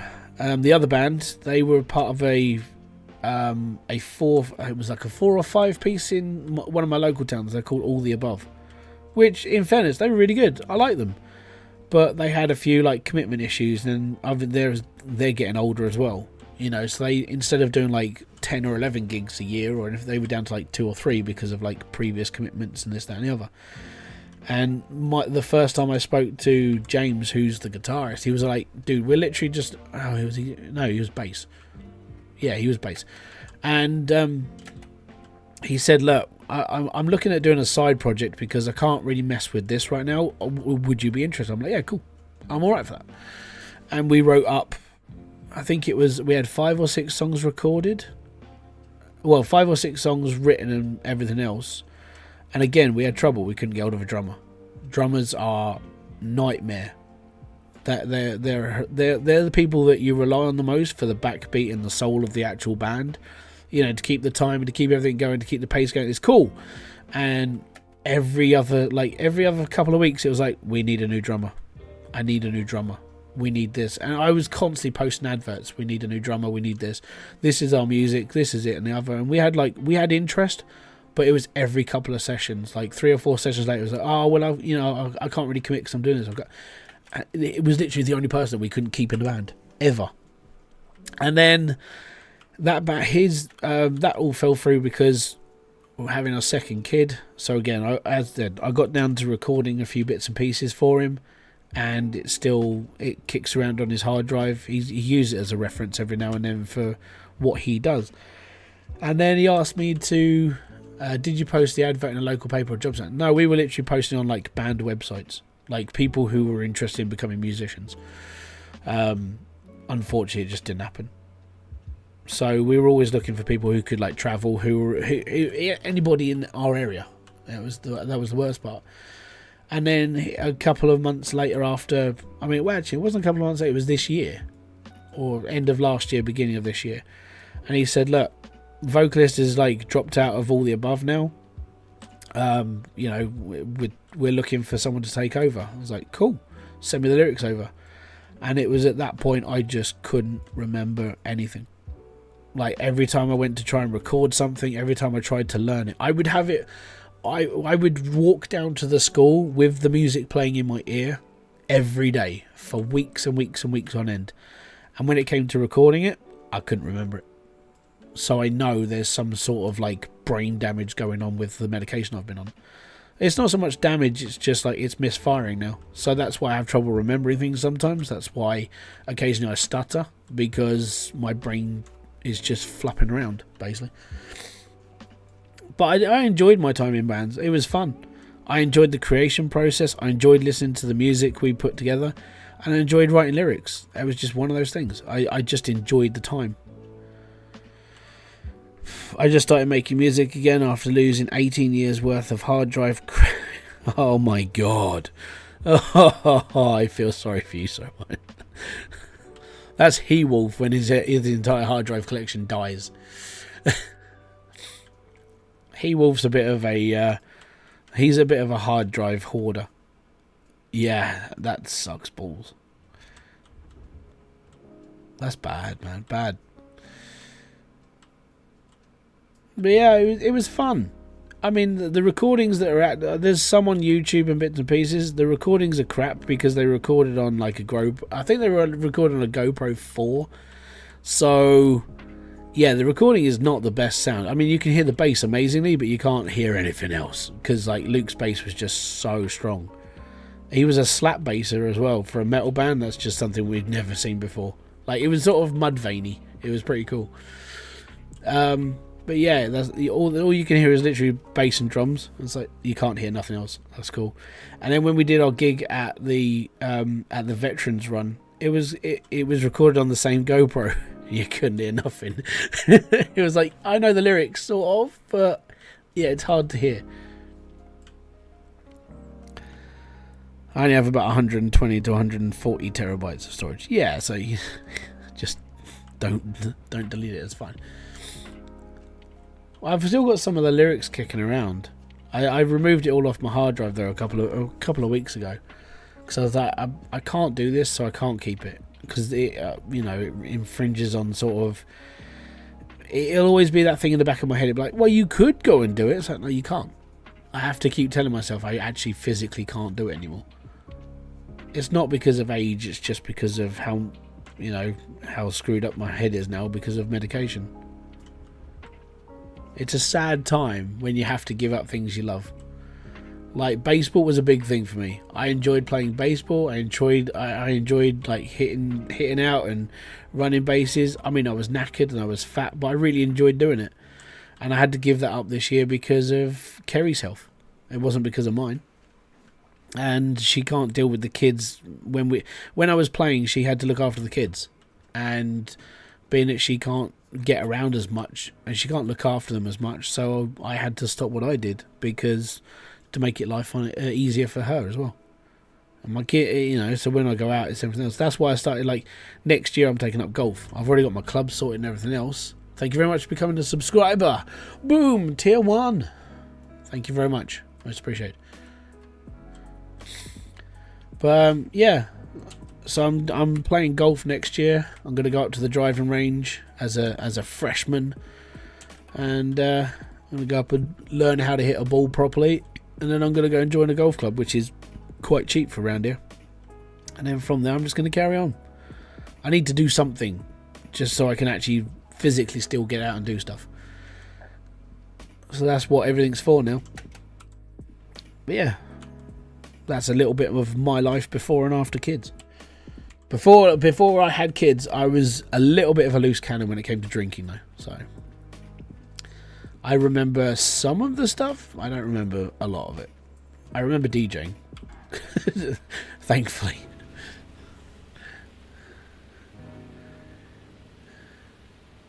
Take up prospecting. Can't do it much in the UK. I'd have to move to Devon. And even then, Devon would be more like fossil hunting. Because there's a lot of fossils in Devon. And there's a lot of like prehistoric life down there. Well, there's prehistoric life down there. It's all old people. But it's prehistoric like bones and stuff and fossils and ammonites and everything else all in the cliffs. So it's good down there. But when it comes to prospecting, it's one of those things in the UK that's not really a thing. We don't really do it over here because there's no point. It's a bit lackluster, you know.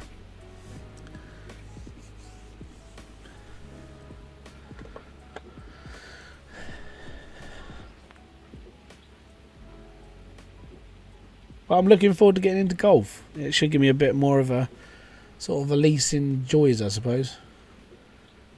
And randomly, I met somebody who actually lives just up the road from me, and he plays golf at the local club as well. And the only reason why I met him is because I found a mobile phone on the floor. Found it on the floor. It was like, shit, I found an iPhone. Cool. And I posted it up on Facebook. And he came round. He goes, oh, my God, I thought I had to buy a new phone. But bought me a bottle of bloody champagne. I'm like, I don't drink, but okay, cool. And I tried it again. I was like, no, that's disgusting. I hate champagne. So I had to flush that. But he said, look, if you're ever around and you want a round, give me a shout. I was like, cool. I just found somebody who plays golf. Like, just up the road from me. So, yeah, it's all good. I'm actually looking forward to it. I mean, I know I'm not ever going to be a pro, but it gives me something else to do in life. And it's a really weird one, but I was watching Tim the Tapman a couple of months ago, and he was like, yo, chat, hey, I started playing golf the other day. It's really cool. And it's like, is it just something that old people do? Like, we get to a certain age, it's like, let's go and play golf. Because that's what it feels like. It feels like Leon Lush, he started playing golf. Tim the Tapman plays golf. Dr. Disrespect plays golf. And it's like, Jesus, we're all playing golf. We're all old. Shut off the pump. I think it's a middle-aged thing. Midlife crisis, you play golf.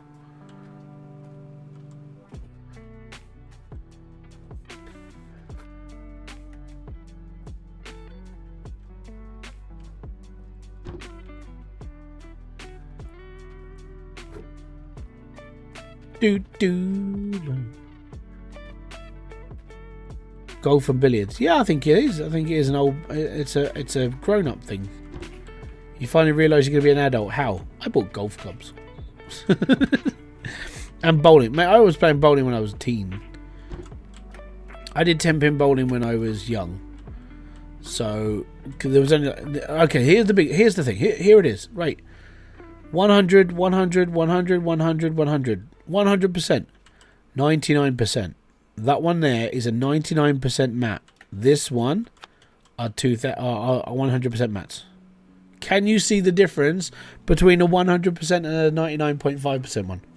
It's that bad. Oh, yes, it is. Yeah, 10-pin bowling was something I did. Lawn bowling, yeah, that's an old man's thing. Like, that's 65 and over. 65 and over in the UK, you take up lawn bowls, and then that's it. You're old. You're not coming back from that.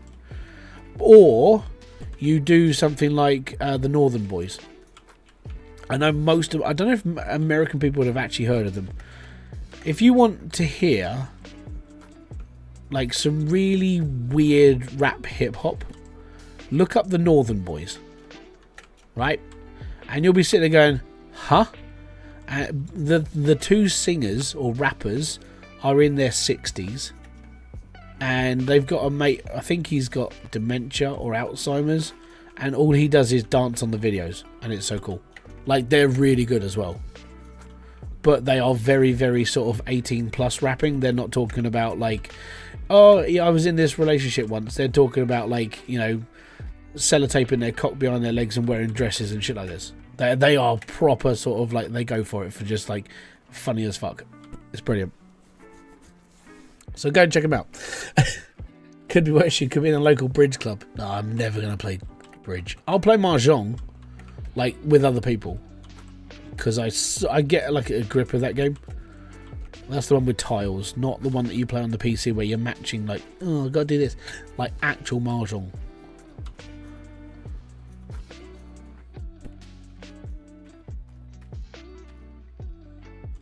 I couldn't play bridge.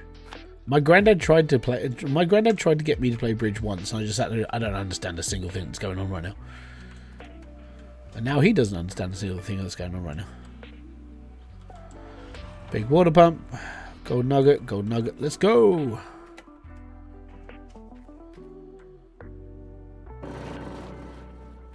Oh, you get going hole.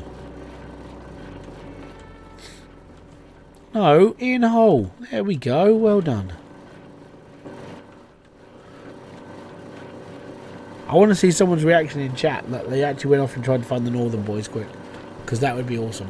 I just want to see someone like, what the fuck did I just listen to? That sort of that reaction. You might enjoy it though. That's the thing. When I first heard them, I was like, "Oh, this is really cool," and then I found out they were pensioners. Like, this is bloody amazing.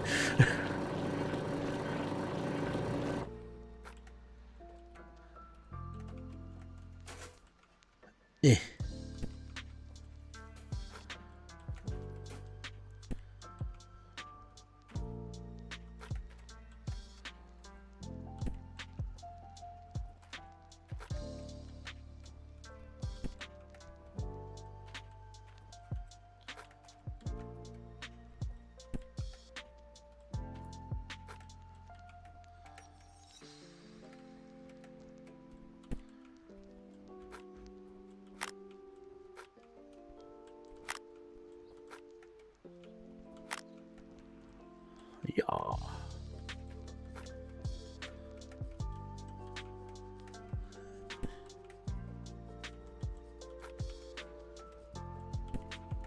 Huh?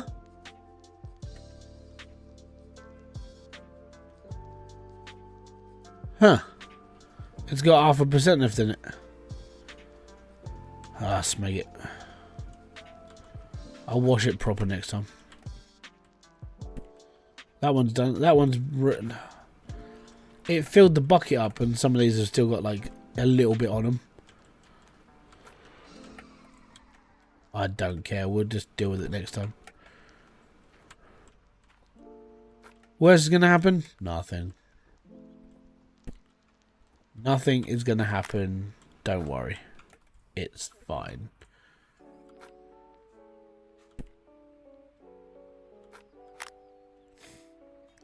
At least they're going to be full next time. Yeah.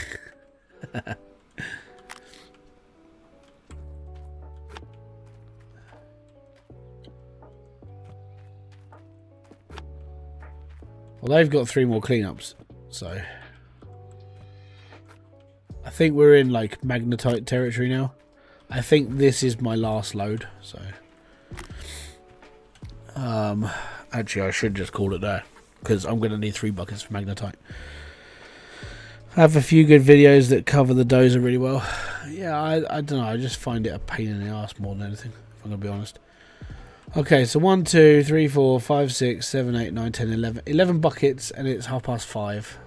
Yeah, you know what? Let's do this. Let me go and turn off the main generator first, because that's wasting fuel by just being on. We don't need the fuel. It's fine. Right. I can go there. Bosh, mate.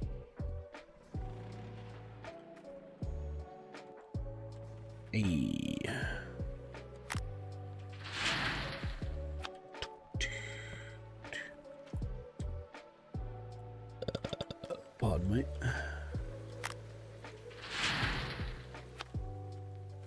Boring as fuck. Yeah, oh, there you go. Joy of life. I've never ever claimed to be an exciting person.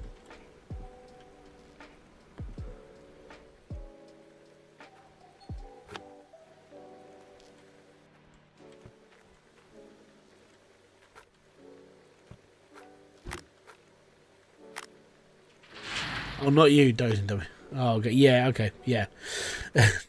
Dozing sucks ass. I'm part of that. I might. It might just be a t-shirt design. I'll never doze. I'll just sleep.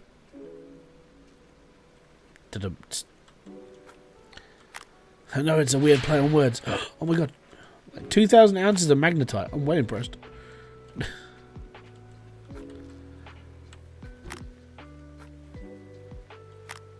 Oh no, I shouldn't have done that. Bollocks. I thought it was empty. Bums. Oh, that's gonna suck.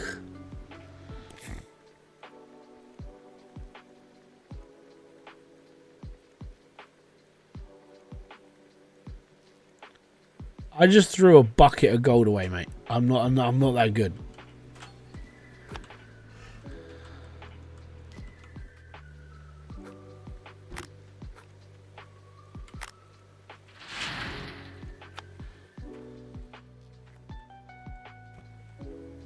Yeah, the magnetite in this, like, if you do a cleanup of 11 buckets, you'll get 3 buckets of magnetite out of it. It's like you'll get nearly 20 ounces. You'll get nearly 20,000 ounces of magnetite. It's ridiculous. 68%. That's fine. Get the empty in there. Get that in there. That's another bucket of dirt.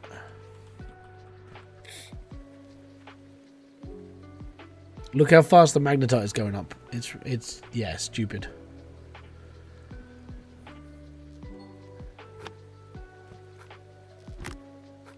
It's another bucket of magnetite. There we go. So that's 2. Last I came out with 37%. Like when you put it in the trailer, I came out with 37% worth of magnetite. So not 100%, but it was a lot. This was ridiculous. I stopped after I get like 10 million. Nah, just keep going. Be a record breaker. I wanna be a record breaker.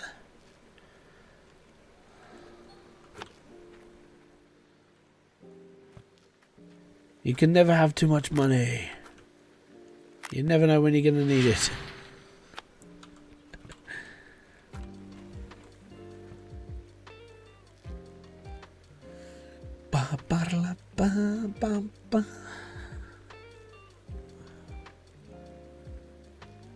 And that one's done.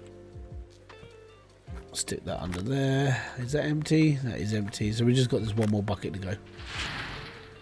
Uno mas, John. Uno mas. Right, so there's 7 buckets of riches right now. 7 buckets, right. The gladiators are coming back to BBC. Oh, that's not going to be good.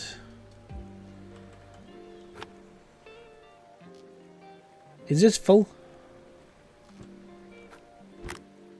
Yeah, that is full. That's okay. I was like, oh, I don't know which one is full. 8 buckets of gold.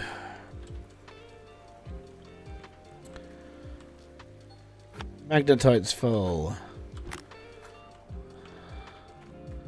There you go. There's 300% magnetite.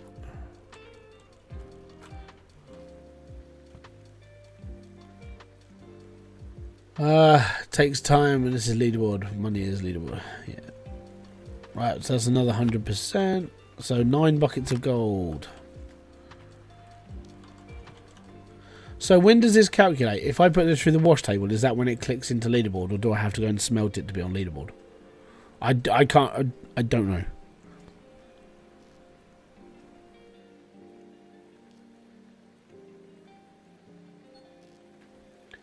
That's respectable, that is.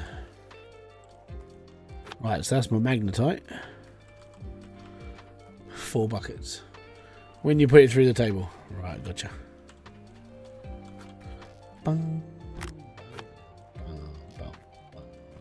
There we go. 10 buckets of gold. First time chat, thank you very much. After table and your save game. Oh yeah, I normally save game. This is a cleanup.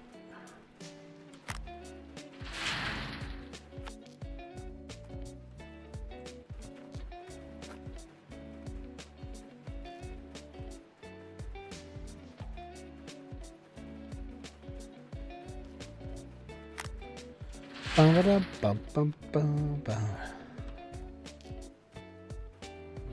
there. That one, that's empty. That goes over here as well. That goes over here as well. This one goes in here when it's down to 40%. I would have lost like a little bit because I put a full bucket through the magnetite when it was full, so I stuffed up there. It'll probably lose. That mistake will probably lose me like 200 odd ounces, easy, because it will. It's not bad. Nearly 300 ounces of gold, and we've only done 4 buckets, and they're still in there.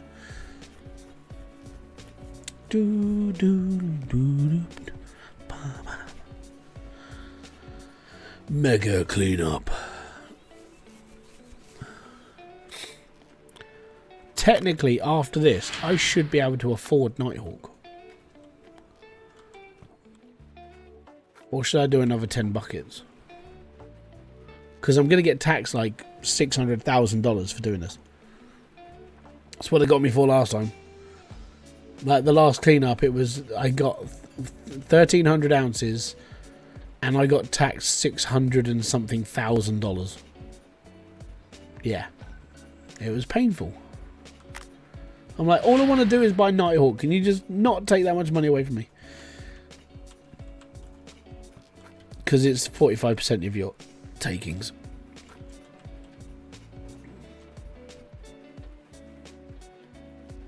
If you can buy it before day switches, I don't think you owe the royalty. Might be worth it then. We'll have to see. Unfortunately, it's coming up to 7 o'clock. So I don't know if I've got enough time to go from here to the bank and get it all cashed up and buy it at the same time. So, yes. Maybe I should have started doing this just after.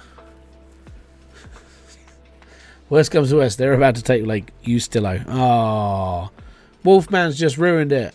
Boo, boo, Wolfman. To the tailings pile with you.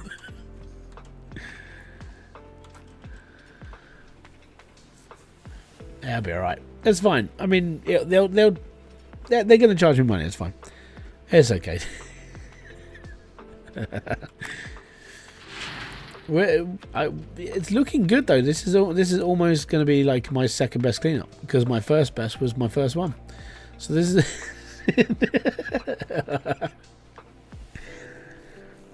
the funny part about this, right, is the amount of money I've earned from this has almost been more than I did in like 7 days on Rivertown, which is sick. It's like I haven't even dug that much. I'm like, this is ridiculous. I love cleaning up at Nighthawk. It's just digging it is just painful. 1,172 ounces. I'm going to get taxed around 600 ounces of gold. Maybe more now, because this is above what I had before. 2 cleans was my whole first season. Yeah, exactly. It sucks.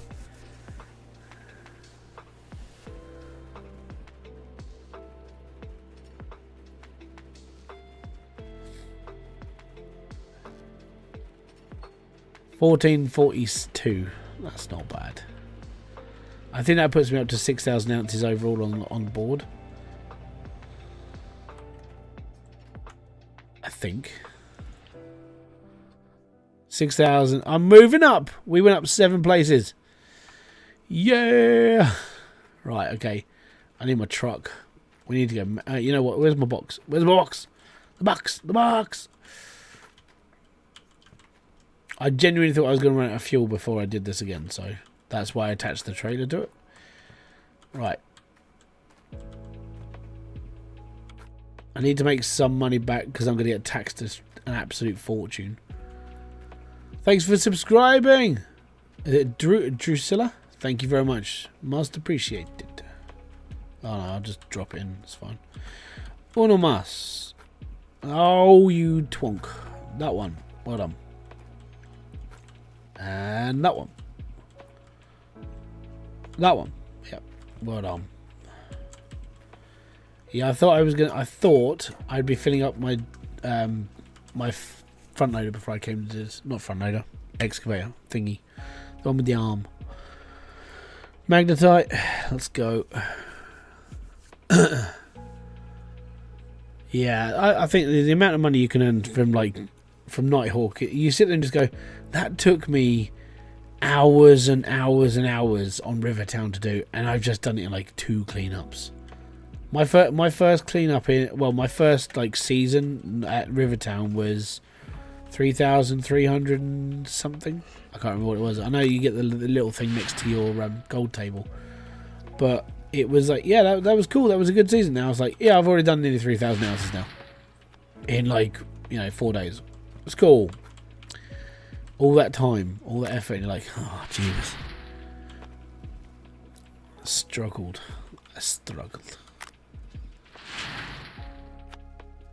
Right, are you ready for the total? 19,220 ounces of magnetite. And I'm going to go and sell that.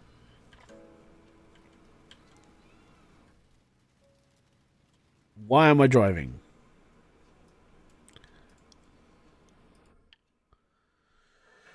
Next time I'm taking a loan and going night in first season. Yeah, that's probably doable. I mean, can you take a loan that much straight away, or do you have to buy you have to take out a first loan first, and then you can do it? I don't know if you can do that, but I suppose you have to take out a small one first, then pay it back. Sell magnetite. Here you go. This is $7.51 per ounce. That's 999 ounces. I can only do 10,000 ounces at a time. That's 75 grand. That's the rent of my plant for 2 days.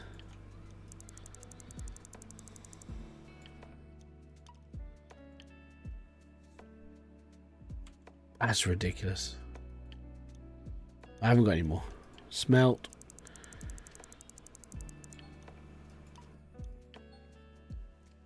After drilling, you can melt and get bigger loan. Oh, yeah, there you go. So, yeah, you could probably, you drill out the first loan and just go for it. I suppose that's how Stinger was up there straight away. I don't really know. But that sounds like a really good strategy. Like, just drill out the first claim. Be like, hey, I've got 400 ounces. Cool. I'm going to go and, just rent out everything now. I'll be fine. I mean, as long as you've got enough money to pay for, 4 days of downtime while setting up a plant and doing that, you'll be fine. Just need 800k and 200, yeah. I think the problem with that, though, was, you got 400 ounces from drilling. So yeah, 400 ounces from drilling. You take out another loan on top of that as well. So you would have your 800. You probably have to take out a mil. Still mine that day. Yeah, maybe. Depending on how fast you are, because I'm crap at. I'm not very good with speed. I had my setup and everything done. I would literally mined the next day. After I drilled.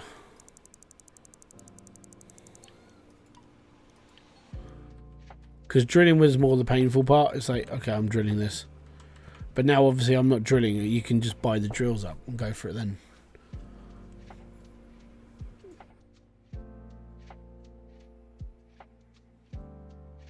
Yeah.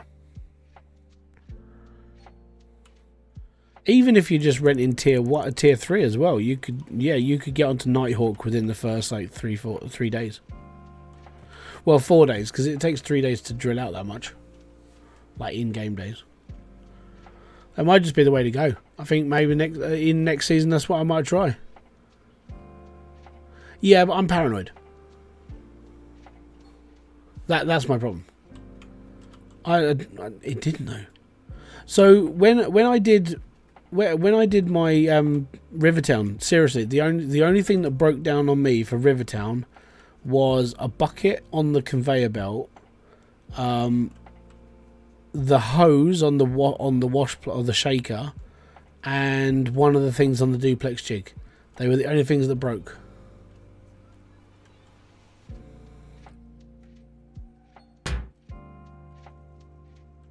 No, it's not. It's not about the whole stress. Like, so, stress for me, I don't really do the whole stress thing. It's paranoia. Paranoia is triggered by my OCD. So when it comes down to like running out of money quicker, I see that and I think I'm in trouble. So my OCD doesn't like it, and I start panicking. It literally just comes down to mentality. It's not stupidity. It's just me. Okay. So I need to save anyway. So. Because I'm about to get charged so much money. I got 2.9, so I could technically just buy tier 5 now.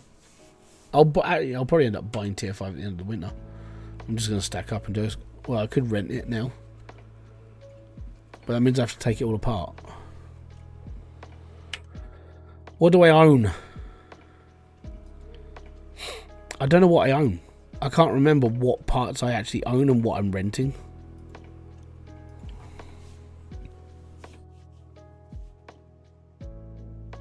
Can't remember. Good afternoon, Doug B. Or good evening from the United Kingdom. Is there a way of finding out what I'm renting and what I own? Because right at this second in time, I ain't got the foggy what I actually own. I mean, obviously I don't own the claim. We'll have to put it in the cellar and see. Oh, okay, I'm not doing it. I know I bought the D-Rocker. I think I need to buy the excavator.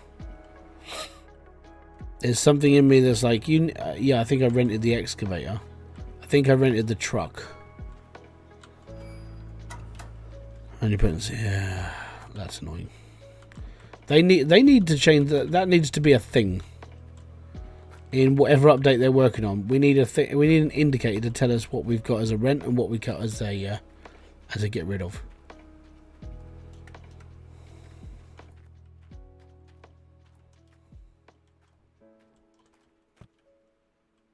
Oh yeah, I know it's worth money. I know that, but I don't really want to take things off and go, yeah, oh, I need this.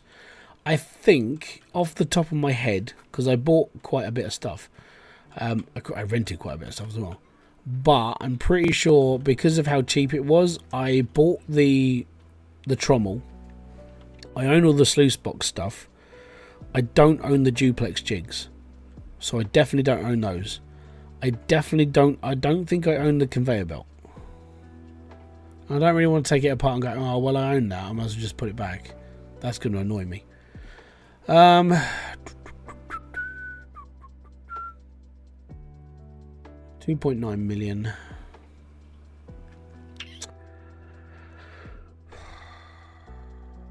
That's annoying. I need to run the cleanup first. I need to run the machine. You know what? Have I got any more? I have.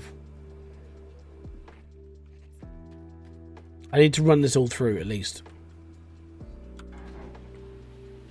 If I run it through, then it's not in the stuff I think is rented.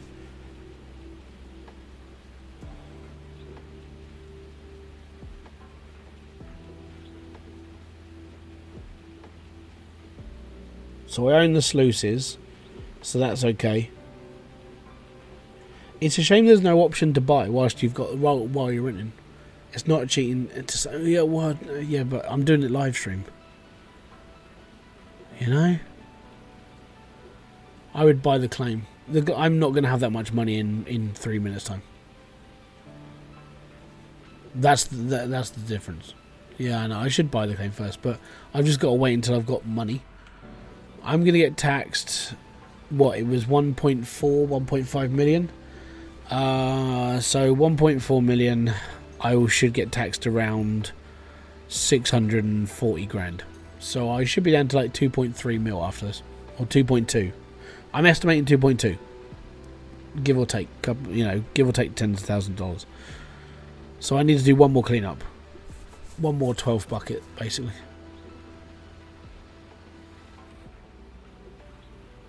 That's fine. I can do that. I might. The water tower is tempting, but I need to buy. I want to buy the claim first.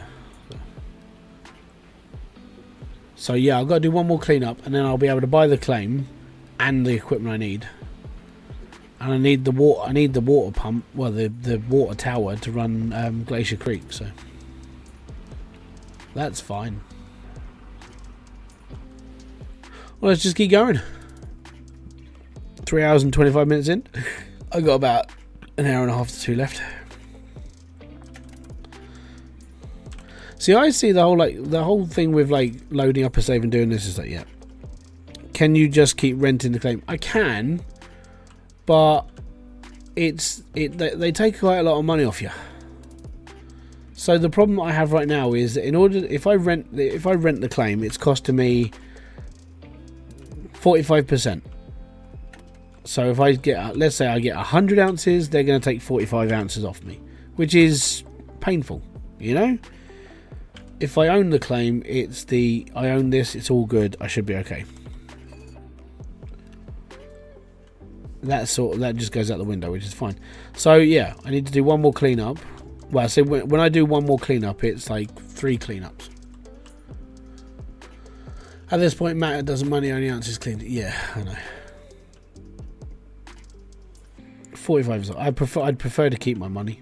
I just like looking at it, going, I don't have to pay this. I'm all good, and I can walk around like Tony Beats. I own everything. I am cool. I've got lots of money.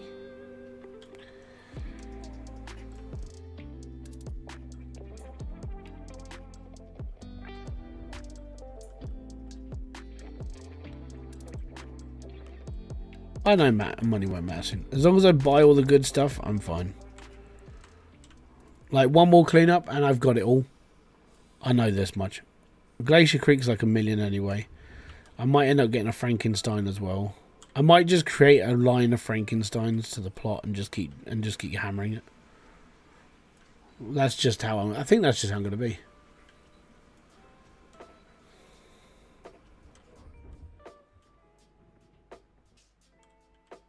I'm playing it for fun. I'm not playing it for anything else.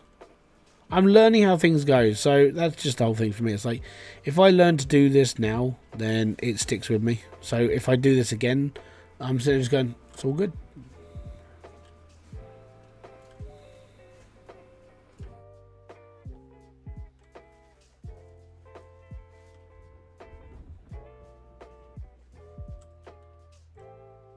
I mean, next time or the time after, I might, you know, after you talking about like, you know, doing this and renting that, that mentality for me might actually be in my brain by then, because I now know how much I can get out of a cleanup here.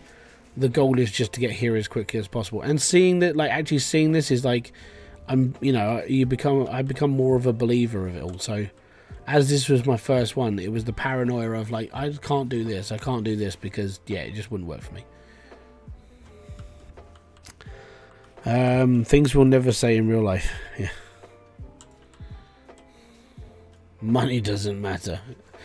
Things you wouldn't say in real life. Number 1.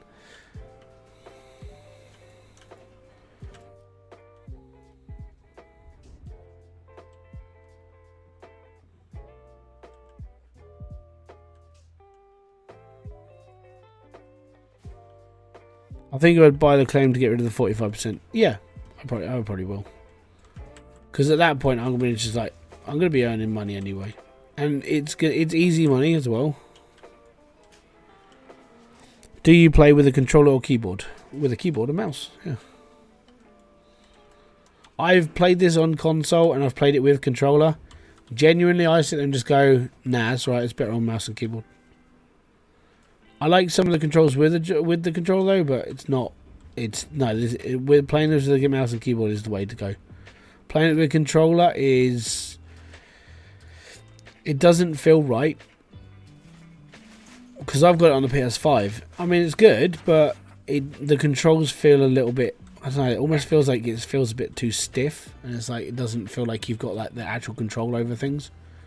But when it comes to playing this actually on a mouse and keyboard, it does feel a bit more natural. It's weird, I know.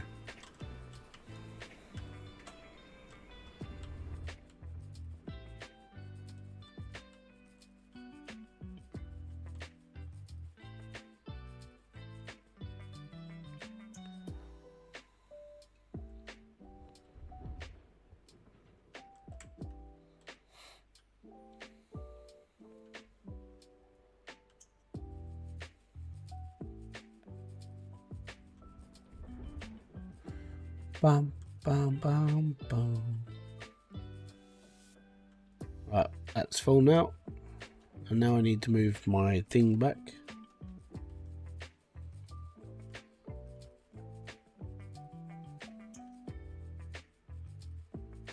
I will run out of fuel very, very, very soon. Don't worry.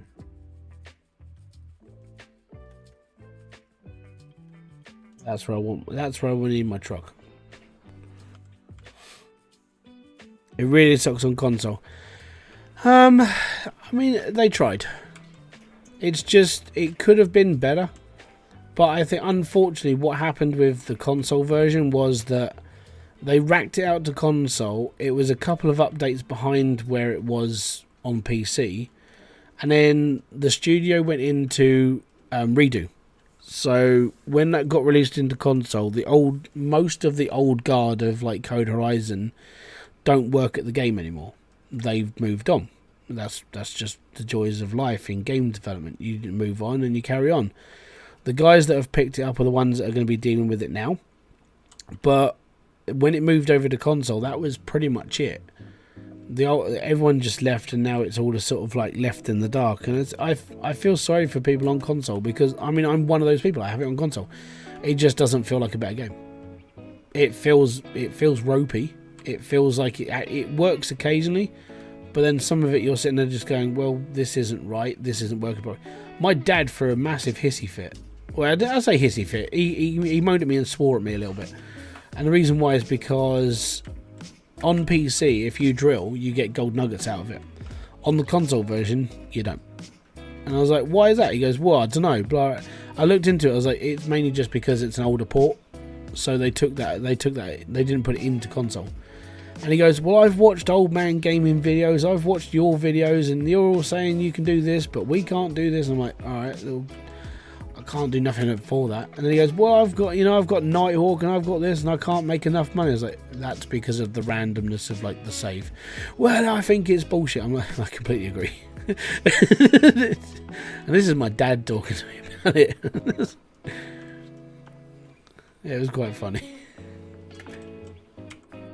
Because my dad watches Gold Rush from time to time, but the game was just one of those things he picked up and he enjoyed it for a bit, and then he didn't enjoy it anymore.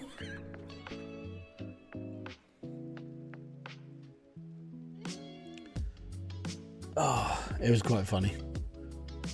Yeah, he has quite a few things to say about it. Let's put it that way. My old man, he's not. The thing is my dad's not much older than me, because I've got young parents.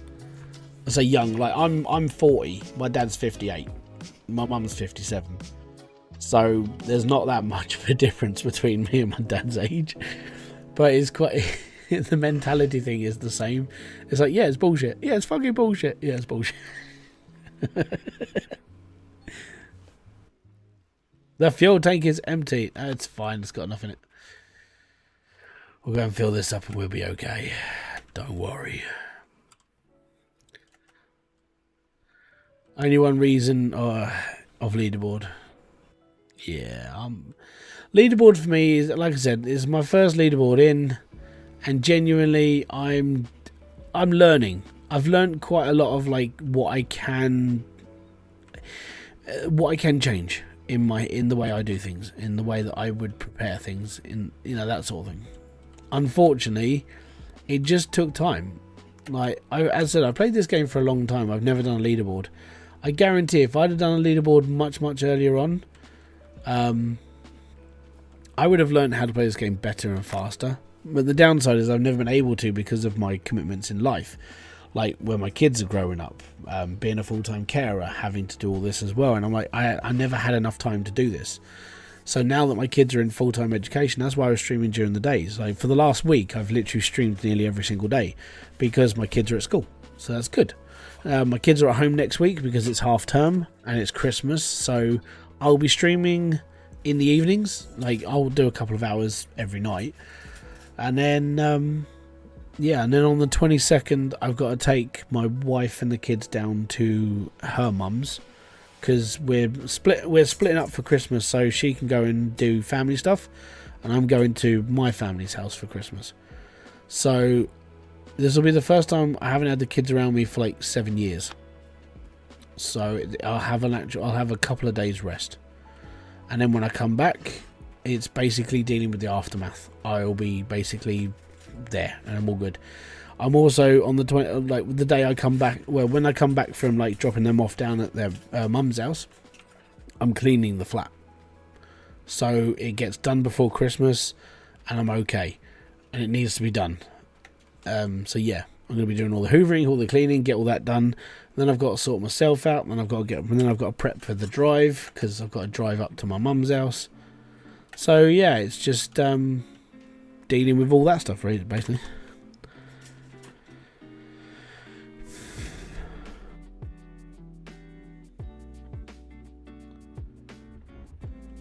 Only one console of Leaderboard. Yeah, it sucks. Leaderboard on PC was literally the game in maintenance mode whilst all this stuff at Code Horizon sorted out. And that was the problem that I saw. It was like, there's nothing new happening in Gold Rush, blah, blah, blah. And it carried on for that. But then it started seeming weird that they started making moves again. Like, they started updating the Discord a bit more. They started updating what they were putting into season mode. They started talking a bit more, and it started looking a bit different as well. Like, their presentation on Steam started to go into like a slightly more, I would say, professional mode. And it sort of seemed a bit weird. So I joined the Discord again. And literally within like a couple of minutes of me being in the Discord, it was, yeah, we're testing out all this stuff for like graphical updates and optimization and this. I'm like, this hasn't happened for like years. And then they had their betas open. I'm like, I'm not going to participate in betas because I want to go into Leaderboard. And that's what, if you watch my videos, I recorded a normal playthrough way back at the end of October going into November. And if you, like, some of the stuff I talk about in that is like, oh yeah, I'm looking into this, I'm looking into Leaderboard, oh, you know, they've started doing the beta and this and that. I'm like, you know, this was weeks and weeks and weeks and weeks ago, and now it's all starting to happen. I'm like, no, I actually have a bit more faith in the actual game now, because the team that behind it, they actually seem to be working on it actively, and then they're actually talking about updating and DLC. I'm like, well, this should have happened like 3-4 years ago. Obviously 3-4 years ago is when they put the game into console, and then things started happening and going wrong. So I think they're just sort of repairing up and then taking, you know, they're taking their time and doing stuff properly now. And like I said, it's a brand new set of developers in that studio now. So we shall see. And I know that I know Split's been working with them as well, because he's spoken in my chat about what's going, that sort of thing. Oh, there you go. We got hammered by $800,000. So we pulled 1.4 million, and I lost nearly $800,000. So I'm back down to 2 million. So all I need is one really bloody good cleanup now. So I'm taking all of this. We're going for it. But that's a lot of money to get hit. So that's why I want that gone. I don't want to keep getting hit like over $500,000 in rent for one day.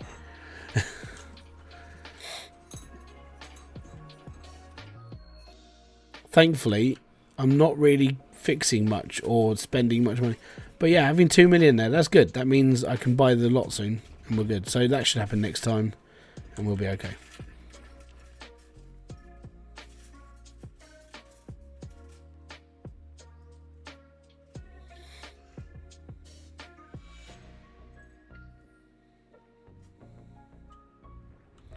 And then with Out of Ore, you got multiplayer coming at some point, because Christian's going to start working on that.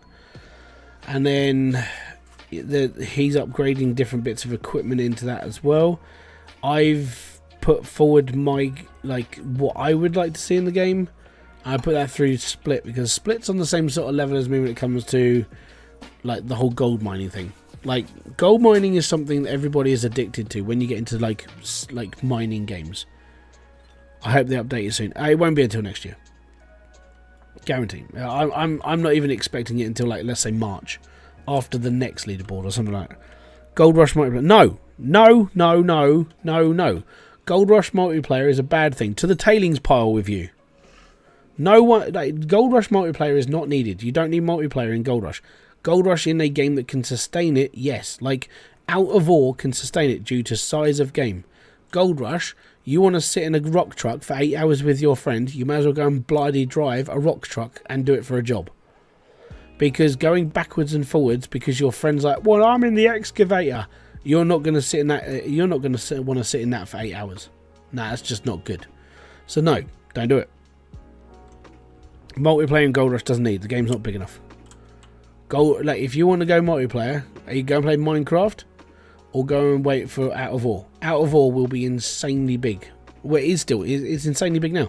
But as soon as they open up to multiplayer, your friend could go for a walk in multiplayer and you would never see him again. That game is massive.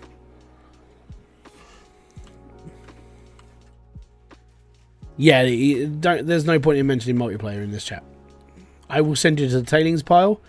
And the only way you can come off the tailings pile is if you donate your socks. And then you can get put up to like cleaning and then you can get put up cleaning blocks. There will never be multiplayer. Even the developers have said there's not going to be multiplayer in the game. Yeah.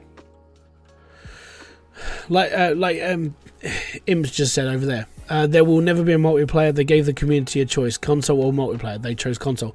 And the reason why is because if you put multiplayer into this game, putting multiplayer into this game isn't just like, oh, I'm just going to push this button and yay, multiplayer works. Multiplayer means you have to completely rewrite the code of this game. Everything. So that's like 2-3 years worth of work. You would have to completely strip this game down, input multiplayer, rebuild the entire game just because you want to play with your friend. Hydroneer did it. Hydroneer booted up to 2.0. Multiplayer was added after like the 4th or 5th attempt Max tried to put it in because of the physics in the game. And he literally only got to make split screen work. And that's it. And the whole game was rebuilt. It was mainly rebuilt because it worked on a different save structure, but it partially was because of multiplayer.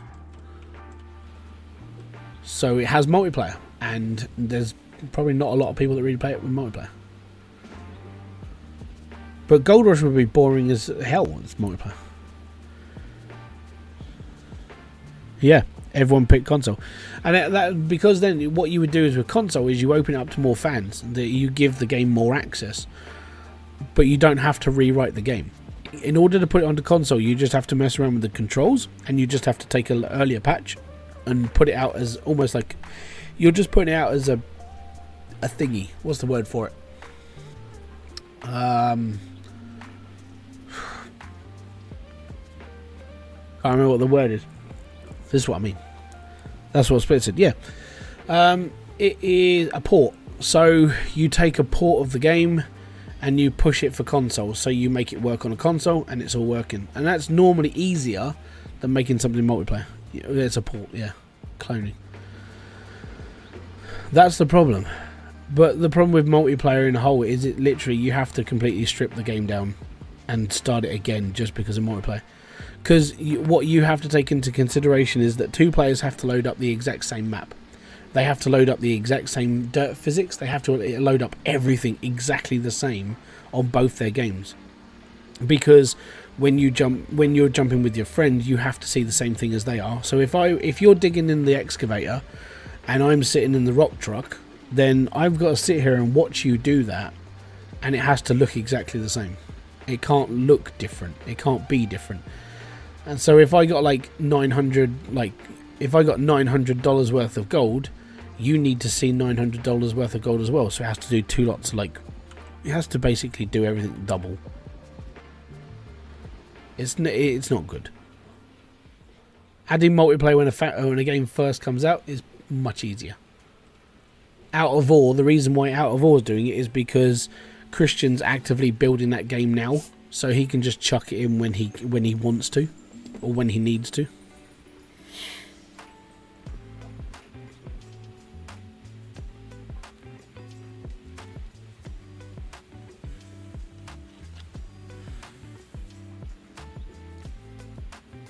He probably took it into consideration as well of like adding multiplayer later.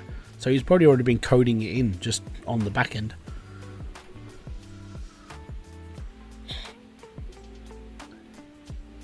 But I would say if this new dev team can take this game, sort it, make it better, generally push console forward so they're actually getting a better deal, I would say that this game could be goodish again. I'm not going to say good like amazing. It could be goodish, like people actually come back to it and just go, yeah, it's alright. And for all the new people that come in and say, oh yeah, you're playing Gold Rush. Yeah, I'm playing Gold Rush. This game is £5 right now. Go play it. You're helping out a team. It's £5. This game is cheaper than Hybridsteel right now.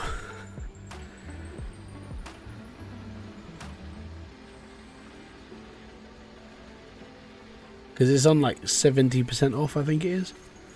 I had to find out how much it was. I had to go onto the web browser version of Steam. I was like, Jesus, it's like £4.79. Awesome. Right now, this is the cheapest gold mining game around. Apart from, like, you know, there's really shitty indie ones that you sit there just going, yeah, this is not a good game. Like, cat mining. And that is a thing.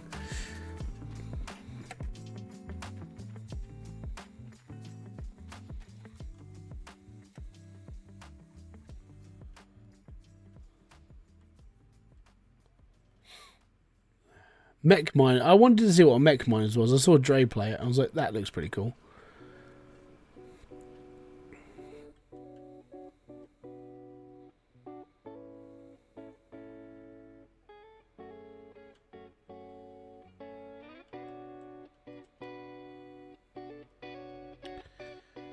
Go forwards.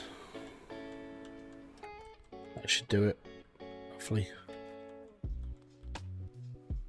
How much is the DLC? It comes with it if you buy it for £5.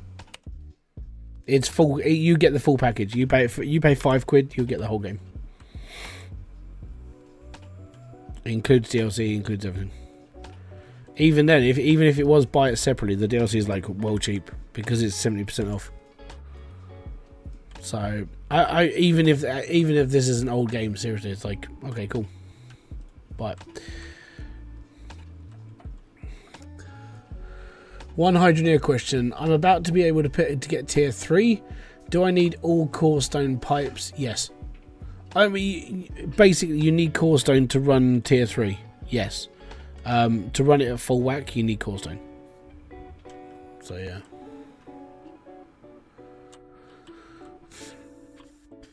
I'm not gold mining, but hey, I've played. Yeah, Turmoil's awesome. I love Turmoil. I did a mini series. No one watched it. I really like that game. I'm really, really tempted to just like live stream that again at some point and just go through it all. Turmoil was fun. How much? Oh, you've already done DLCs. But yeah, Hybridsteel, yeah, tier 3 is tier 3. The connection on the back of a drill is a different colour. So tier 1 is iron, tier 2 is cloutium, tier 3 is corestone. And you have to connect up the right ones, really, because it just makes them work better.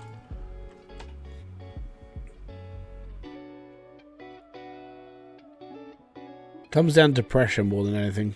That's what Hybridsteel is, more of a pressure-based game. So it's not all about like how much you can get. It's all about like how much pressure you can whack through your pipes to make things work better. Which is why my setup runs on corestone piping until I get down to tier 1, and then tier 1 branches out to iron, tier 2 branches out to cloutium, and tier 3 is just carries on with corestone. So I run the whole thing off of one pipeline.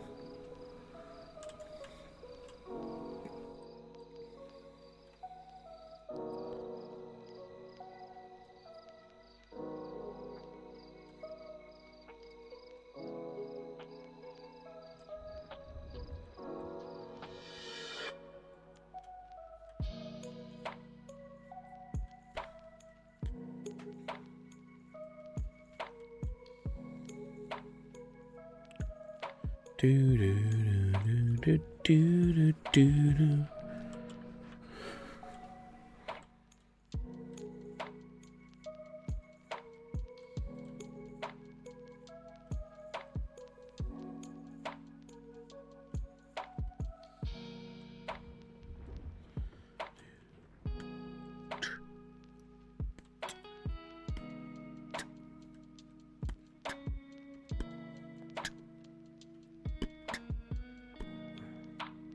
See, it's well easy to make lo-fi music. Just get that really slow beat.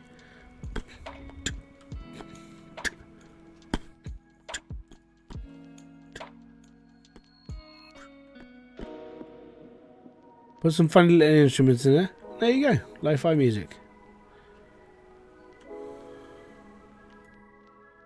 I know it's not that easy, don't worry.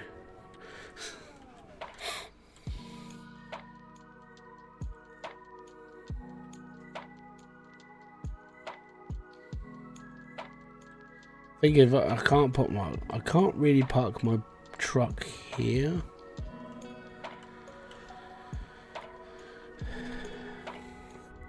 I've seen some pressure information in your videos, but I was hoping it would. Nah, you're best just going for Corestone.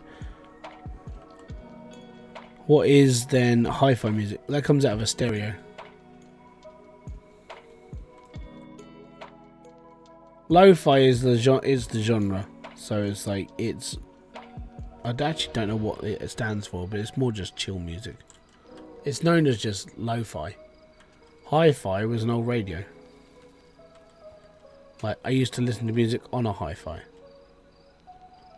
Because I'm that old, we never used to have MP3 players. We didn't even have computers that played music. Our mobile phones played Snake. We couldn't surf the internet. We had touch-tone telephones. We had ADSL broadband. Well, not broadband, sorry. 56k modems.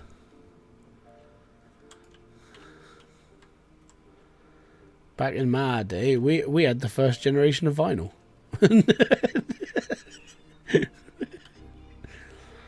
We didn't have to be trendy to have vinyl. We just had vinyl. I find it funny that you get all the 20-year-olds and stuff. It's like, yo, dude, check out my record collection. It's like, yeah, I had one of those like 20 odd years ago, like before you were born. Strangely.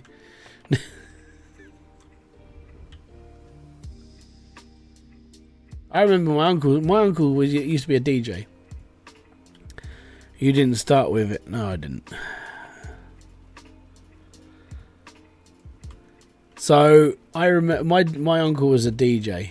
He used to do discos and bits and pieces. Like he used to have a full like deck set up. And yeah, his record collection alone weighed a ton. It was ridiculous. Snake, a really nice game. Oh, I love Snake. It was awesome. Oh, I just left my light on. The drummer of AC/DC is dead. What? No.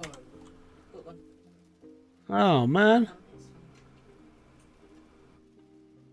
Why am I slipping?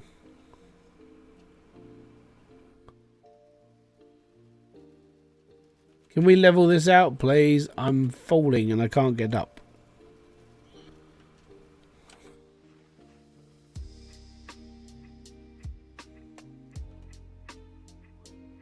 %. Oh, sucks. Wasn't he ill though?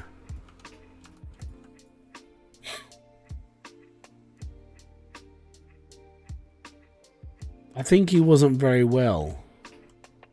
Something in my head's like he had a problem. I can't remember what it was.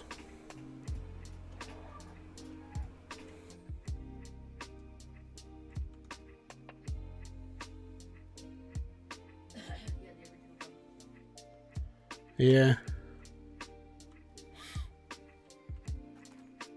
I just heard on the wire. Yeah, Colin Burgess. What did he die of? Because I'm pretty sure he was sick.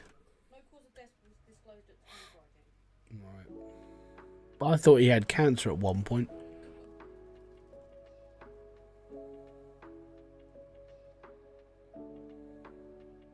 Man, there's only like 2 original members left. Angus and Rex are the last people. I think it's them. Like, because Brian Johnson's not the original singer, if most people know that. But, yeah, that sucks.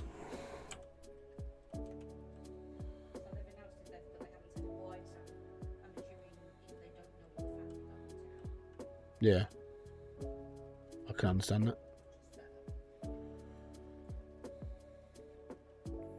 Yeah, I thought he was ill a while ago. My first one had 2400, but I got that for free. That was 14.4k.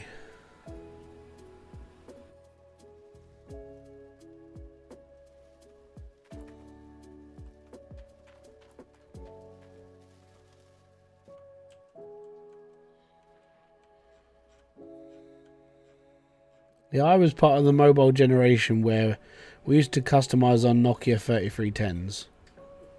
When I used to go into town and like on the Saturday morning, I used to go bowling, so I used to bowl in a league, and then we used to go to the weird dodgy market stalls that were set up in town, and one of them was always like, "Hey, I've got these skins for your phone," and there's like, "Cool, man." And then yeah, we used to buy like cases and stuff. It's like you never needed a case for a Nokia 3310.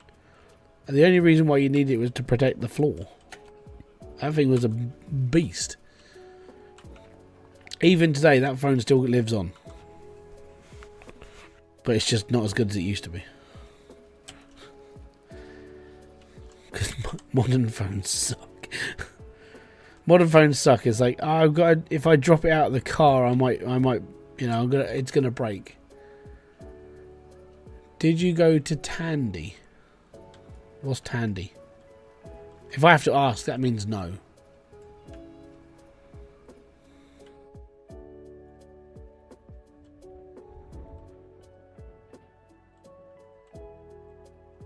The days of BT or Selnet.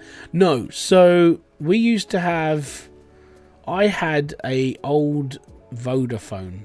I can't remember what it was, but I've actually got the photo on my Facebook somewhere. I found it and I was like... Huh? No, that was after that one. So the phone I had before was a Reagan. It was on Vodafone contract. It was a Reagan, RAGAM, I believe it was.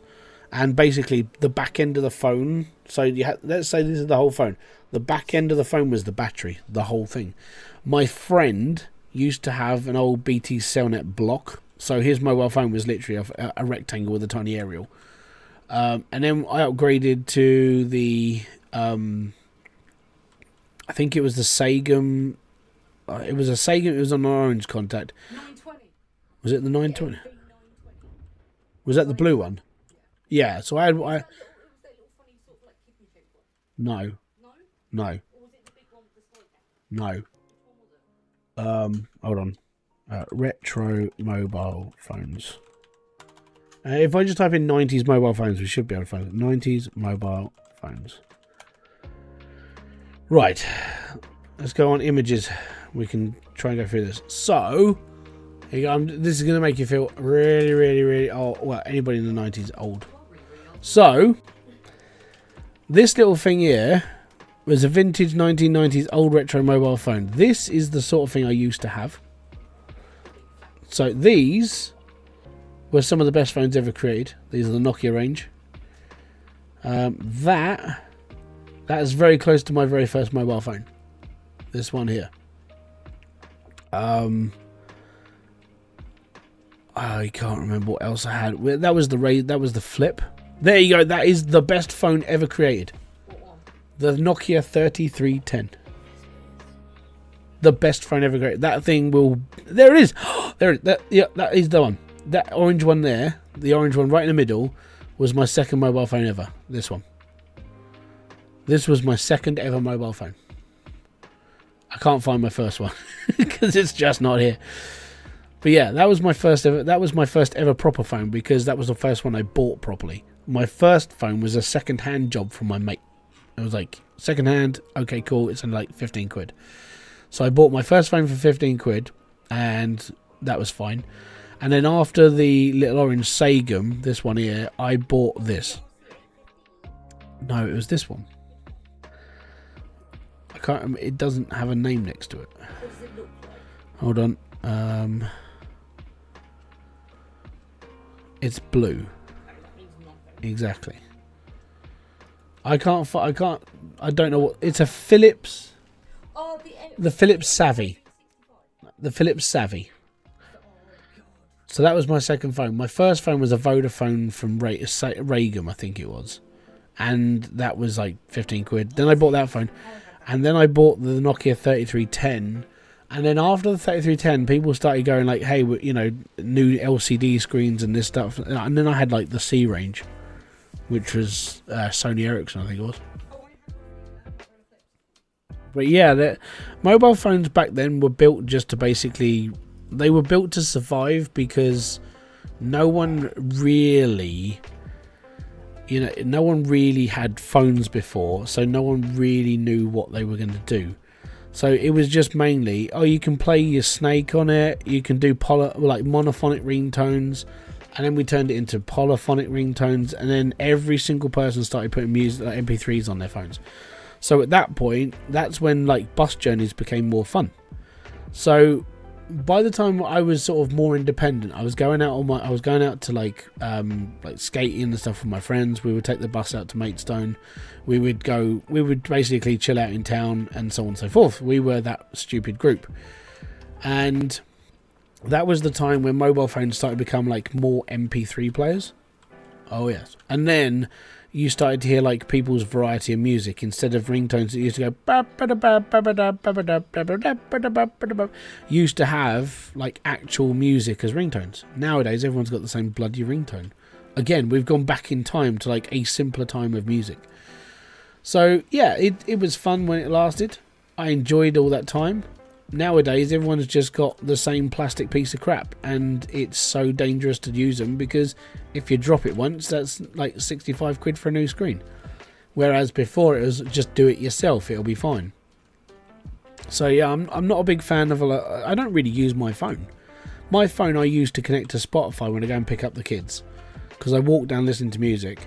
I get text messages from Kerry, and occasionally I check my bank account on my phone, because it's easier than like pulling up the card reader and going on my computer. But yeah, that was the joys of like mobile phones for us. Nowadays, your mobile phone, they all look the same. You know, everyone's phone looks like this. It's a block. That's it. It's just a black screen, unless you're using it. But back in the days when we had like customizable phones, people actually used to customize their phone. You used to buy your cases, new button membranes. You used to be able to do your own repairs. You used to put your own ringtones on, your backgrounds and everything else. Nowadays, everyone's phone looks like a black slab. I get annoyed with it all. We go down this like minimalistic route of not having a lot. It's like, you're happy with your black slab. It's like, no, I want a skull on fire attached to the back of my screen. The only thing that I didn't like about old school phones was the you had to sign up for there were those, instead of porn in the back of magazines, it was always like, hey, if you subscribe to this, you'll get a free ringtone every month. Like, and it was always the bloody Crazy Frog, always. But you could actually buy customizations for your phone, so you could buy yourself your little like your crappy tattoo looking screenshot, that sort of thing. They were the scams that were really around for mobile phones. Was that the Rubber Johnny on the cover? No, it's my dentist appointment. That's my dentist appointment. You can't put a Johnny in these, it's too thin. Why would you? It gets all greasy, doesn't it? It's like, nah, it's exploded. No, I've got a dentist next Thursday, so that'll be fun. Because I feel like my tooth's been on the move, but I think I might have like some sort of sensitivity problem, so it might need some more work. It might need work. I don't want it taken out. It's a wisdom tooth. Yeah, but if they do that before Christmas, I'm going to kill somebody. We shall see. Live stream from the dentist. Ah, fuck off. Last time I went to the dentist to have anything done, I had to be put under. Because I had a hypersensitive nerve. Which was fun! So I had to be put under, and then they had to drill through 2 of my teeth. And it was right on top of a nerve that I could feel everything being done. To put it into perspective, the dentist who was going to do the work for me, she literally pulled the drill out, and I was sitting there with 4, like, is it local anaesthetic? They're using the dentist. Yeah, so I had 4 injections into one section of my mouth. So I had 4 down here. My face was like, I couldn't feel anything. It was awesome. And then she went to do the work, and I was like, I can still feel that. Like, I could feel it vibrating through the root and then all the way through my jawline. I was like, I can still feel this. She went, okay, we'll get you anaesthetized then. So I went off to another appointment and got put under so they could do the work on it.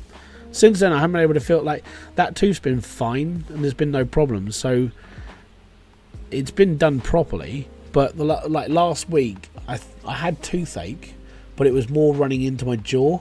So I think my tooth was actually moving, or it cut out to the gum a little bit more.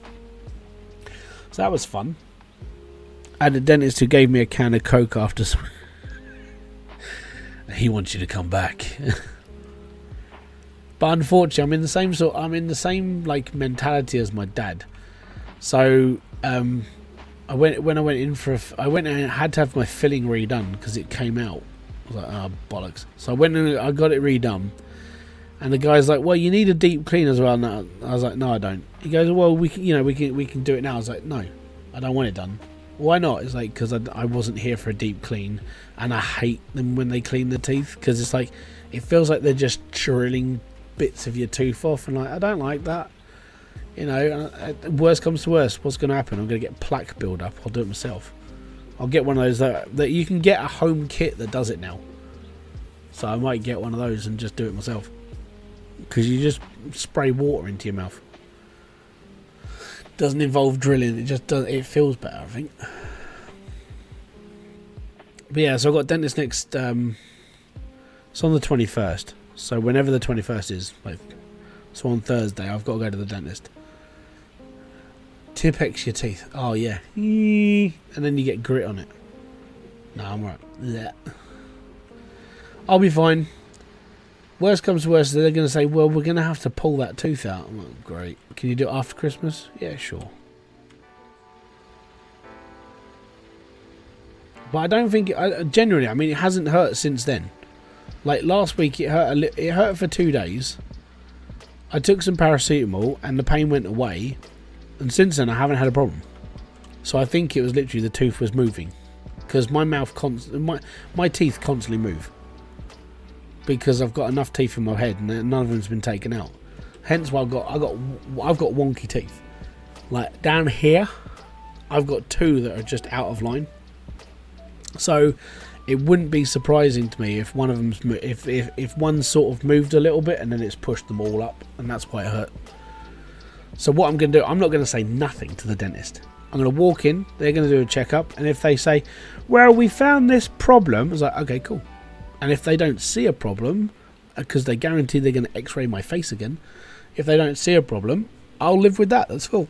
It might just be, it's just more sensitive. Eat the kids' sweets, pull it out yourself. No, that's how I pulled that. That's how I pulled a filling out. I don't want to pull it. No, fillings are the worst thing about filling was I crunched it down. I was like, oh, it's just a crunchy bit of sweet. Turns out, no, it was my filling. It just means it wasn't done properly. But the second when I went back and got it redone, they'd said it properly that time. I was like, yay, all good. Yeah, but it's fine. I haven't had any other apart from last weekend. I haven't had a single problem. It doesn't hurt anymore. I've got no issues with it. It's been sensitive since I had my thing done last. Yeah, well, mid of this year when I had it all done. It's been sensitive, but it hasn't been like painful, so I'm fine with it. And I know they're always fishing to do something else. All dentists do it. My dad had this done, where the dentist was like, "Well, you know, this one, blah blah blah," and then it was like he went back a couple of days later, and he was like, "Well, we're gonna have to pull it out." My dad didn't like his dentist.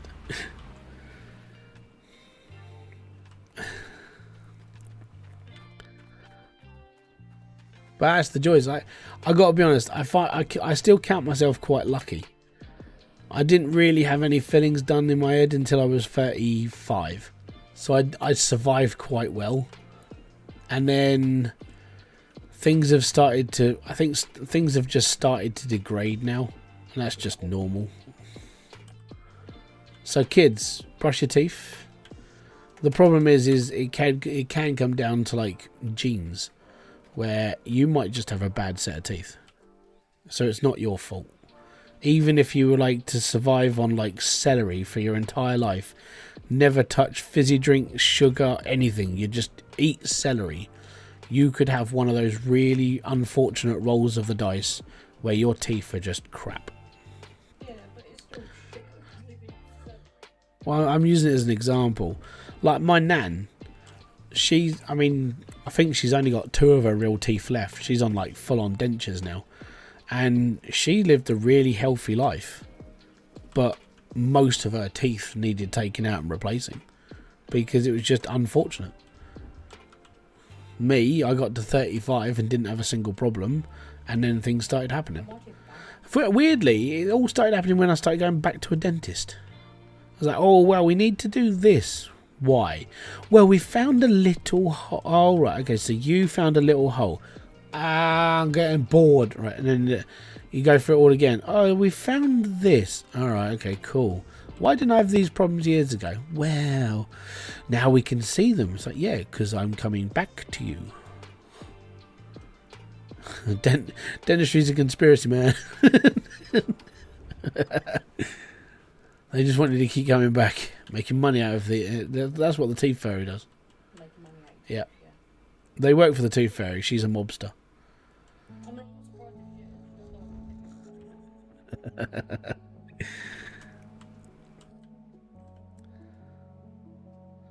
I think they point out little things that don't really matter. Yeah. Yeah, I think when I had my first filling done, she said the dentist was like, well, you know, there's like this pinprick hole in your tooth, which means it could be rotting on the inside. I'm like, okay, what do you want to do? She goes, well, we'd like to do a filling for it. I was like, oh, right, okay, this will be the first ever filling, and it hadn't, you know, and it's fine. And she chucked it in, and then she was all like, well, you know, we had to take it all the way back to this point because, you know, it's like a sinkhole. And I was sitting going, a minute ago, it was a pinprick. Now, I've got, like, the River Thames flowing through my toothbrush. It's like, you know, what the hell is going on, sort of thing. It just feels like every time you go back, they always find an excuse for you to keep coming. I actually had the opposite experience. I thought the issues they had taught me, it was because I drank too much soda, no treatments, just asked to stop soda for a week. Yeah. The thing, mate, I've been drinking fizzy drinks most of my life, and I never had a problem until I was 35. I was just lucky. You know, my brothers, they've had teeth pulled and bits and pieces. They've had teeth pulled and they've had everything else. I'm the oldest out of 3, and I was the last person to have a filling. You know, so I count myself lucky. But yeah, it's just one of those things. I think unfortunately as a kid you just got to go along with the flow. And then unfortunately things just start catching up with you. My dad, when he did 30, he'd had like 4 of his teeth just yanked out of his face on one side, and the dentist was like, I think he did that on like very low anaesthetic as well, because it was like he just needed to go back to work, so my dad just had them all taken out. My dad's built differently, he just goes for it. Filling supposed to not last for oh, I know, but nor are you, so that's okay.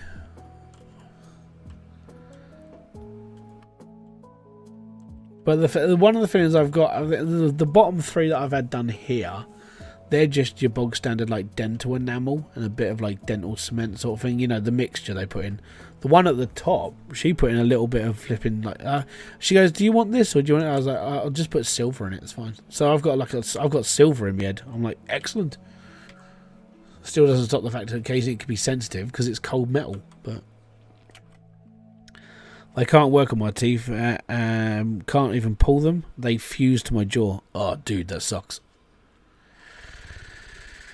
Oh, that's crap. That means if you ever have a problem, they've got to do a major operation on you. That's bad, man.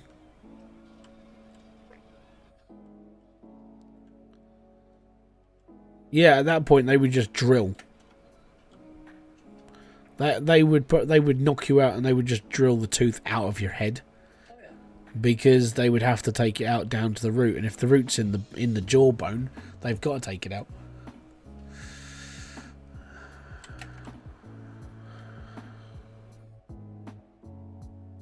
Truck 100%.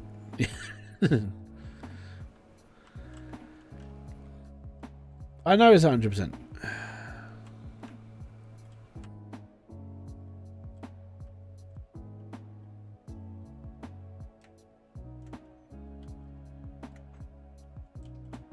Most of the dentists refuse to knock me out. Well, at that point, that would be a hospital job. So on the plus side to being in the UK, if a dentist can't see you, see, 100% in the dirt. Yeah. So you would be hospitalised. They do that in the UK for us. It's like if you can't have your local surgeon do something, then like there's no other appointments. You can be put onto the NHS waiting list for dental work, but it can take a few months to get an appointment. I went to a dental clinic when I did my stuff. It's weird though. I gotta be honest. Like it was fun because when I got knocked out, it sounds like the description of a porno, but I was literally in the dentist chair, surrounded by 4 nurses dancing to pop music, and then I don't remember much else after that. And then they came round. I'm like, if they were like, if this was like a play, or if this was one of those like Playboy sort of like DVDs, that's how it starts, you know.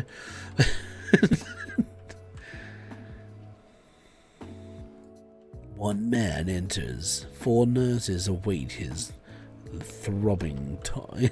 So, yeah, that's all. I know my brain is unraveling.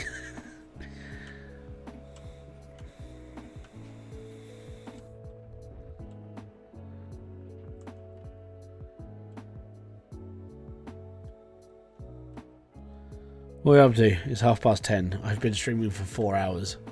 And I'm still going. I didn't bow chicka about the nurses. It was just that's how movies start. Some stick Gorilla Glue in the hole. Yeah, well, you can buy like dentistry kits from Boots, so you get like it's almost like an actual mix you can put in. Yeah, it's mainly for like weekend emergency. That would be considered vanilla. Yeah, it would be. But it's just one of those things. You couldn't make it up.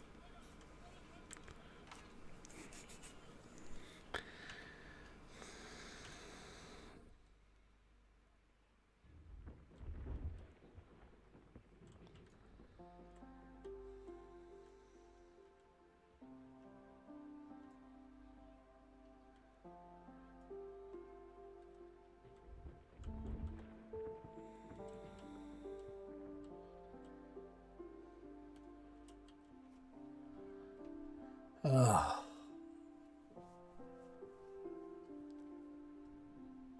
Oh, come on. I've got like an hour left. An hour of the stream and we should be fine. I might be able to get one more cleanup done. If not, I will just carry on, and then like tomorrow, I think tomorrow I'm going to start digging in. So it might just be one of those times I'm going to take like a couple of days in the game itself, and I'm going to be like, right, I'm going to dig my channel into the actual like cut, because it's going to take me a long time to get in, because it's 9 blocks of like just pure shit stuff that's got to go, and I need to get rid of it. So yeah, somebody wants to work for me. That's the first person that wants to work for me in 5 days. 5 in-game days. That's the first one. Oh, just bollocks.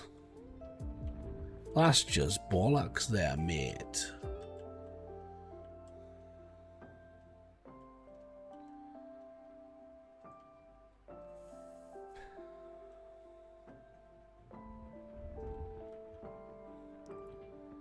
Do do do.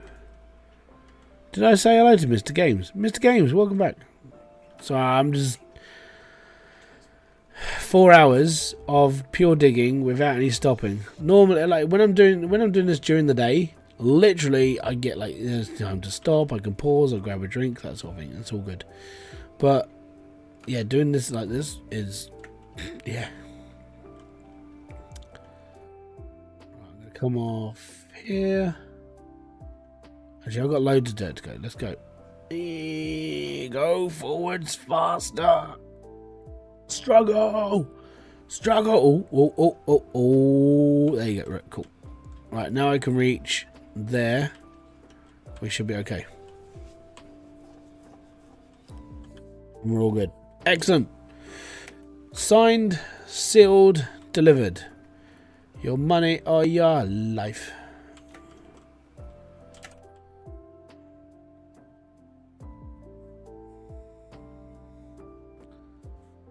Why do the workers have silly faces?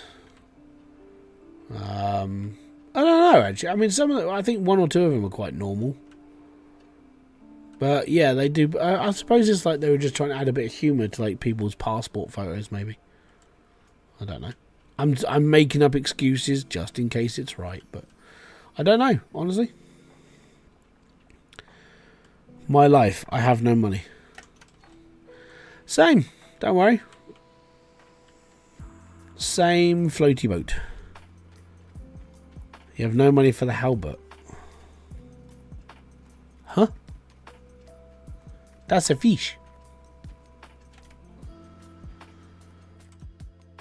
Right, there we go. Workers. Let's have a look. Waiting. Right, so he looks pissed off. Have I got somebody on, like, conveyor belt? He's my conveyor belt worker. He's like 66%. Did I already up? I upgraded him. He's nearly upgraded. He's nearly upgraded. He's nearly upgraded. And he's nearly upgraded. He's nearly upgraded. And he's nearly upgraded. That's all good. So I do have somebody on the thingy. But he's 66. I don't think this guy's going to be level 66. This guy's level 21. Oh, hell of it. Okay. I'm going to reject him because he sucks. Excavator, tier 1. 30%. Yeah, I was going to say I already have an excavator. I don't need another excavator operator. Excavator. See you later. I'm an excavator. That was my first one. There you go. 3,367 ounces of gold in my first thing. Chad guy with wonky eyes. Yo, dude. I've got like this really cool way of like we can do this. It's all right. I find it funny like going cross-eyed.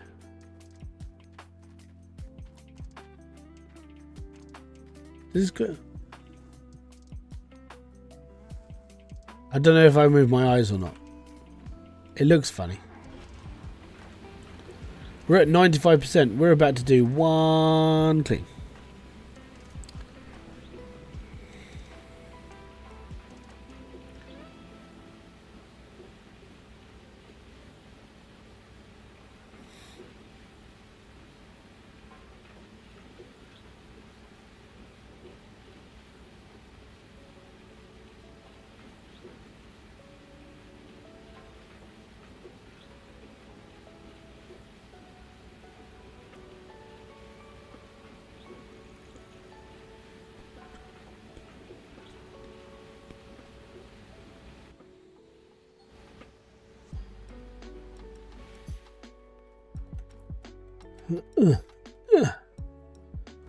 Yeah.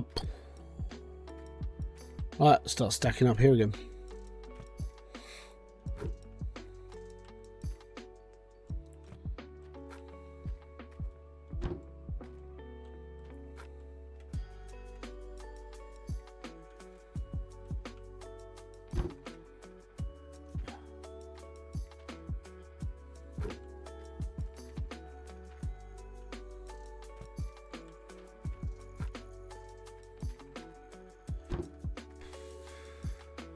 Bum, bum, bum, bum.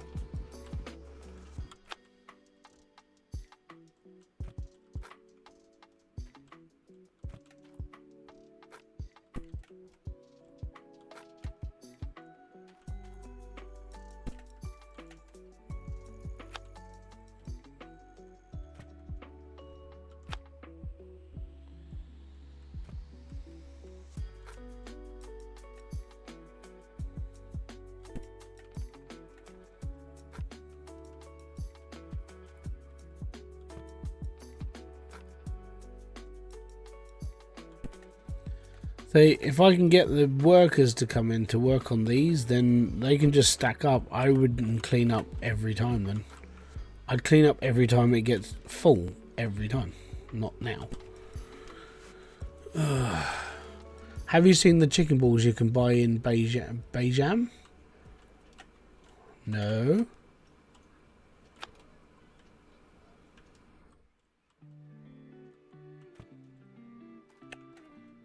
Now look what you made me go and do.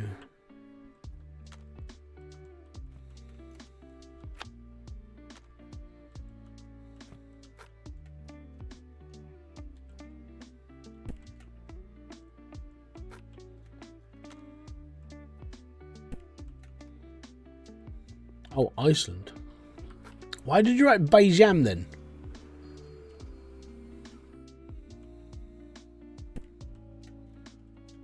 Chunks of chicken in batter like Chinese. Okay. Well, I've got to go to Iceland after Christmas, so I'll have a look. I was really confused about what the hell Beijam was. I'm not sure how you got Iceland out of that. That's what Iceland used to be called.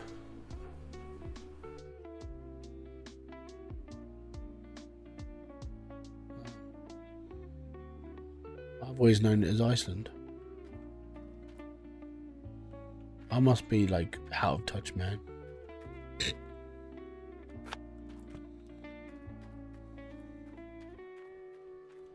B-Jam. I don't get it. My brain is just not smart enough right now.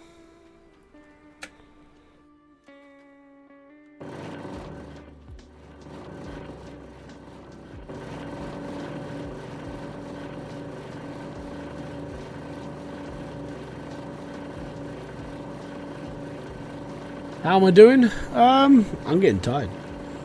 If I'm gonna be brutally honest, it's 10:30 at night. I have been on and off this game most of the day. Yeah, I'm good.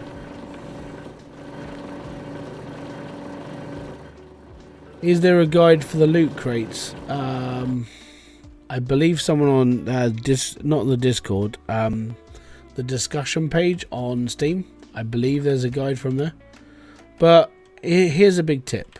Run around the whole map. Don't go onto any claims apart from the one you start on Rivertown, and just run the whole map literally by foot. Take the first day of your life on Leaderboard, run around the whole map by foot, and go at night, because if you go at night the boxes glow. So if they're in a bush, you'll see them glow. That's the hint I can give you. And I'll put this into perspective. After I did my hog panning and I did my first live stream at the beginning of this week, someone went, "Hey, did you know there's these boxes that can get you new stuff?" I was like, "No." I was like, "Okay, cool."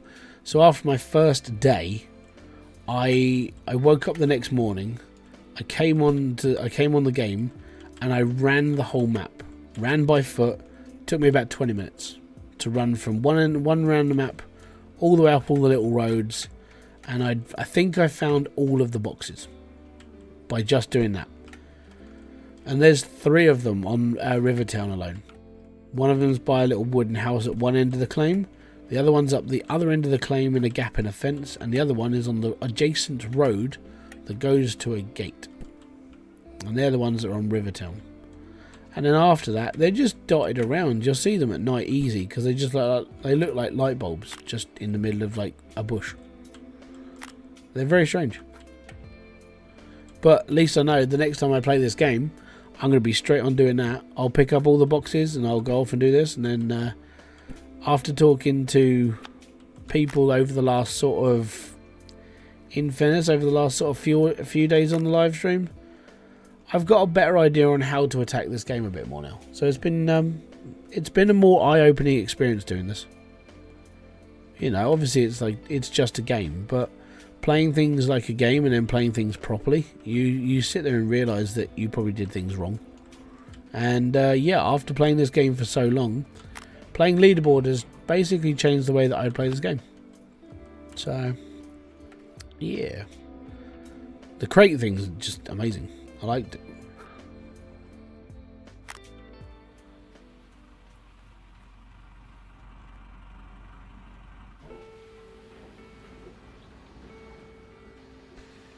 Thank you for the. That's all right. After being on Leaderboard for even just for 8 days, I could say that I can answer some. I can answer quite a few questions now. Like before, it was like, okay, yeah, I played Gold Rush. I know a few bits and pieces, but after playing Leaderboard, you learn things a lot faster. I would say if you wanted a crash course in this game, playing Leaderboard is definitely the way, because you have to think how fast you can do stuff and as quickly as you can. People were giving me tips the whole time I've been streaming the last 8 days. Well, 7, because I wasn't on yesterday. So 7 days of streaming, and I've spoken to a few people who have done this a few times, and every single one of them says, you should do this, you should do that. And I'm just sitting there just going, oh, okay. And then since I've been at Nighthawk and like knowing how much I've earned and so on and so forth, it doesn't seem as risky anymore, because you're able to do things faster if you know what you're doing. This is my first ever Leaderboard, so I didn't know what I was doing. So when people are like, hey, you could rent all this equipment, I'm like, well, I've never had that much money to be able to rent stuff, and that's the paranoia. But playing the game and actually seeing it, yeah, man, it just works so much better. It really does. It's awesome. So yeah, I know what I'm getting into. Like next Leaderboard, or if I do the next one, I might skip the next one and then carry on to the next phase. But if I do another Leaderboard, it will literally just come down to, okay, I'm going to try and move as quickly as I can and as fast as I can. See if I can do this, and this. I know how much rent costs. I know how much money I can make, that sort of thing. So that's the plan. And if you can get into tier 4 right at the beginning, you can easily make a lot more money. Now for me, I went to tier 3 and it took me 6 days in total. 6 days, like stream and day during the day, to go from Rivertown to Nighthawk to have that much money. Now you can easily get $250,000 out of a cleanup over every other so I do 5 buckets, and then I'll stick those aside and I'll get another 5 buckets, so I'll do 10 bucket cleanups. At 10 bucket cleanup on Rivertown, where just doing on tier 3 was $250,000 a time, and I'm like, I could have rented higher up, because that stupid paranoia in my head was like, you can't do this, you haven't got the money.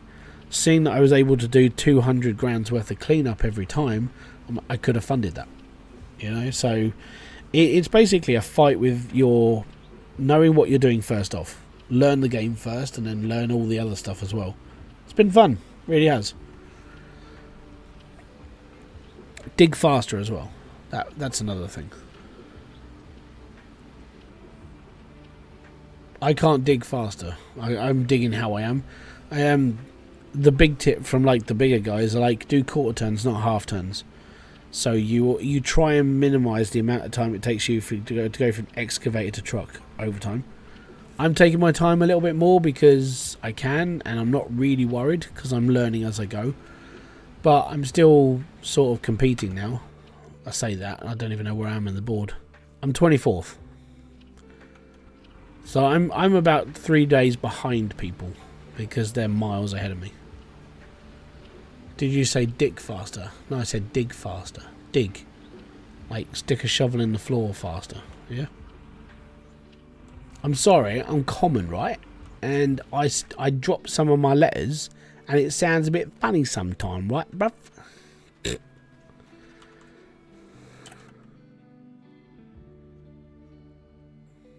Let's put it this way. Mary Poppins.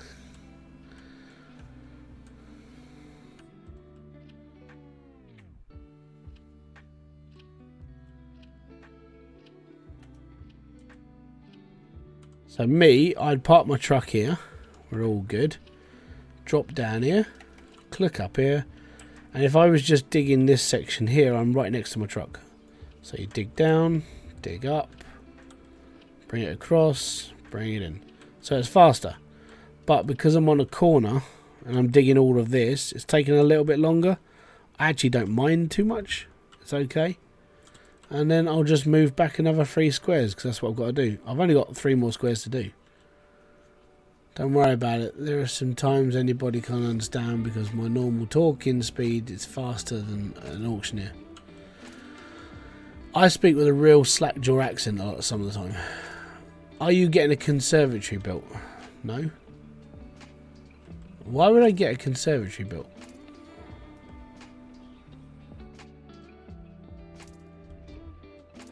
Now I'm really confused. I live in a flat. I am above the ground. I wish I had conservatory money though.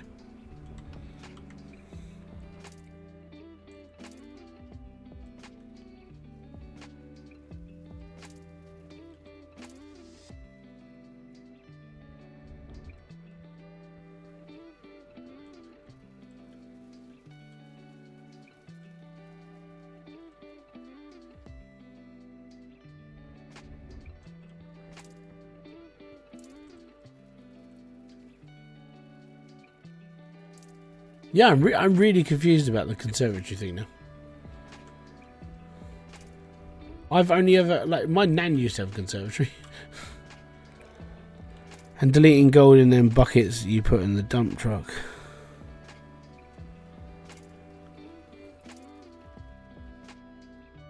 I do one extra one normally one.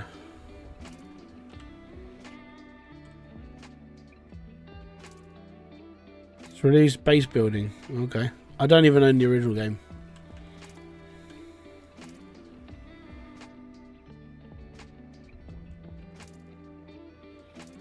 My brother has a conservatory company, call round, and he lives 3 floors up. No, I normally just get, hey, do you want your gutters cleaned? I was like, no, the council do that. Well, they don't. They wait until there's a problem, and then they send someone around 4 months later.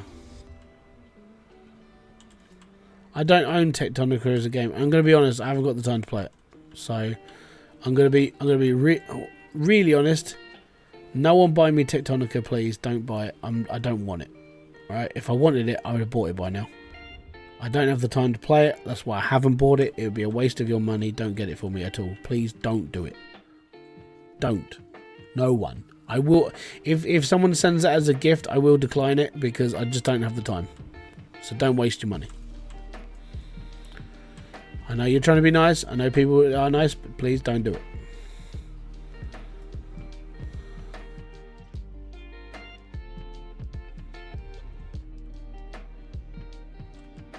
Site Satisfactory. I want to play Satisfactory. Can't. No time.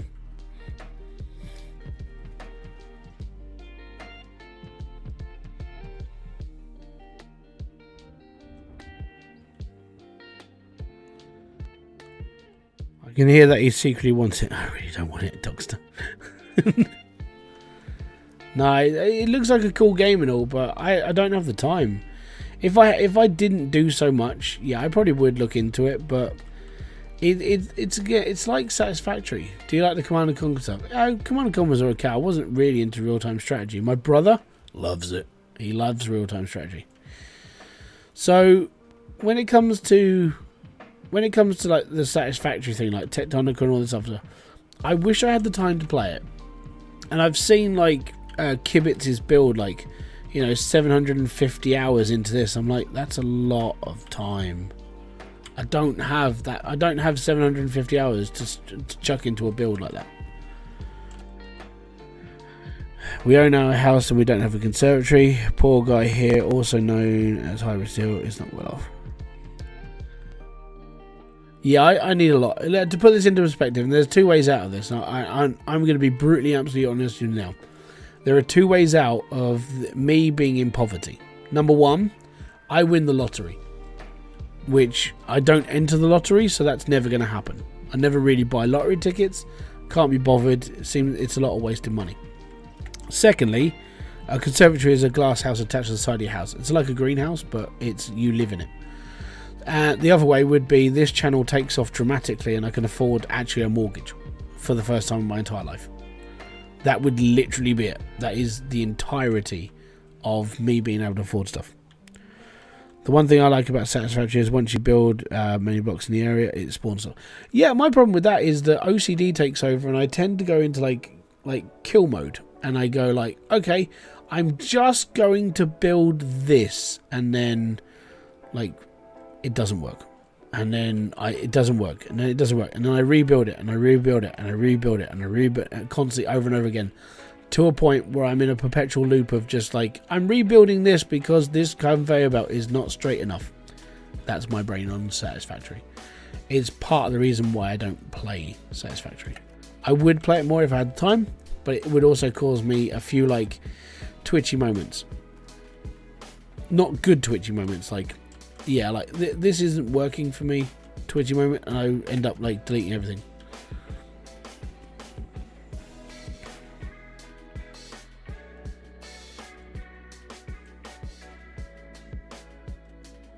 Really hope this channel pops off. The content is way too good for a small channel. Well, so here's the thing, and I'll be brutally honest.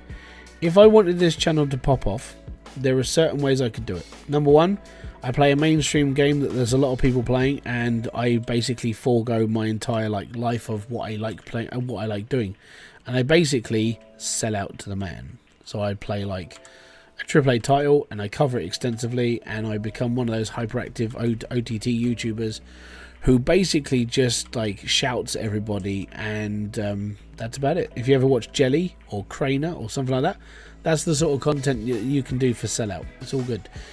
Another way of doing it is to make absolute viral videos. So what you would do with that is you would play something like City Skylines, and you would make the I built this in 6 days and killed 3 million people videos. I know a couple of YouTubers that do it, and they make very good money off of it. Basically, this channel is built on playing simulation games and being a predominantly sarcastic and satire wanker. That's sort of the direction I went down. So if you like satire and you like having a go at things and you don't mind listening to a commoner, then you like this channel, and that's good. But I have, as said, there's a couple of things I want to do next year that will change the way I do things elsewhere. Like, not on here, because this channel is built this way. But I do want to try something else on a different channel. It's not like OTT stuff, but genuinely, I want to try something in a different direction that doesn't involve combining so much into one place. So the problem I have is that I play a lot of very different games. A lot of them. And I need to slow that down a little bit, because you know, I could do 1 week where I'm playing 6 different games, or and then I'll do 1 week where I'm doing one game, 6 different videos, like Monbazoo. Like, I bought out a video yesterday from Monbazoo. I bought a video out today of Monbazoo. There's one tomorrow coming out, and there's one on Monday coming out. I already have those done. They're already ready to go. But at the same time, I'm still playing this. And I'm still doing other things. I'm like, I feel like I'm doing too much. So I need to slow that down. I am looking into watching people like Dre, Real Civil Engineer, and a couple of other YouTubers. I'm using their channel. I want to use their channel as research to be able to sort of get a gist of like their upload schedule. Like, if they're choosing one game, how much do they cover that one game for? And then what do they do with something else? And when do they start like transferring over to something else? That sort of thing. The problem with being the way that I am is that this channel is not for everybody. This channel will never be a 1 million subscriber channel. I don't bring enough value to people, and genuinely I just enjoy making videos, and I'm all right. But in order to make a channel worthy and you know, to earn a decent amount of cash and everything else, you have to put your morals on the side a little bit, and you have to basically work outside your comfort zone and make things genuinely like you don't want to.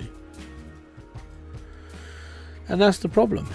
In order for you to make it in YouTube nowadays, you either have to be like really charismatic or really good at what you do. or really entertaining. I mean, if you're attractive, then you're all good, depending on how much your brain works. And I'm none of those. I'm just your average person who makes videos on YouTube. But I do still count myself lucky. I'm in the top 2% of all YouTubers in the entire world because I've got over 10,000 subscribers. And that's ridiculous. Like, knowing that you're in the top 2% because you have 10,000 subscribers. There are people who have been on this platform for well over like 15 years who have never seen that many people. So I count myself very, very lucky to be in the position I am. And if I want to do something else, it will be away from this channel, because then I can do something that's just very different. Or if I do gaming and I do it on the more mainstream look, it can be done on its own separate entity that doesn't mess with this channel here. So I have to take that into consideration. And that's why I know, like, I do a lot of weird, when I ask people to subscribe, I do mention, if you want to help out this channel financially, you can become a member. And the reason why is because this channel doesn't make that much money. So that's just how it is. Well, I resorted to this channel not being like a high-end channel at the start of my whole YouTube life. I knew it wouldn't be one of those like 1 million subscriber channels. If I want to make a 1 million subscriber channel, I have to go about things very, very differently. Very differently. And that's the difference. So yeah, at the moment I prefer to keep things real and keep things sort of like as they are. But if I want to do something else, which I am looking into, if I do it, you won't even know it exists. No one will. And that's the weird thing. I already tried this once before. So a couple of years back, I opened up a channel called Fuzzbee. And I did a mini-series of Internet Cafe Simulator 2. No one knew it was me. It was a whole new identity and knew everything. Those videos, without doing much, I put them out and I did everything else. They were 400 to 500 views on the first few videos. And that's not great, but for a channel with no subscribers, that weren't bad. So, yeah, that was where I went on that. So I know I can do it. Strobe lights yelling scene change every 2 seconds. Go. That does me in. There was like a 13-year-old kid who was playing Rocket League. This is one of those like weird ones. You see the video and you're like, this doesn't make any sense, but it's pretty cool. And this kid, I think he was streaming to like 4 different people, maybe 5. He was just like a little 13-year-old kid. And every time he scored a goal on Rocket League, he would push a button. It turned his room into a disco, and he would have pyrotechnics playing. He used to DJ as well. And I was just sitting there going, this kid's awesome. Like he's just living his best life. He doesn't even care. Yeah, you've seen it, exactly. And there are people like that everywhere that do that sort of thing. Something unique and something different. I don't do anything unique or different. I'm a gaming streamer, like the other thousands of people that do this. But I just do things my way. But yeah, if I wanted to go down that route of like a mainstream channel that basically does what everybody else does, there's enough influence out there to just copy exactly what people do. If you want to do it anonymously, a little bit harder, but you can do it. But if you just look at someone like, as I said, look at Jelly or Craner. Actually, here's the 4: Kwebblecop, Jelly, Craner, and Slogo. You watch all 4 of their channels. Do you know why they're so popular? Because they all do the same thing. They all talk to each other, they play games all together, and they look exactly the same in their video format. That's it. And then they're just aimed at kids. My kids watch them. That's how I know them. I don't watch their content myself, my kids do. Who, and who. Right. I'm going to show you 4 YouTubers that do exactly the same thing on their channels. So, this is my kids watch this. Okay. So, Jelly.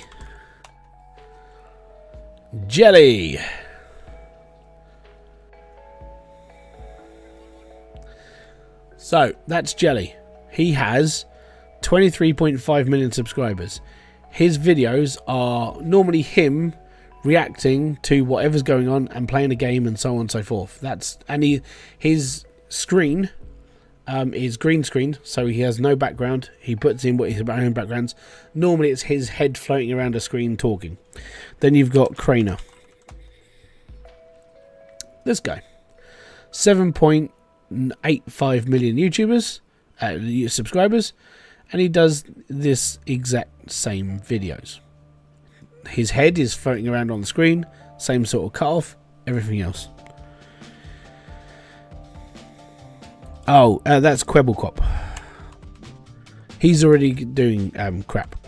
Kwebblecop, or Geordie, he went through a whole AI phase.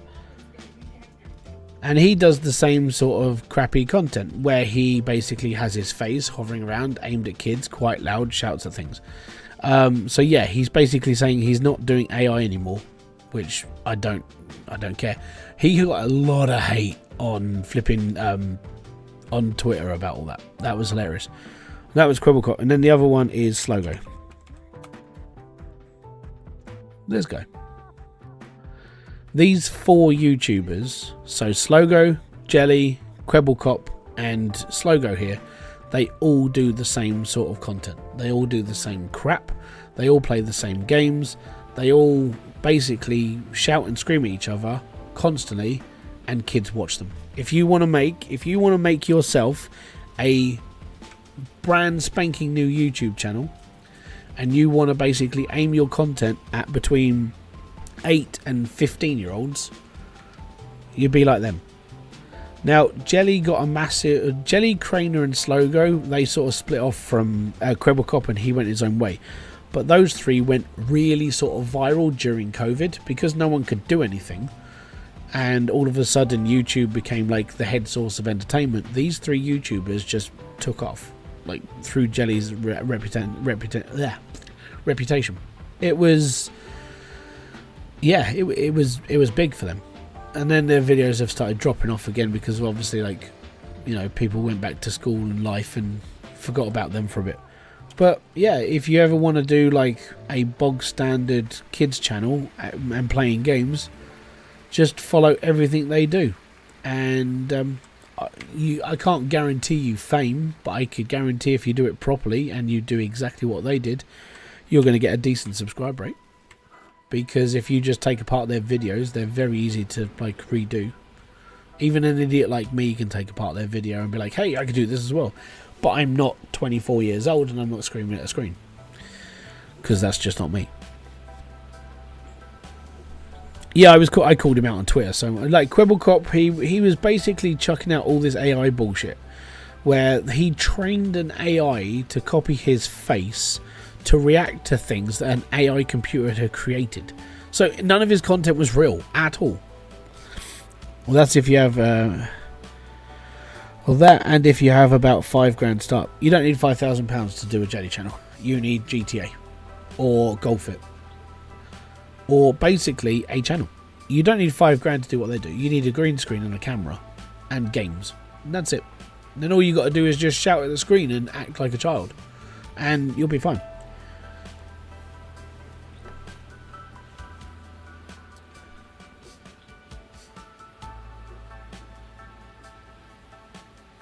Have I got mail? I haven't got mail.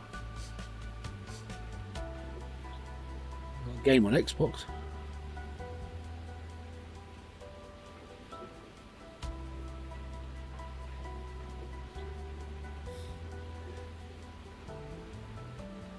You don't have room for a green screen. You can get a little fold-out one that sticks to the back of your chair.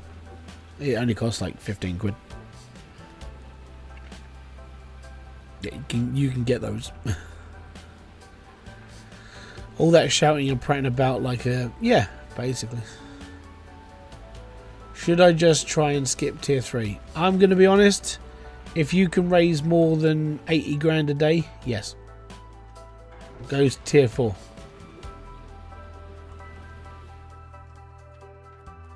I would say because I now know what I know now. Yeah, I'd skip tier 3. I'd probably just buy tier 3 though. I don't have a wall with an open wall. Oh no, right. So you can actually get a green screen, right, and it attaches to the back of your chair. So you would basically just sit on your chair. You have this big flap behind you that's a green screen, and it works exactly the same as a green screen. They're like 10-15 quid. And a camera like mine, you can pick up for like 40 quid. And a microphone, that's like £60. There you go. There's a YouTube setup for less than 200 quid. Obviously, you need like, you know, a computer or a mobile phone, that sort of thing. But yeah, as a bog standard YouTuber, when I first started, I used a clothesline, and I had a screen behind me. And I didn't have the room, by the way. So I would actually have a green screen on a pole. I used to roll it up and put it behind the door. And then when I used to stream, I used to unroll the green screen and put it around me. I literally used to make my own booth sitting on a little rocking chair, because it was a little ex-rocker chair.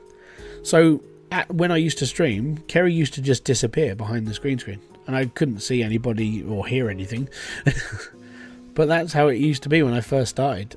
Until I cleared this corner out and built this, that's how I used to do stuff. I just got on with it. I did whatever I could. And yeah, that's how I started. I started with a crappier camera. I started with a crappy flipping microphone. I just started with crap gear and worked my way up. Once this channel started making money, I was able to buy a few extra things. But it's not a lot of money. I mean, the microphone I want is more than I earn a month. So I can't afford it. I don't have a chair. I lay in on my bed. My PC's set up. Oh, is that there? Yeah, you do what you got the room for. So if I wasn't out, I had all this up in the living room, so I had to compact everything down. When I used to use a fake background, not a green screen, an actual fake background, I used to run a length of fishing line, or no, a laundry line across the living room and attach it to the window. And then I used to peg it up, and then I used to just have that as my background, so it looked like I had a door. And then when I moved into the corner, I had the green screen that used to wrap around me. And then when I eventually got the desk, my green screen used to hang up on it. I still have the line of chain that's above my head. I used to hang a green screen off of there, and I used to have that behind me all the time. And then I just got bored of using a green screen, and I couldn't be bothered with it anymore, so I just went with the background I built.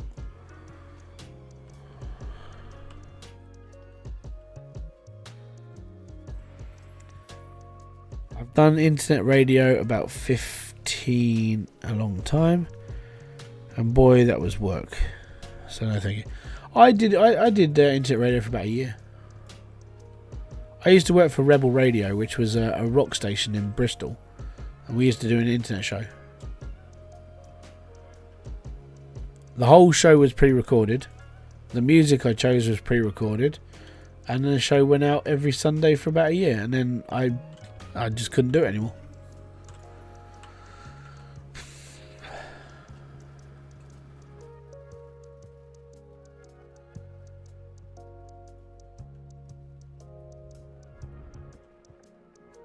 I tried pirate radio for a bit, but I was crap at that as well. And I didn't really understand what I was doing. I think I had like 3 listeners at one point. I was like, yay, people are there, and that was it. There was no life in that. I tried a few different things in my time, let's put it that way.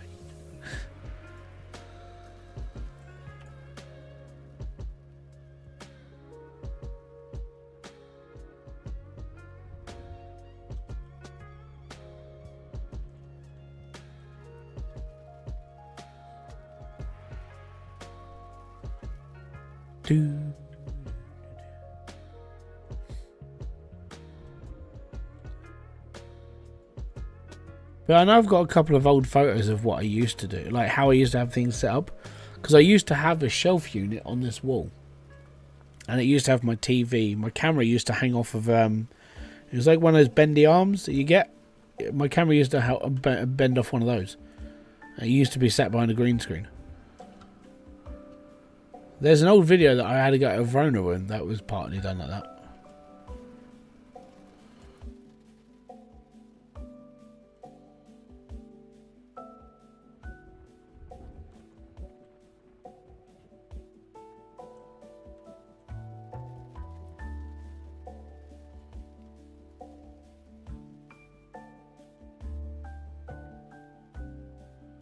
Yeah, when the radio world died, like online at least for me, because just like the joys of time, I suppose. There are people I still talk to and who do listen to like online radio shows, but it seems to be a thing now. Because you can you can do it on Twitch a lot easier. You can do it on YouTube. These people now broadcast on Twitch as DJs. I'm like, actually, it's not a bad way to go. If you can keep a show going, go for it. If you want to be an energetic DJ though, look at a guy called Suat, S-U-A-T. I don't know if you've ever heard of him. The guys, I've seen him in real life, and he's mad as a box of frogs. It's hilarious. So to put this into perspective, right? Me, Kerry, and the kids, we were sitting in a park. We just ordered. It was a nice day. And we went and got a McDonald's, sat in the park, just chilled out. And all of a sudden, all I can hear is, and I can, like, someone's turned up their car. But this music was getting closer and closer to us. I'm like, there's no cars.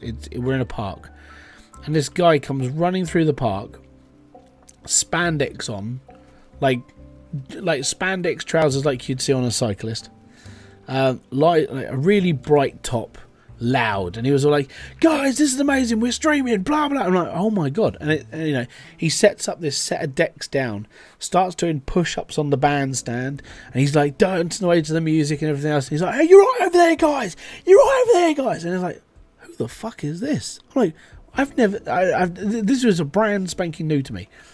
And he's going, this is Stuart live on YouTube, blah, blah, blah. And that's how he caught his name. And then he ran off through the bushes and then off onto the main road, and then he started partying down the main street. I'm like, what the fuck just happened? And then I started seeing videos of his popping up on Facebook and everything else. This guy live sets a DJ set, 2 subscribers and everybody else who wants a party, live online. He has battery packs to power his decks. He literally runs around with a rig and a microphone and a camera, and I'm like, this guy's lit. This is amazing. And he's done like the London Marathon doing it. He's been chased out of like supermarkets and like shopping centres, and it's just fun. It's hilarious to watch. But it's brilliant. Go and check him out if you haven't already. Suet, his name is. But he's mad. But yeah, I'd never seen anything like it before. I was just like, what the fuck is this? Who is this person? I got no room for desk and chair, my PC and monitor on tall drawers until the lounge. So, Stuart, my entire setup is in a corner. It's in the corner of a living room. Like, I'm in the living room right now. My wife's over there. Kids run around this desk all day long. They push buttons on and everything. They can pull the wires out. Yeah, it's not great. But it's like I keep saying to people, we make the situation we have sort of work. It works okay, but in an ideal world, yeah, I'd love to have like my own office and everything else. But then I know at some point Kerry was like, are you going to come and talk to me? It's like, okay, so what I would need is my own office and then have another computer in the living room where I could do all my editing, because then I could actually be there with her. That's the problem with being in an office. It's like, it's the antisocial section of it all. So I would have to have like 2 offices, one for like daytime and one for whenever time.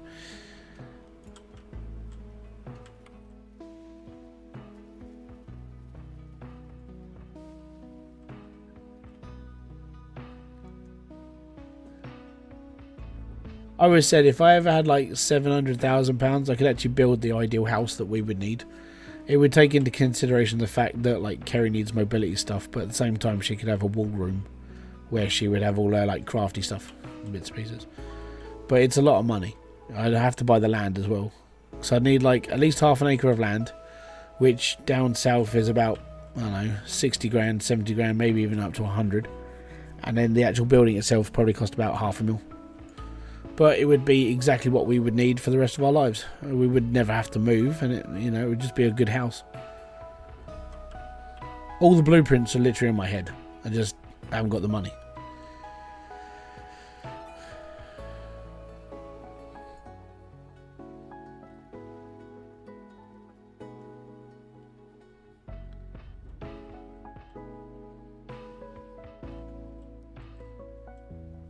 Do. It's 11:15.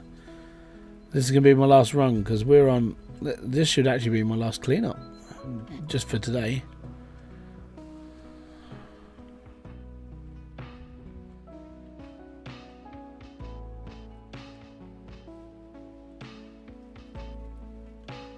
It's getting kind of late now. Yeah. I know. Have a good one, Hornson. Or Hanswan. I hope I said that right. If I didn't, I'm very sorry. Hans Fun.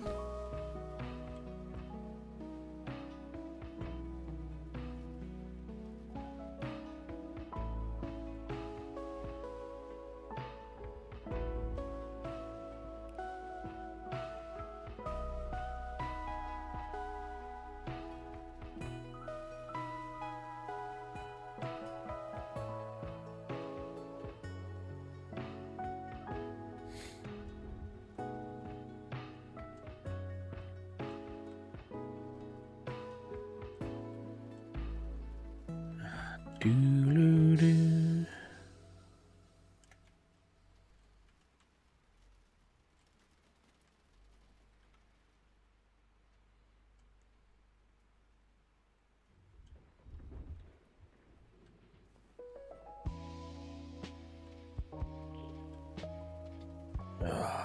Last buckets. Last buckets.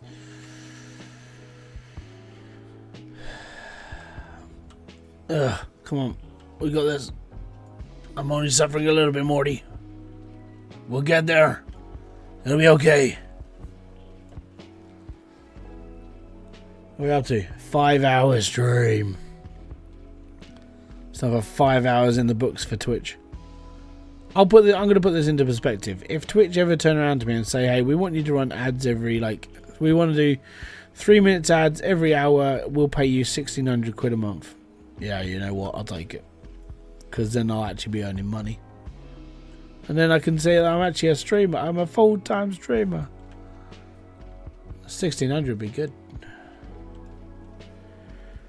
Did you drill the whole claim? I drilled about 80% of it. Yeah. I just haven't dug it out. I'm going to be digging everything, so. Well, most of it. Because I'm not very good with the bulldozer, I'm digging out where I can. Well, there was no point in drilling most of the bits that I've missed because there's nothing there. So my claim looks like this. This is where I'm digging right now. This is the section I'm going to dig out. This bit up here, there's a few bits and pieces up here that we're going to have. But most of it is literally here. All these little bits here are not a lot in comparison to 2,800, 2,900. So I want these two bits where they are because the gold's quite good. Well, it's really good there. But I need to dig out this whole claim. And this whole claim is probably worth in the region of I don't know. I'm gonna guess about 20,000, maybe. But I'm gonna. As I said, I'm not in a rush to do all this. But I don't have to do a lot. I've seen there are people who have I'm having to reset again because there's no more gold. It's thankfully I don't have that problem. Yeah, there's no sense in. I don't need to drill anymore. I just need to dig it all out. But I do feel sorry for the people who get a really bad save. It's not their fault. It's the game giving them a random number generator. But I myself have a fairly decent claim, so I should be okay. What are your thoughts about the new DLC? I'd like to see what they're going to put into the game. I would I spoke about this before. I want to see placeholders. I want to see something I can physically go, okay, it's cool, it's coming, you know. Right, where I want my stuff for tomorrow. So that's basically empty. That's basically empty. That's basically empty. Empty, empty, empty. So if I toggle these ones off, so the last 3 holes I've got to do, I will do these tomorrow. That's got barely anything left in it. I don't really care. That's got nothing in it. That's not. So these last 3 is. That's got 1,000 ounces in it. That's got 1,000 ounces in it. I'll take that one as well, just because I can. I think that reading is false because I've only drilled the outside. I never drilled the inside, so I'm gonna dig this one out as well. Well, this one here. I think this result is false, so I'll take that. Yeah, so when it comes to me doing it, I've got to dig out all of this. So that's what I'm going to do. But I'm going to build myself I'm going to tunnel in. So I've got the time to do this. So tomorrow, when I'm not streaming, I'm not doing anything else, I'm going to be clearing out these 9 blocks here. And I'm just going to dig straight through the claim and just take where I can. That's my plan. And it's because I can. Thankfully, I can waste 6 hours digging whilst the kids are running around because they're on the tablets tomorrow as well. So I've got to get them through the morning and afternoon. At 2 o'clock in the afternoon, they'll be on the tablets. So that just means that in the afternoon, I'll be free time. So whilst they're playing, I can play. That sort of thing. But yeah, so that's the plan. We'll go from there on that. I can get out of that. Oh, actually, I need this spun because I need my truck to be parked there. So yeah, I will dig out this bit and then I will dig through the claim tomorrow trying to get into the gold. It shouldn't take me long. I'm hoping, actually, I'm going to give it a test. When I've run through this, I'm going to try something with the truck quick. And if it works, then what I'm going to do becomes a hell of a lot easier. Really does.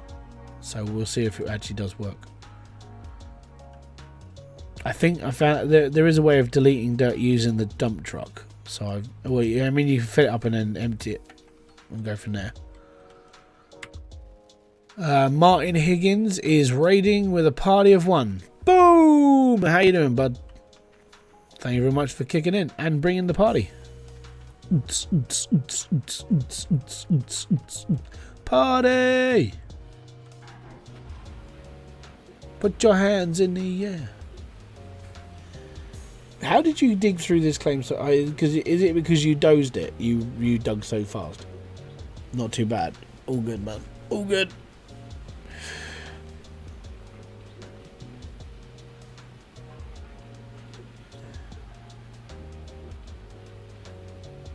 Yeah, so that's fun. That's all good. I think what I want to do, and it sounds, you don't even have to empty it. Just keep dumping it until you're done.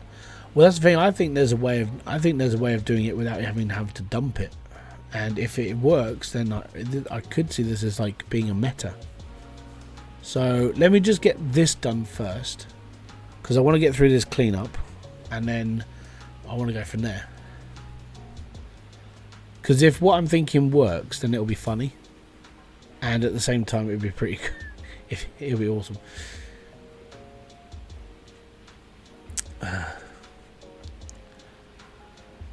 Dare in the Viren. What's that word? Dare are in Viren tail hint. Oh, Vordreg. I ain't got a clue what that means. So I'm a dumbass. So.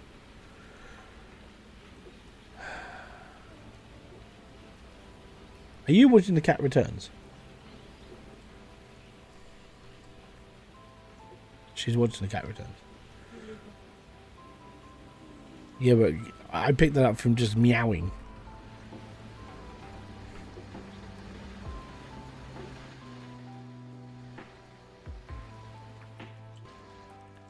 Oh no! Got out.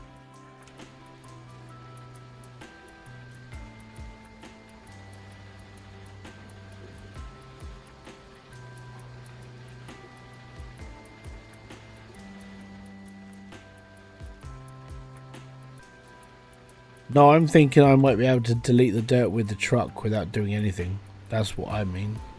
So I want to get this clean done. This shouldn't take too long because it's literally just doing mats now.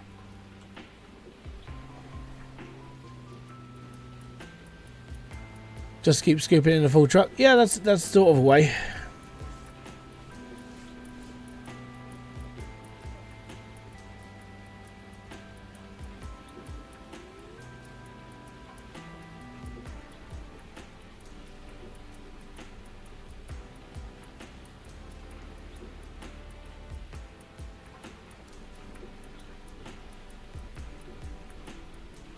Reset the full truck.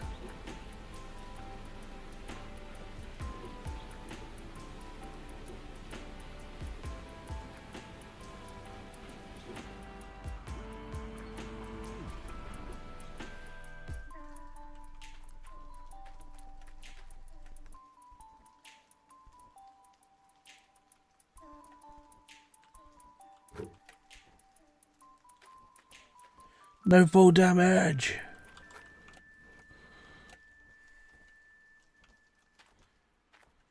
Ugh, can't wait until this guy can hold 2 buckets. I won't clean it up every time.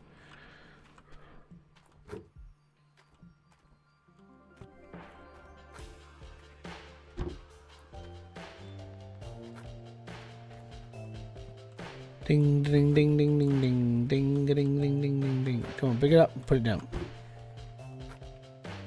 Pick it up.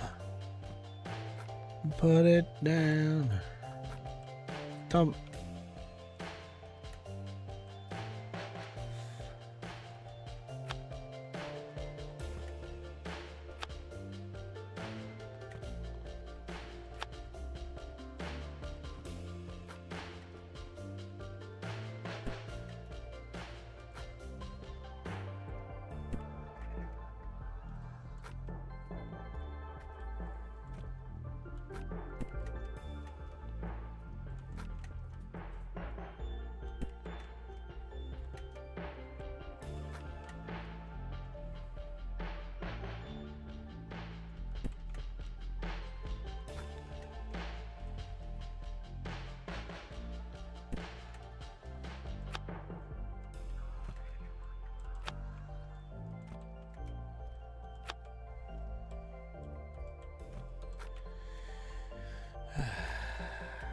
Bouncy, bouncy.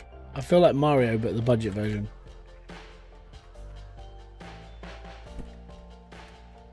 It's a platformer, I swear. Gold Rush is a platformer.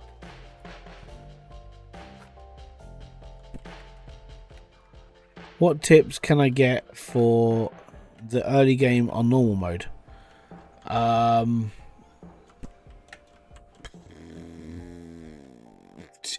Honestly, just play the game, really.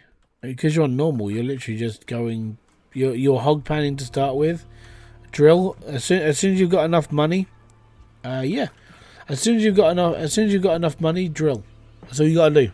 That's even in normal mode. That's the best thing you can do. Drill, drill, drill, drill. And if you don't drill, you drill more.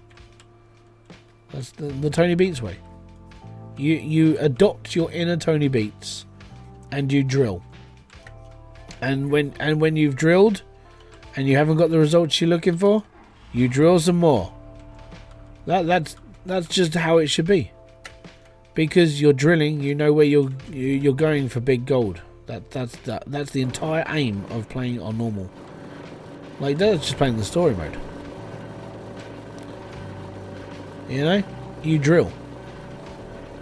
That's it.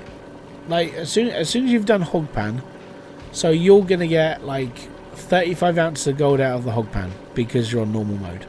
So that 35 ounces turns into about 3.5 grand. Now if you play it on 1 times the speed or whatever you're playing on, you drill. And when you drill, you earn nuggets, and that's if you're using nuggets. And if you earn nuggets, guess what? You earn money, and then you can buy yourself a wash plant or parts of a wash plant, and you can upgrade from there. But the game on normal, if you play it with like nuggets on and bits and pieces, that's sort of playing it as a leaderboard. So you're playing the same sort of game as we are. You'll get more in your drill because you're not being as capped. I think we're capped at 400 ounces for drilling this season. I did say, like, when it first came, it was like, you know, 1400 ounces, that sort of thing. But 400's all right. I can deal with 400. Gives you a sort of like a risk and reward situation, which is nice. But in normal mode, you should be able to drill to, I don't know, a good couple of hundred, maybe even 1,000. I can't remember the cap on normal mode, but it's enough. Let's put it that way.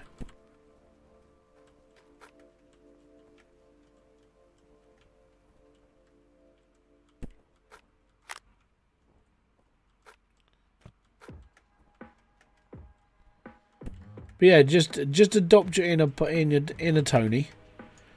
So you do your hog pan, you do your drilling, and then you just go from there. And you just play the game and be happy. Just don't bankrupt yourself. That's pretty much the advice. I think that's the same advice for all of us.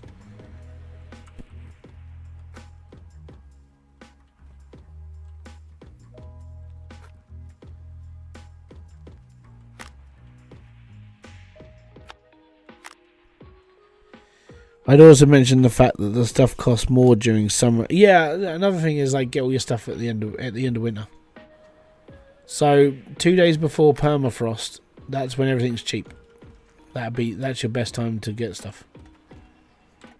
I picked up those buckets. I've done that bucket up there. We're good. Excellent. Right, let's go and turn off the water. Yeah, there's a spreadsheet. I think I downloaded the spreadsheet. It's literally, it tells you when all the stuff is cheap. 2 days before permafrost, everything is cheap. Everything. I only use ×1 for digging. There's 12 for smelting. Yeah. So playing on ×1. I mean, I did a little bit of ×1. Actually, I did a whole season on ×1. It takes a long time. You know, and it's you don't get as much out of it. You really don't. Like my first like video season, I think that stretched over like 8 weeks because I did 8 videos, and I think I pulled.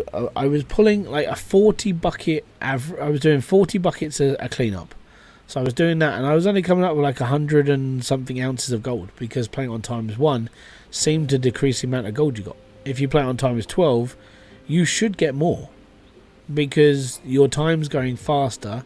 So in order to make it up, to make you feel better, I think you actually earn more gold if you play it on ×12 speed. I mean, we're just on like leaderboard alone. I don't know if this is the same as reflection as actually in the game itself, but if you're playing on ×12 the speed, we're getting a shed ton of money for doing this. Like I said, when you play this on leaderboard, and it throws everything out you've ever known about it. Whatever you learnt about this game, it changed everything. I'm like, the way I'm literally playing now is different than the way I played like 9 days ago. So yeah, it's a strange thing. Right, so that's where my claw is. The claw. Now, what I want to do, I need to line this up properly. So that's under my thing. Put my brake on. Raise the bed a little bit. Technically, because the bed's raised, it should just delete dirt, right? That's how I'm thinking.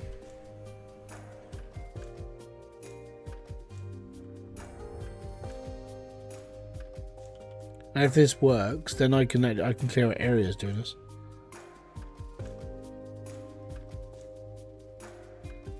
Okay, no, it doesn't work. Okay, I was fine. I'll just dump it out then. I thought it would actually delete the dirt because it's not mounted.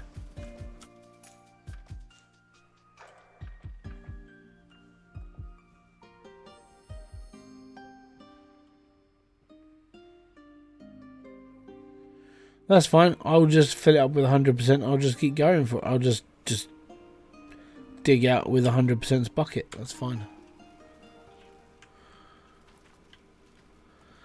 What is best time for selling gold? Try it all the way raised. I could, but it's a bit funky on like the whole. Yeah. There's no real best time for selling gold. I mean, if you're playing on normal, you'll be okay. But you're still going to get... If you're renting land, you're still going to get charged.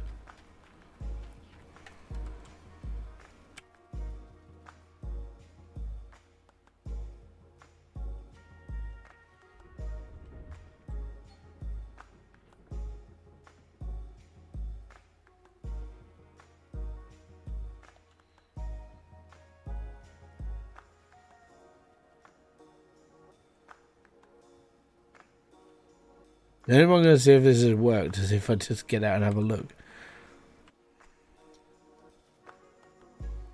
Nah, it's alright. It's not working. I genuinely thought if it wasn't raised, then it wouldn't count and then it would just disappear. If that doesn't work, that's fine. I'll just fill it to 100% and I'll just keep digging. That's fair. Okay, cool. Well, there we go. For now, I am done tonight. I'll try. I should be back tomorrow. I'll see how I feel and stuff. But yeah, basically the idea for me now is, can we change the time on leaderboard? No, you can't. You're playing 12 times, so you just dig. You go for it as quickly as you can. So my job, all of this dirt in front of me, I'm literally going to go down. I'm going to follow the bedrock and I'm just going to dig it out. I'm going to be using my excavator and my truck. And I'm just going to try and get down. The reason why I'm going down is because of the map itself. All of the gold for this entire claim is on bedrock. So every single square of dirt has got gold at the bottom. I'm thinking if I just dig from the bottom with my excavator, just keep mashing at it, I should be okay. And I should take out as much as I need. I just need to get through this 9 blocks of dirt first. And I'll be alright. I can shift it. It'll be cool. The only thing that gets me a little bit is like the rent on some of the equipment. But I've got the money, and it shouldn't really be a fear factor. I should just dig, and I'll be fine.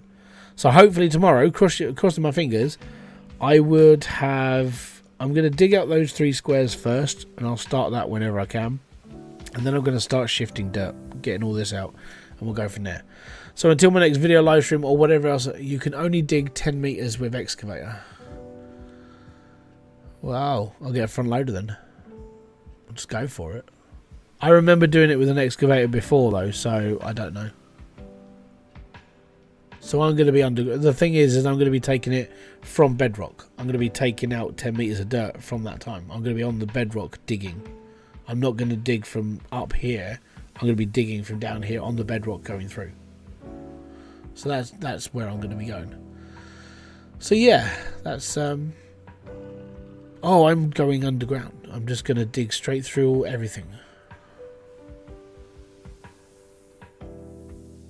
Worst comes worst, to get the front loader. But I'm pretty sure I've been on bedrock before on this claim and I've dug out the floor. If not, I'll get the front loader. I'll do it like that. I haven't got a problem with doing things like that. And I know it's like, well, but it's deleting gold. It's like, well, yeah, but I'm making a shit ton. It doesn't matter, does it? Now I'm waiting for conversation.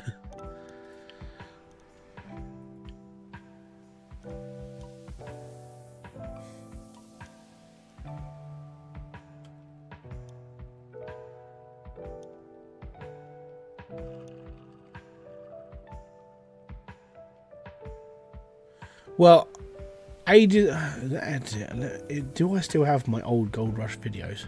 If I can find my old Gold Rush video before I gave up, I'm pretty sure I was digging at the bottom with an excavator. So now I'm on the hunt for it now. Oldest videos, I don't think I've kept them. I might go back as Car Mechanic Simulator.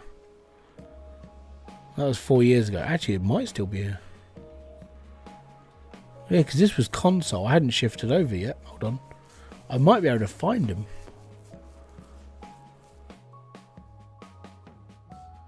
You get 5 ounces of gold with the gold nugget. That's fine.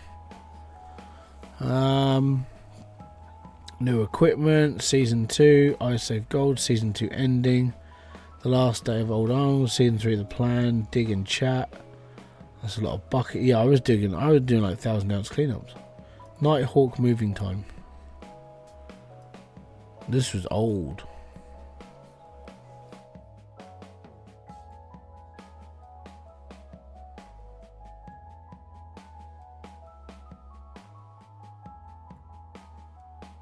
Did I ever start digging here?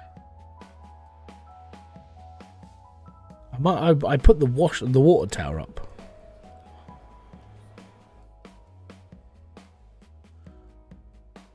You can dig upside down like Matt, maybe.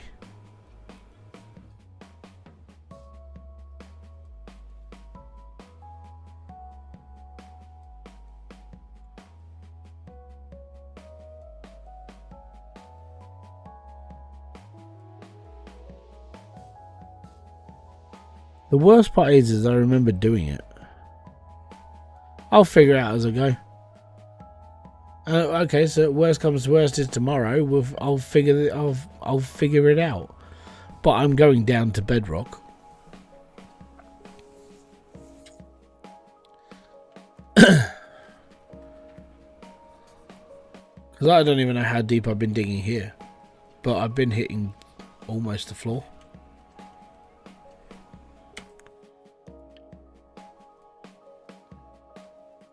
And that is only 3 meters, but yeah, this whole claim here, I just want to dig out.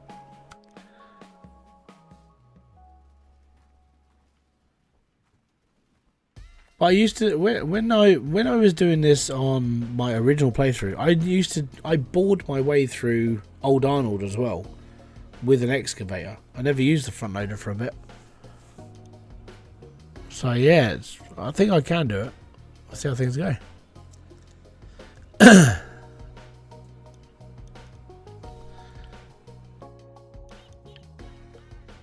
Where does it say it's a doze claim?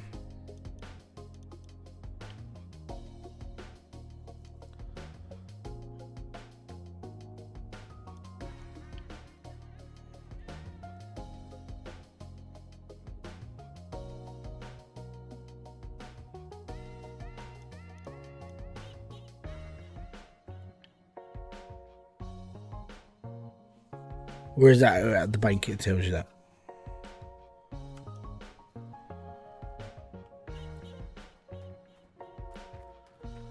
If you doze it off, you can dig to bedrock. But what if I just dig to bedrock through the floor? So I just dig here and just follow the ramp down. Because this is all like arched. This is smooth all the way down to the bottom.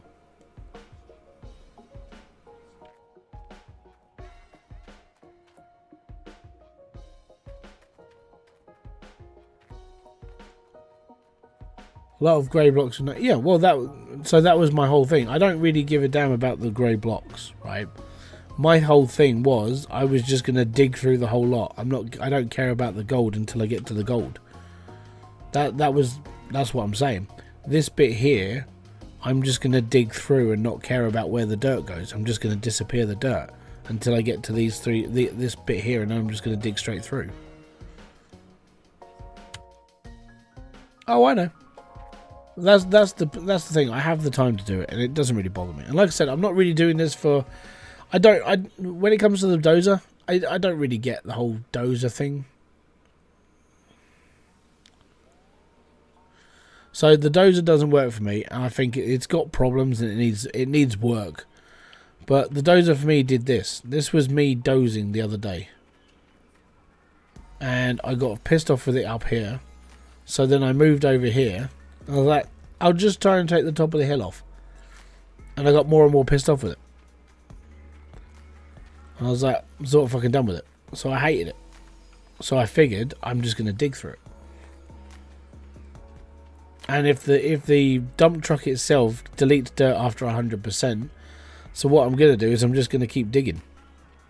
All I've got to do is get to here from there. Yeah, well that's going to bug you for 6 hours. Getting through this to that square is going to take me about the same length of time, because I'll dig it and I'll just delete the dirt through the dump truck. So yeah, I'll just see. I'll see how we go. Worst comes to worst is I bring out the front loader and I just shovel dirt and I don't start and I stop caring basically. But for me, it's more like, as I said, I'm not really worried about like leaderboard position. Well, I don't really care about like what position I'm in the leaderboard. I'm just enjoying my game. But for me to get through this, that doesn't really faze me. You know, I've done it before. That's the problem. When I did my first playthrough, I think I stopped at the episode where I actually moved to Nighthawk, and then afterwards, I never really did anything else afterwards. I'm gonna see if I can find the episode. I don't know if I made another episode after I moved to Nighthawk, so that's a big thing. View my channel. That would never happen again. You never know. What wouldn't happen again?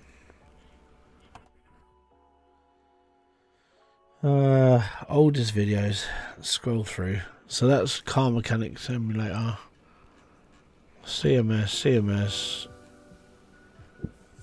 House Flipper.